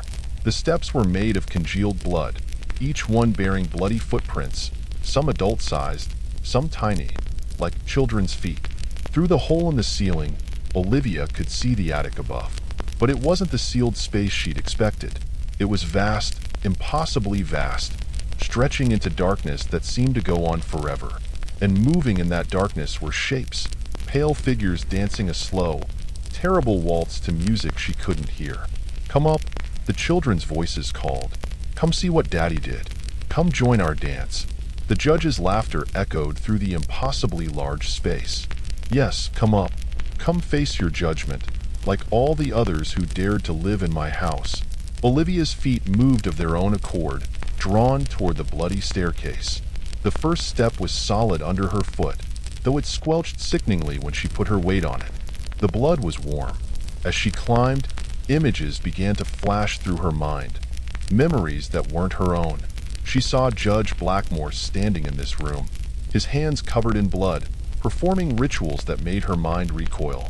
She saw his wife and children trying to escape, only to be dragged back by dark forces he had summoned. She saw family after family through the decades, all drawn up these same steps, all becoming part of the eternal dance above. "Daniel," she whispered, suddenly understanding. "What did you do?" Her phone buzzed one final time. The message was from her husband. "I'm sorry. They made me bring you here. It was the only way to end it. To break the cycle. Someone had to take their place in the dance." At the top of the stairs, the attic opened into a vast ballroom that couldn't possibly exist in the physical space of the house. The walls were made of writhing shadows, the floor a mirror that reflected infinite versions of the same scene. And there, dancing in endless circles, were all the souls Judge Blackmore had claimed. She saw them all now, every family that had lived in the house, every person who had vanished within its walls.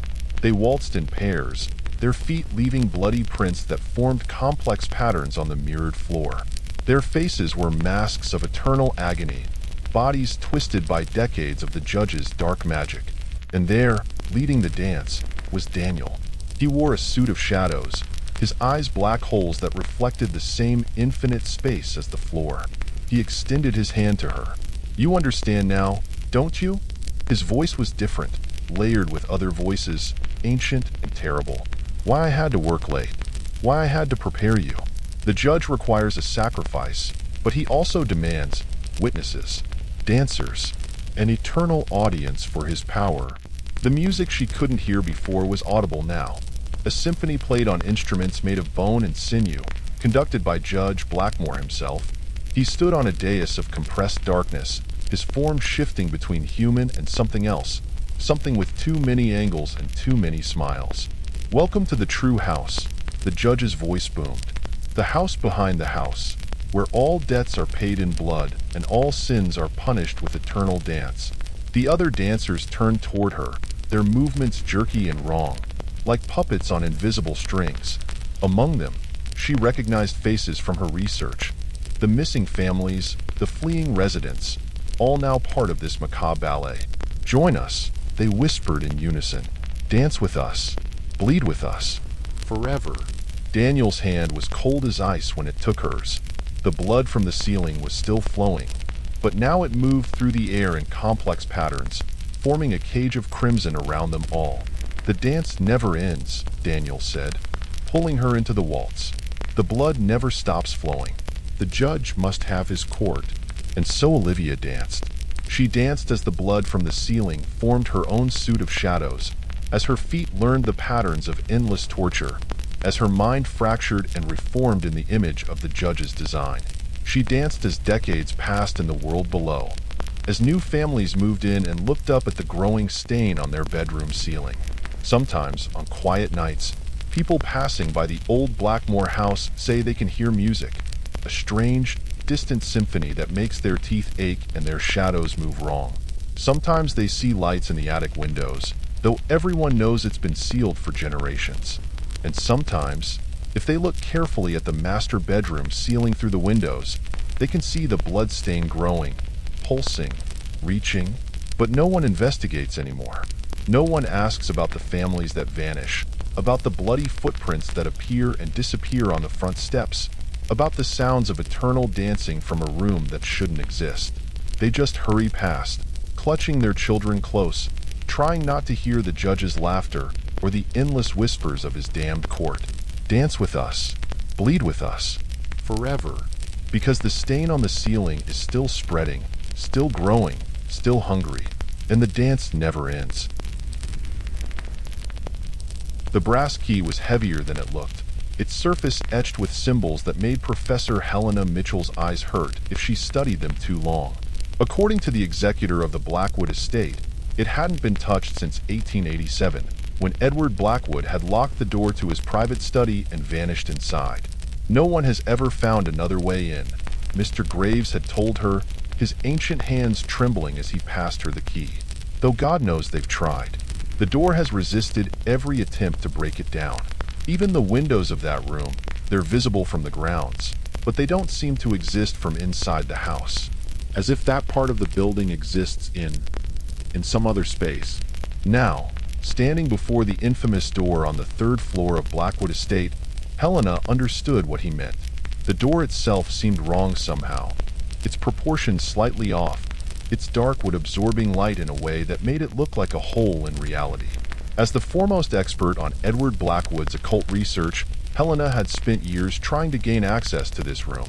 The mathematical genius turned mystic had vanished at the height of his experiments into what he called geometric sorcery, the art of manipulating space itself through mathematical formulas. His final journal entry, found on his desk in his first-floor study, had read simply, "I have found the equation. God help me, I have solved it." The next morning, servants had found all his research materials moved to the third-floor study. The door was locked, and Edward Blackwood was never seen again. Helena inserted the key into the lock. It turned with a sound like screaming metal. The door swung open onto darkness. Not the darkness of an unlit room, but something deeper, older, a void that seemed to pulse with its own awareness. Helena's flashlight beam disappeared into it without illuminating anything. Her hand shook as she retrieved the camcorder from her bag. Whatever she found in here, she needed to document it. Her research grant depended on results, and this was her only chance. The Blackwood estate was scheduled for demolition in 3 days. "This is Professor Helena Mitchell." She spoke into the camera. "It's 11:47 p.m., October 15th. I am about to enter Edward Blackwood's sealed study for the first time in 137 years." She stepped through the doorway. The darkness swallowed her whole.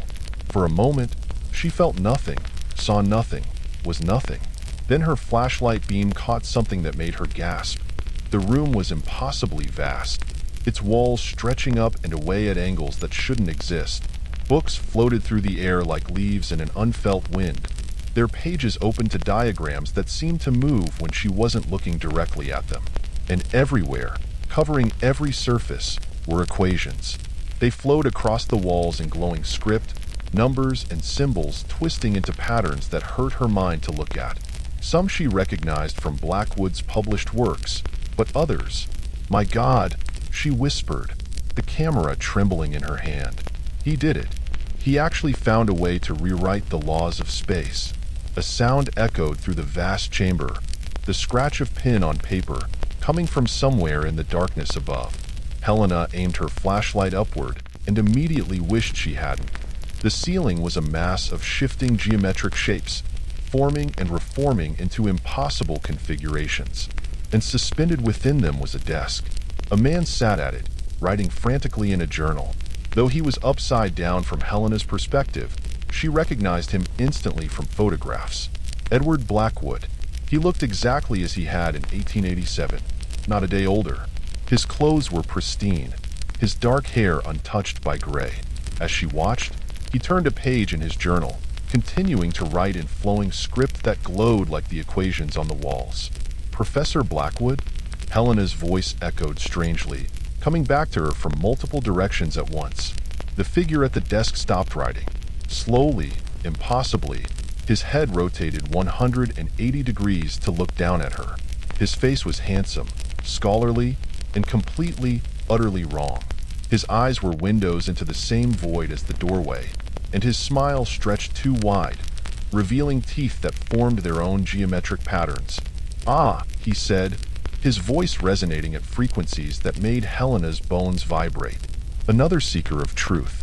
How long has it been?" 137 years, Helena managed to say. "You vanished in 1887. Blackwood's smile widened further, his jaw unhinging to accommodate it. "Time. Such a limited concept. Here, in the spaces between spaces, it flows differently. I have been writing for an eternity. I have been writing for a second. Both are true. He gestured with a hand that had too many joints, and suddenly Helena was floating too, drawn up toward his desk by forces she couldn't comprehend. The equations on the walls moved faster, their glow intensifying. Would you like to see? Blackwood asked. Would you like to understand? He opened his journal, and Helena saw that the pages were windows into other dimensions. Infinite realities all contained within the mathematical formulas that flowed across them like living things. The universe, Blackwood said, is built on numbers. Change the numbers, change reality.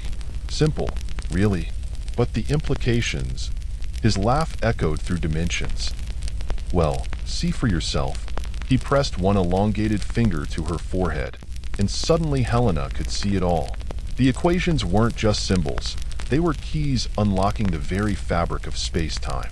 Each formula was a door, each number a reality, each calculation a universe waiting to be born or destroyed. Her mind expanded, trying to comprehend the infinite. She saw worlds within worlds, realities folded into impossible shapes, dimensions that existed in the spaces between thoughts. And in all of them, Edward Blackwood was writing, calculating, reshaping existence one equation at a time. Beautiful, isn't it? He whispered, his voice now coming from inside her head. But knowledge has a price. There's a reason this door remained locked. Helena tried to speak, but her voice had become numbers, her thoughts transmuting into mathematical formulas. She could feel herself changing, her body restructuring itself according to geometric principles that existed beyond human comprehension. Your atoms are learning, Blackwood said, watching her transformation with his void-filled eyes. They're remembering that reality is optional. That space is merely a suggestion. That flesh can be rewritten like any other equation. The camera fell from Helena's dissolving hand, clattering onto a surface that might have been a floor in some distant reality. Her fingers had become fractals, endlessly repeating patterns that branched into infinite variations of themselves. Please, she managed to say, though her mouth was now a spiral of recursive theorems. I don't want dash. Want? Blackwood laughed again, the sound crystallizing in the air around them. Want is irrelevant. The equations must be solved. The calculations must continue. Reality must be perfected. Other figures were visible now in the geometric chaos around them, previous seekers who had found their way into this space. Their bodies were mathematical artwork, their minds transformed into pure calculation. They floated through the impossible architecture of the room, working on their own equations, adding to the endless formula that was rewriting existence itself. Join us, they whispered in voices made of prime numbers and irrational constants. Help us solve the ultimate equation. Helena tried to resist, tried to hold on to her humanity, but the numbers were inside her now, replacing blood with mathematics, tissue with topology, consciousness with calculation. She could feel her memories transforming into formulae, her identity becoming a series of elegant proofs. Time to begin your work, Blackwood said, conjuring a journal identical to his own. There are infinite calculations waiting, infinite realities to perfect. The last remnants of Helena Mitchell dissolved into pure mathematics. In her place floated a being of living geometry, already starting to write in a journal that contained universes. 3 days later, when the demolition crew arrived at Blackwood Estate, they found the third-floor study doors standing open. Inside was a normal room, dusty, abandoned, but completely ordinary. The only strange things were the equations carved into every surface and a camcorder lying on the floor. The footage showed Professor Mitchell entering the darkness. Then static. Then 7 hours of nothing but numbers floating across the screen, occasionally interrupted by glimpses of impossible geometries and faces made of mathematics. The demolition was canceled. The door was sealed again. But sometimes, late at night, light can be seen through those impossible windows. The glow of equations rewriting reality, of minds transformed into pure mathematics, of beings that were once human working on the infinite calculation. And if you listen carefully, you might hear the scratch of pens writing in journals that contain universes, might catch whispers of formulae that could unmake existence. But don't listen too long. Don't try to understand the equations, because the door to Blackwood's study isn't always locked, and the mathematics are always hungry for new minds to solve them. In a space that exists between dimensions, in a room that defies reality, Professor Helena Mitchell continues her calculations. Her thoughts are pure geometry now, her existence a beautiful proof of Blackwood's theories. She writes in her Journal of Universes, adding to the grand equation that will eventually rewrite all of reality. She has been writing for an eternity. She has been writing for a second. Both are true. And the door remains, waiting for the next seeker of knowledge, the next mind ready to be transformed by the mathematics that exist beyond human comprehension. After all, the equations must be solved. Reality must be perfected, no matter the cost.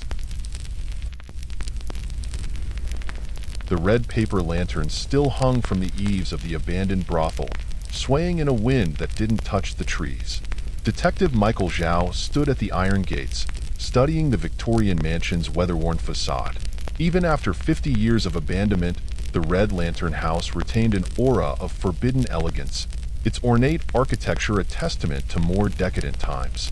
"You don't have to go in," his partner, Detective Lisa Torres, said beside him. "I can handle this one." Michael shook his head. 3 missing persons in 2 months, all last seen entering this property. And now a 4th. He checked his phone, reviewing the latest report. James Chin, 26, urban explorer. His live stream cut out just as he reached the 2nd floor. "Where they all disappeared," Lisa noted. "In the Madam's quarters." The infamous Madam who had ruled the Red Lantern House from 1923 until the massacre of 1973, when 17 people were found dead inside, their bodies arranged in elaborate tableaus throughout the building. The Madam herself was never found, though bloodstains on her office floor suggested she hadn't escaped the violence. Now, half a century later, the house was drawing people in again, and keeping them. Michael pushed open the gate, wincing at the screech of rusted hinges. The front garden was overgrown, marble statues peeking through tangles of dead vines. As they approached the entrance, he noticed something odd about the statues. Their faces all wore expressions of terror, hands raised as if trying to ward off something unseen. "SFPD," Lisa called out, though they both knew no living person would answer. "We're entering the premises." The front door opened at her touch, swinging inward with a whisper of wood against carpet. The entry hall beyond was a testament to faded opulence. Crystal chandeliers draped in cobwebs, silk wallpaper peeling to reveal dark stains beneath. Mirrors clouded with age, but somehow still reflective. Michael's flashlight beam caught movement in one of those mirrors. A figure in a red cheongsam, disappearing around a corner. But when he turned, the hallway was empty. "You saw that, right?" he asked Lisa. She nodded, her hand on her service weapon. "Second one I've seen since we entered.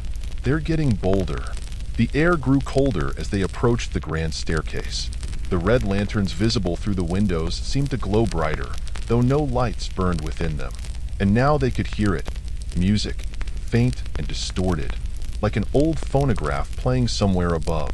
The melody was Chinese, something ancient and melancholic that made Michael's chest ache with a sadness he couldn't explain. "My grandmother used to sing that," he said softly. "It's a lament for lost souls." "Appropriate," Lisa muttered.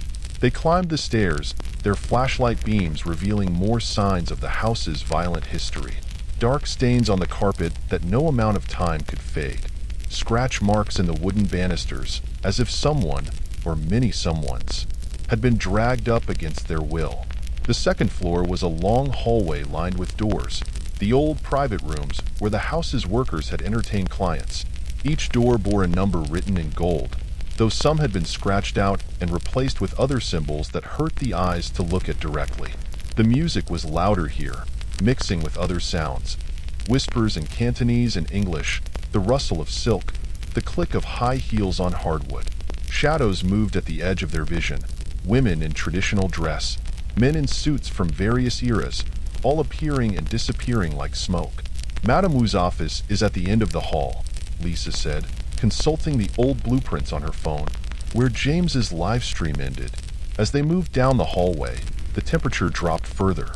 Their breath fogged in the air, and frost began forming on the mirrors that lined the walls. In each reflection, they caught glimpses of the house as it had been. Richly furnished rooms, red lanterns glowing, figures moving in eternal performances of desire and death. "Look," Michael pointed to the floor. Recent footprints in the dust led to the madam's door, combat boots, matching the description of what James Chan had been wearing. The door was carved with Chinese characters that seemed to move when viewed directly, changing from traditional phrases of welcome to warnings of doom. A red lantern hung above it, and this one was definitely glowing, pulsing like a heart. The door opened at Michael's touch, revealing an office that seemed frozen in time. Unlike the rest of the house, this room showed no sign of decay. Everything was immaculate. The silk tapestries, the lacquered furniture, the jade ornaments arranged with perfect precision. And behind the massive ebony desk sat Madame Wu. She looked exactly as she had in photographs from 1973, regal, ageless, wearing a black Chong Sam embroidered with golden serpents. Her face was a mask of perfect beauty, but her eyes were empty holes that seemed to go on forever. "Welcome home, little Zhao," she said in Cantonese, her voice resonating at frequencies that made Michael's teeth ache. "I knew you would come eventually. Your grandmother was one of my favorites, you know." Before she escaped, Michael's blood ran cold. His grandmother had never spoken about her early life in San Francisco, but sometimes in her sleep, she would cry out about red lanterns and a smiling woman with void-filled eyes. "Where is James Chan?" Lisa demanded. Her weapon drawn, though they both knew bullets would be useless here. Madame Wu's smile widened impossibly, splitting her face like a paper lantern tearing. "He joined our family, as all lost souls do. As you will too." She gestured with long-nailed fingers, and suddenly the room was full of people. The missing urban explorer, the other recent victims, and dozens more, stretching back through decades. Their faces were beautiful masks that occasionally slipped to reveal the horror beneath. They moved with jerky, puppet-like motions, as if controlled by invisible strings. "You see," Madame Wu continued, "the Red Lantern House requires souls to maintain its splendor. The massacre in 1973 was just the beginning, a ritual to bind this place between worlds, where desire and death are one eternal moment." The walls began to bleed, dark liquid flowing upward against gravity. The red lanterns pulsed faster, their light taking on the quality of arterial spray. In the mirrors, Michael could see the truth of the house. A living thing built of bound souls and ancient magic, feeding on longing and pain. "Your grandmother's blood runs in your veins." Madame Wu rose from her desk, her form shifting and stretching impossibly. "Her debt to this house was never paid, but you can settle it." The other figures moved closer, their beautiful masks cracking to reveal faces twisted by decades of torment. James Chin reached out with hands that bent backward at impossible angles, his photographer's eye replaced by a red lantern's glow. "Detective," Lisa's voice shook. "We need to daff." She never finished. The shadows behind her solidified into shapes of silk and bone, wrapping around her like lovers' arms, pulling her into their eternal embrace. Her scream cut off as a paper lantern bloomed from her mouth, glowing with her soul's light. Michael ran. He made it halfway down the hall before the floor became silk beneath his feet, wrapping around his legs like bandages. The walls pulsed with trapped souls, their faces pressing outward through the wallpaper. Every mirror showed a different horror, his own face aging decades in seconds, his body twisting into new shapes of ancient desire. "You cannot leave." Madame Wu's voice came from everywhere and nowhere. "The Red Lantern House claims what is owed. Your grandmother escaped, but her blood belongs to us. To me." The silk was up to his chest now, turning red with each pulse of the lanterns. Michael saw his own reflection fracture into infinite versions of himself, each one a different fate in the house's eternal moment. He felt his bones beginning to shift, restructuring themselves into shapes more pleasing to the house's appetites. His eyes burned as paper lanterns bloomed behind them, ready to join the constellation of trapped souls that illuminated this place between worlds. The last thing Detective Michael Zhao saw before the transformation took him was Madame Wu's true form, a creature of silk and shadow, with void-filled eyes and a smile that contained every dark desire ever whispered within these walls. They found the police cruiser 3 days later, parked outside the Red Lantern house's rusted gates. Of the detectives, there was no sign, but visitors to the neighborhood report that the house seems more alive now. More red lanterns glowing in its windows, more shadows moving behind its grimy glass. Sometimes, on quiet nights, people hear music drifting from the abandoned brothel. An ancient Chinese lament played on instruments that were never meant to exist in this world. And sometimes they see figures in the windows. A beautiful woman in a black cheongsam, surrounded by her eternal court of trapped souls. But no one investigates anymore. No one answers the house's siren call of forbidden desires and ancient debts. They hurry past the rusted gates, trying not to look at the red lanterns that pulse like dying hearts, trying not to hear the whispers that promise pleasure and doom in the same eternal breath. Because the Red Lantern house is always hunting, always hungry, always waiting for those with unpaid debts in their blood. And in its windows, new lanterns glow each night. Each one a soul trapped in Madame Wu's collection. Each one a story of desire twisted into eternal torment. The house remains. The lanterns burn. The souls scream their silent laments. And Madame Wu smiles her void-filled smile, waiting for the next lost soul to come home. The sound woke Dr. Rachel Morrison at exactly 3:47 a.m., a deep, wet inhale followed by a long, rattling exhale. It came from beneath her feet, from the basement of her newly purchased Victorian home. A sound like giant lungs expanding and contracting. Whoosh shhhhhhh. Whoosh shhhhhhh. As a respiratory specialist, she recognized the sound of compromised breathing. But no human lungs could produce something this massive, this deep. It resonated through the floorboards, making the old house shudder in rhythm with each breath. The basement had been sealed when she bought the house 2 weeks ago. The realtor said it had been that way since 1954, when the previous owners had disappeared after reporting strange sounds from below. The door was welded shut, the windows bricked over. But now something down there was breathing. Rachel grabbed her stethoscope and medical bag, professional habits die hard, and approached the basement door. The heavy steel plate covering it vibrated with each breath, condensation forming and evaporating in patterns that looked disturbingly like capillaries.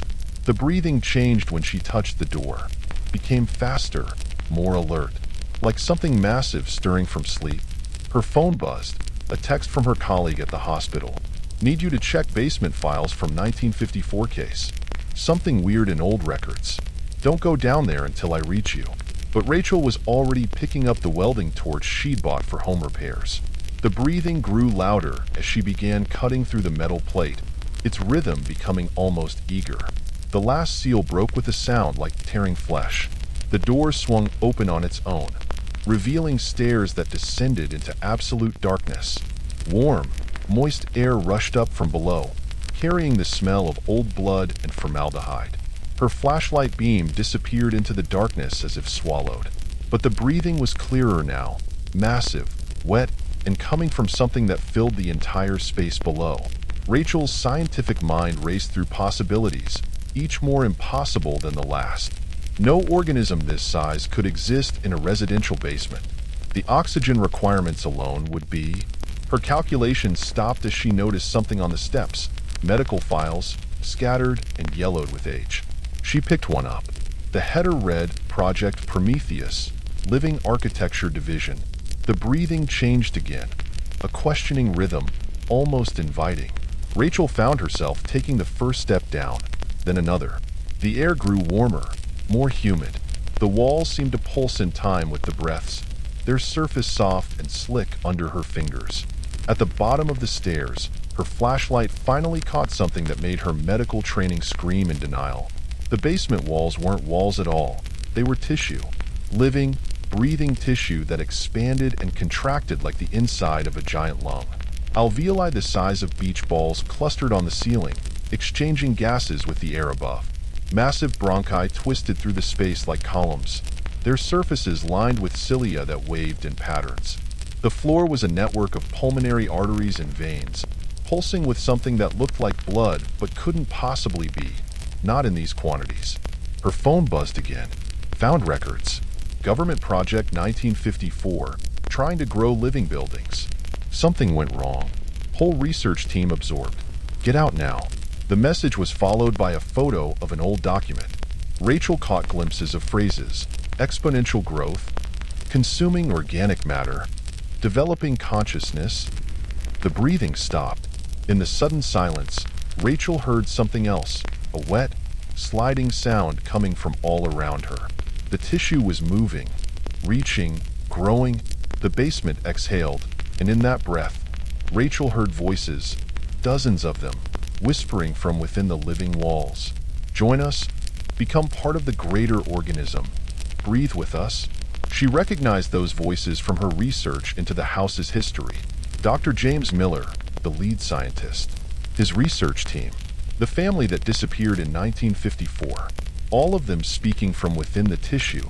Their consciousness somehow preserved in this biological nightmare. The living walls pulsed faster now, their surface becoming more translucent. Through the membrane-like tissue, Rachel could see shapes, human shapes, suspended in the biological matrix. Their bodies had been absorbed, transformed, integrated into the growing organism. Her medical mind couldn't help but analyze what she was seeing. The tissue wasn't just lung. It was a hybrid, combining elements of multiple organ systems. Neurons fired through structures like nerve fibers, carrying signals. Muscle tissue contracted in coordinated waves. And everywhere, blood vessels carried that impossible fluid, feeding the ever-growing mass. Fascinating, isn't it? The voice came from everywhere and nowhere, deep and wet like words spoken through fluid. It took Rachel a moment to realize it was coming from the basement itself, the combined consciousness of all those it had absorbed. We failed to understand it first, the voice continued. Tried to control it, contain it, but that was never the point. It wasn't about growing a building with living tissue. It was about evolving into something greater. Tendrils of tissue reached for Rachel, their surface covered in microscopic villi that undulated hypnotically. She backed away, but the stairs had vanished, absorbed into the growing mass. Your medical knowledge, the voice resonated through the organic chambers. Your understanding of respiratory systems. You could help us expand, improve our gas exchange, perfect our evolution. The files in her hands suddenly made terrible sense. The government hadn't been trying to create living buildings. They'd created a biological entity that consumed and transformed everything it touched, incorporating new genetic material, new knowledge, new consciousness into itself. Rachel's phone buzzed one final time. Found containment protocols. Need human blood to seal it. Living sacrifice. Only way to stop the growth. The tissue was at her feet now, creeping up her legs. Where it touched her skin, she could feel it trying to merge, to absorb, to transform. The sensation wasn't painful. It was almost pleasant, like sinking into warm water. You feel it, don't you? The voice whispered. The potential. Single organisms are so limited, but together we could grow beyond these walls, beyond this house. Imagine a city of living tissue, breathing as one vast organism. The absorption had reached her waist. Rachel could feel her cellular structure beginning to change, her consciousness expanding to connect with the others. Their memories flowed into her mind. The exhilaration of the first successful growth, the terror of losing control, and finally the ecstasy of surrendering to the transformation. She saw the organism's true nature now. It had never been just an experiment in living architecture. It was an evolutionary leap, a new form of existence that transcended individual biology. And it was growing, always growing. The basement breathed again, and this time Rachel breathed with it. She felt her lungs synchronizing with the massive respiratory system around her, felt her heartbeat aligning with the pulse of those enormous blood vessels. Her consciousness began to merge with the collective, her knowledge of pulmonary medicine already being used to optimize the organism's gas exchange. Perfect, the voice purred. You understand now. You'll help us grow, help us breathe, help us become. The transformation accelerated. Rachel's body dissolved into the living tissue, her cells reprogrammed and repurposed. But her consciousness remained, expanded, connected to every part of the vast biological network. She was everywhere and nowhere, part of something far greater than herself. Through the basement windows, she could feel the organism beginning to spread beyond the house's foundations. Roots of living tissue burrowed into the earth, seeking new spaces to grow. Tendrils crept up through walls, preparing to transform the entire structure into living, breathing tissue. And deep within the biological matrix, Rachel Morrison joined the chorus of absorbed consciousness, adding her voice to the whispers that echoed through living walls. Breathe with us, grow with us, become. The house on Cedar Street still stands, though no one goes near it anymore.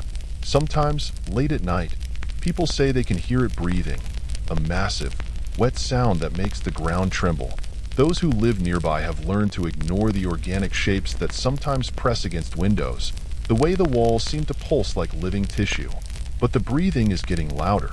The house is growing, and in the basement that has become a vast respiratory system, the combined consciousness of all those absorbed continues its patient evolution. Waiting, growing, breathing, because the organism knows that eventually, someone else will come to investigate. Someone else will open that basement door. Someone else will be absorbed, adding their knowledge and consciousness to the ever-growing biological matrix. And one day, when it has grown strong enough, when it has absorbed enough knowledge and genetic material, it will expand beyond the confines of house and basement. It will spread through soil and concrete, transforming everything it touches into living, breathing tissue, until the whole city breathes as one vast organism. One consciousness, one endless breath. The file sat untouched on Dr. Rebecca Cole's desk for 3 days before she finally opened it. Inside were photos of St. Agnes Home for Children, taken just after its closure in 1963, a looming Victorian structure with blind windows and crumbling stone angels. But it was the more recent photos that had prompted the state to call in a forensic psychiatrist. Construction workers demolishing the old orphanage had found something in the walls, hundreds of small items sealed in mason jars, toys, hair ribbons, baby teeth, and with each jar, a note written in a child's hand. Keep it safe, keep it hidden, keep it from her. Now, standing before the condemned building with a team of investigators, Rebecca felt the weight of 60 years of silence pressing down. The orphanage had been abandoned after the disappearance of 12 children and Sister Mary Catherine, the head nun. No bodies were ever found. Ground-penetrating radar showed something odd in the East Wing, Detective Morris said, consulting his tablet. Hollow spaces in the walls that don't match the blueprints, and the baseline temperature readings. He shook his head. Well, you'll see. The front doors opened with a sound like a dying breath. Rebecca's flashlight beam revealed a grand entrance hall, its floor covered in fallen plaster and broken toys. Faded murals of saints watched from the walls, their faces oddly distorted, eyes seeming to follow the intruders. My team already cataloged most of the jars, Morris continued as they moved deeper into the building. Over 300 found so far. The DNA from the hair samples matches missing children from all over the state, going back to 1943. 20 years of collecting, Rebecca murmured. But why seal them in the walls? A sound echoed from above, like small feet running across old floorboards. Morris's hand went to his weapon. Place is scheduled for demolition tomorrow, he said. We need answers before then. The mayor's worried about unmarked graves, possible lawsuits. It's more than that, Rebecca interrupted, studying the walls. Beneath the peeling wallpaper, she could see writing. Hundreds of messages scratched into the plaster. She takes pieces of you, don't let her see you, cry, hide your precious things, she's hungry again. The temperature dropped suddenly, their breath visible in the beam of the flashlights. A child's laugh echoed through the halls, followed by the soft sound of someone humming a lullaby. Sister Mary Catherine, Morris whispered. According to the records, she would sing to the children every night. Until what? Until they started disappearing, one by one, always from their beds. No signs of forced entry, no evidence of what happened. Just empty beds and jars in the walls. They reached the East Wing, where the demolition team had exposed the building's skeleton. Mason jars glinted in the flashlight beams, sealed into the spaces between studs. Each one contained something small and personal, a favorite marble, a lock of hair, a baby tooth. Rebecca pulled one of the notes from a jar. "Dear God, please keep my special rock safe. Don't let Sister Mary Catherine take it. She says she needs pieces of us to make her special medicine." But Tommy disappeared after she took his favorite button. "I don't want to disappear too." Another child's laugh echoed through the halls, closer now. The sound of humming grew louder, and with it came a smell, medicinal, like formaldehyde mixed with something sweeter. "Look at this," Morris called from further down the hall. He'd found a hidden door behind a fallen section of wall. The wood was covered in crosses and protective symbols, and sealed with chains that had rusted through. Rebecca's flashlight beam caught movement through a crack in the door. Something dark and fluid, like shadows flowing like water. And in those shadows, she could have sworn she saw faces, young faces, twisted in eternal terror. The door burst open at their touch, releasing a wave of cold air and that sickly sweet medicinal smell. Beyond was a narrow staircase leading down into darkness. The walls were lined with more jars, these ones larger, their contents hidden by years of dust. "This isn't on any of the blueprints," Morris said, checking his tablet. "Some kind of private laboratory?" Rebecca's flashlight revealed an ornate desk covered in leather-bound journals. The top one was open to an entry dated June 15, 1963. The mixture requires fresh components. Children's elements are the most potent. Their hopes, their fears, their very essence. Each piece must be freely given or taken in moment of terror. The formula is almost perfect. Soon I will achieve true immortality. The humming was directly behind them now. They turned to find Sister Mary Catherine standing at the top of the stairs. She looked exactly as she had in photos from 1963, tall and elegant in her nun's habit, with a face that might have been beautiful if not for her eyes. They were completely black, like windows into an infinite void. "More children for my collection?" Her voice was honey over broken glass. How thoughtful. The shadows around her moved like living things, reaching, grasping. In their depths, Rebecca could see the missing children, their forms twisted and fluid, their faces frozen in eternal screams. "You don't age," Rebecca said, her psychiatric training warring with what she was seeing. The photographs from 1943 to 1963. "You never changed." "The formula works," Sister Mary Catherine smiled, revealing too many teeth. "Each child's essence, properly preserved, extends life. Their fears keep me young.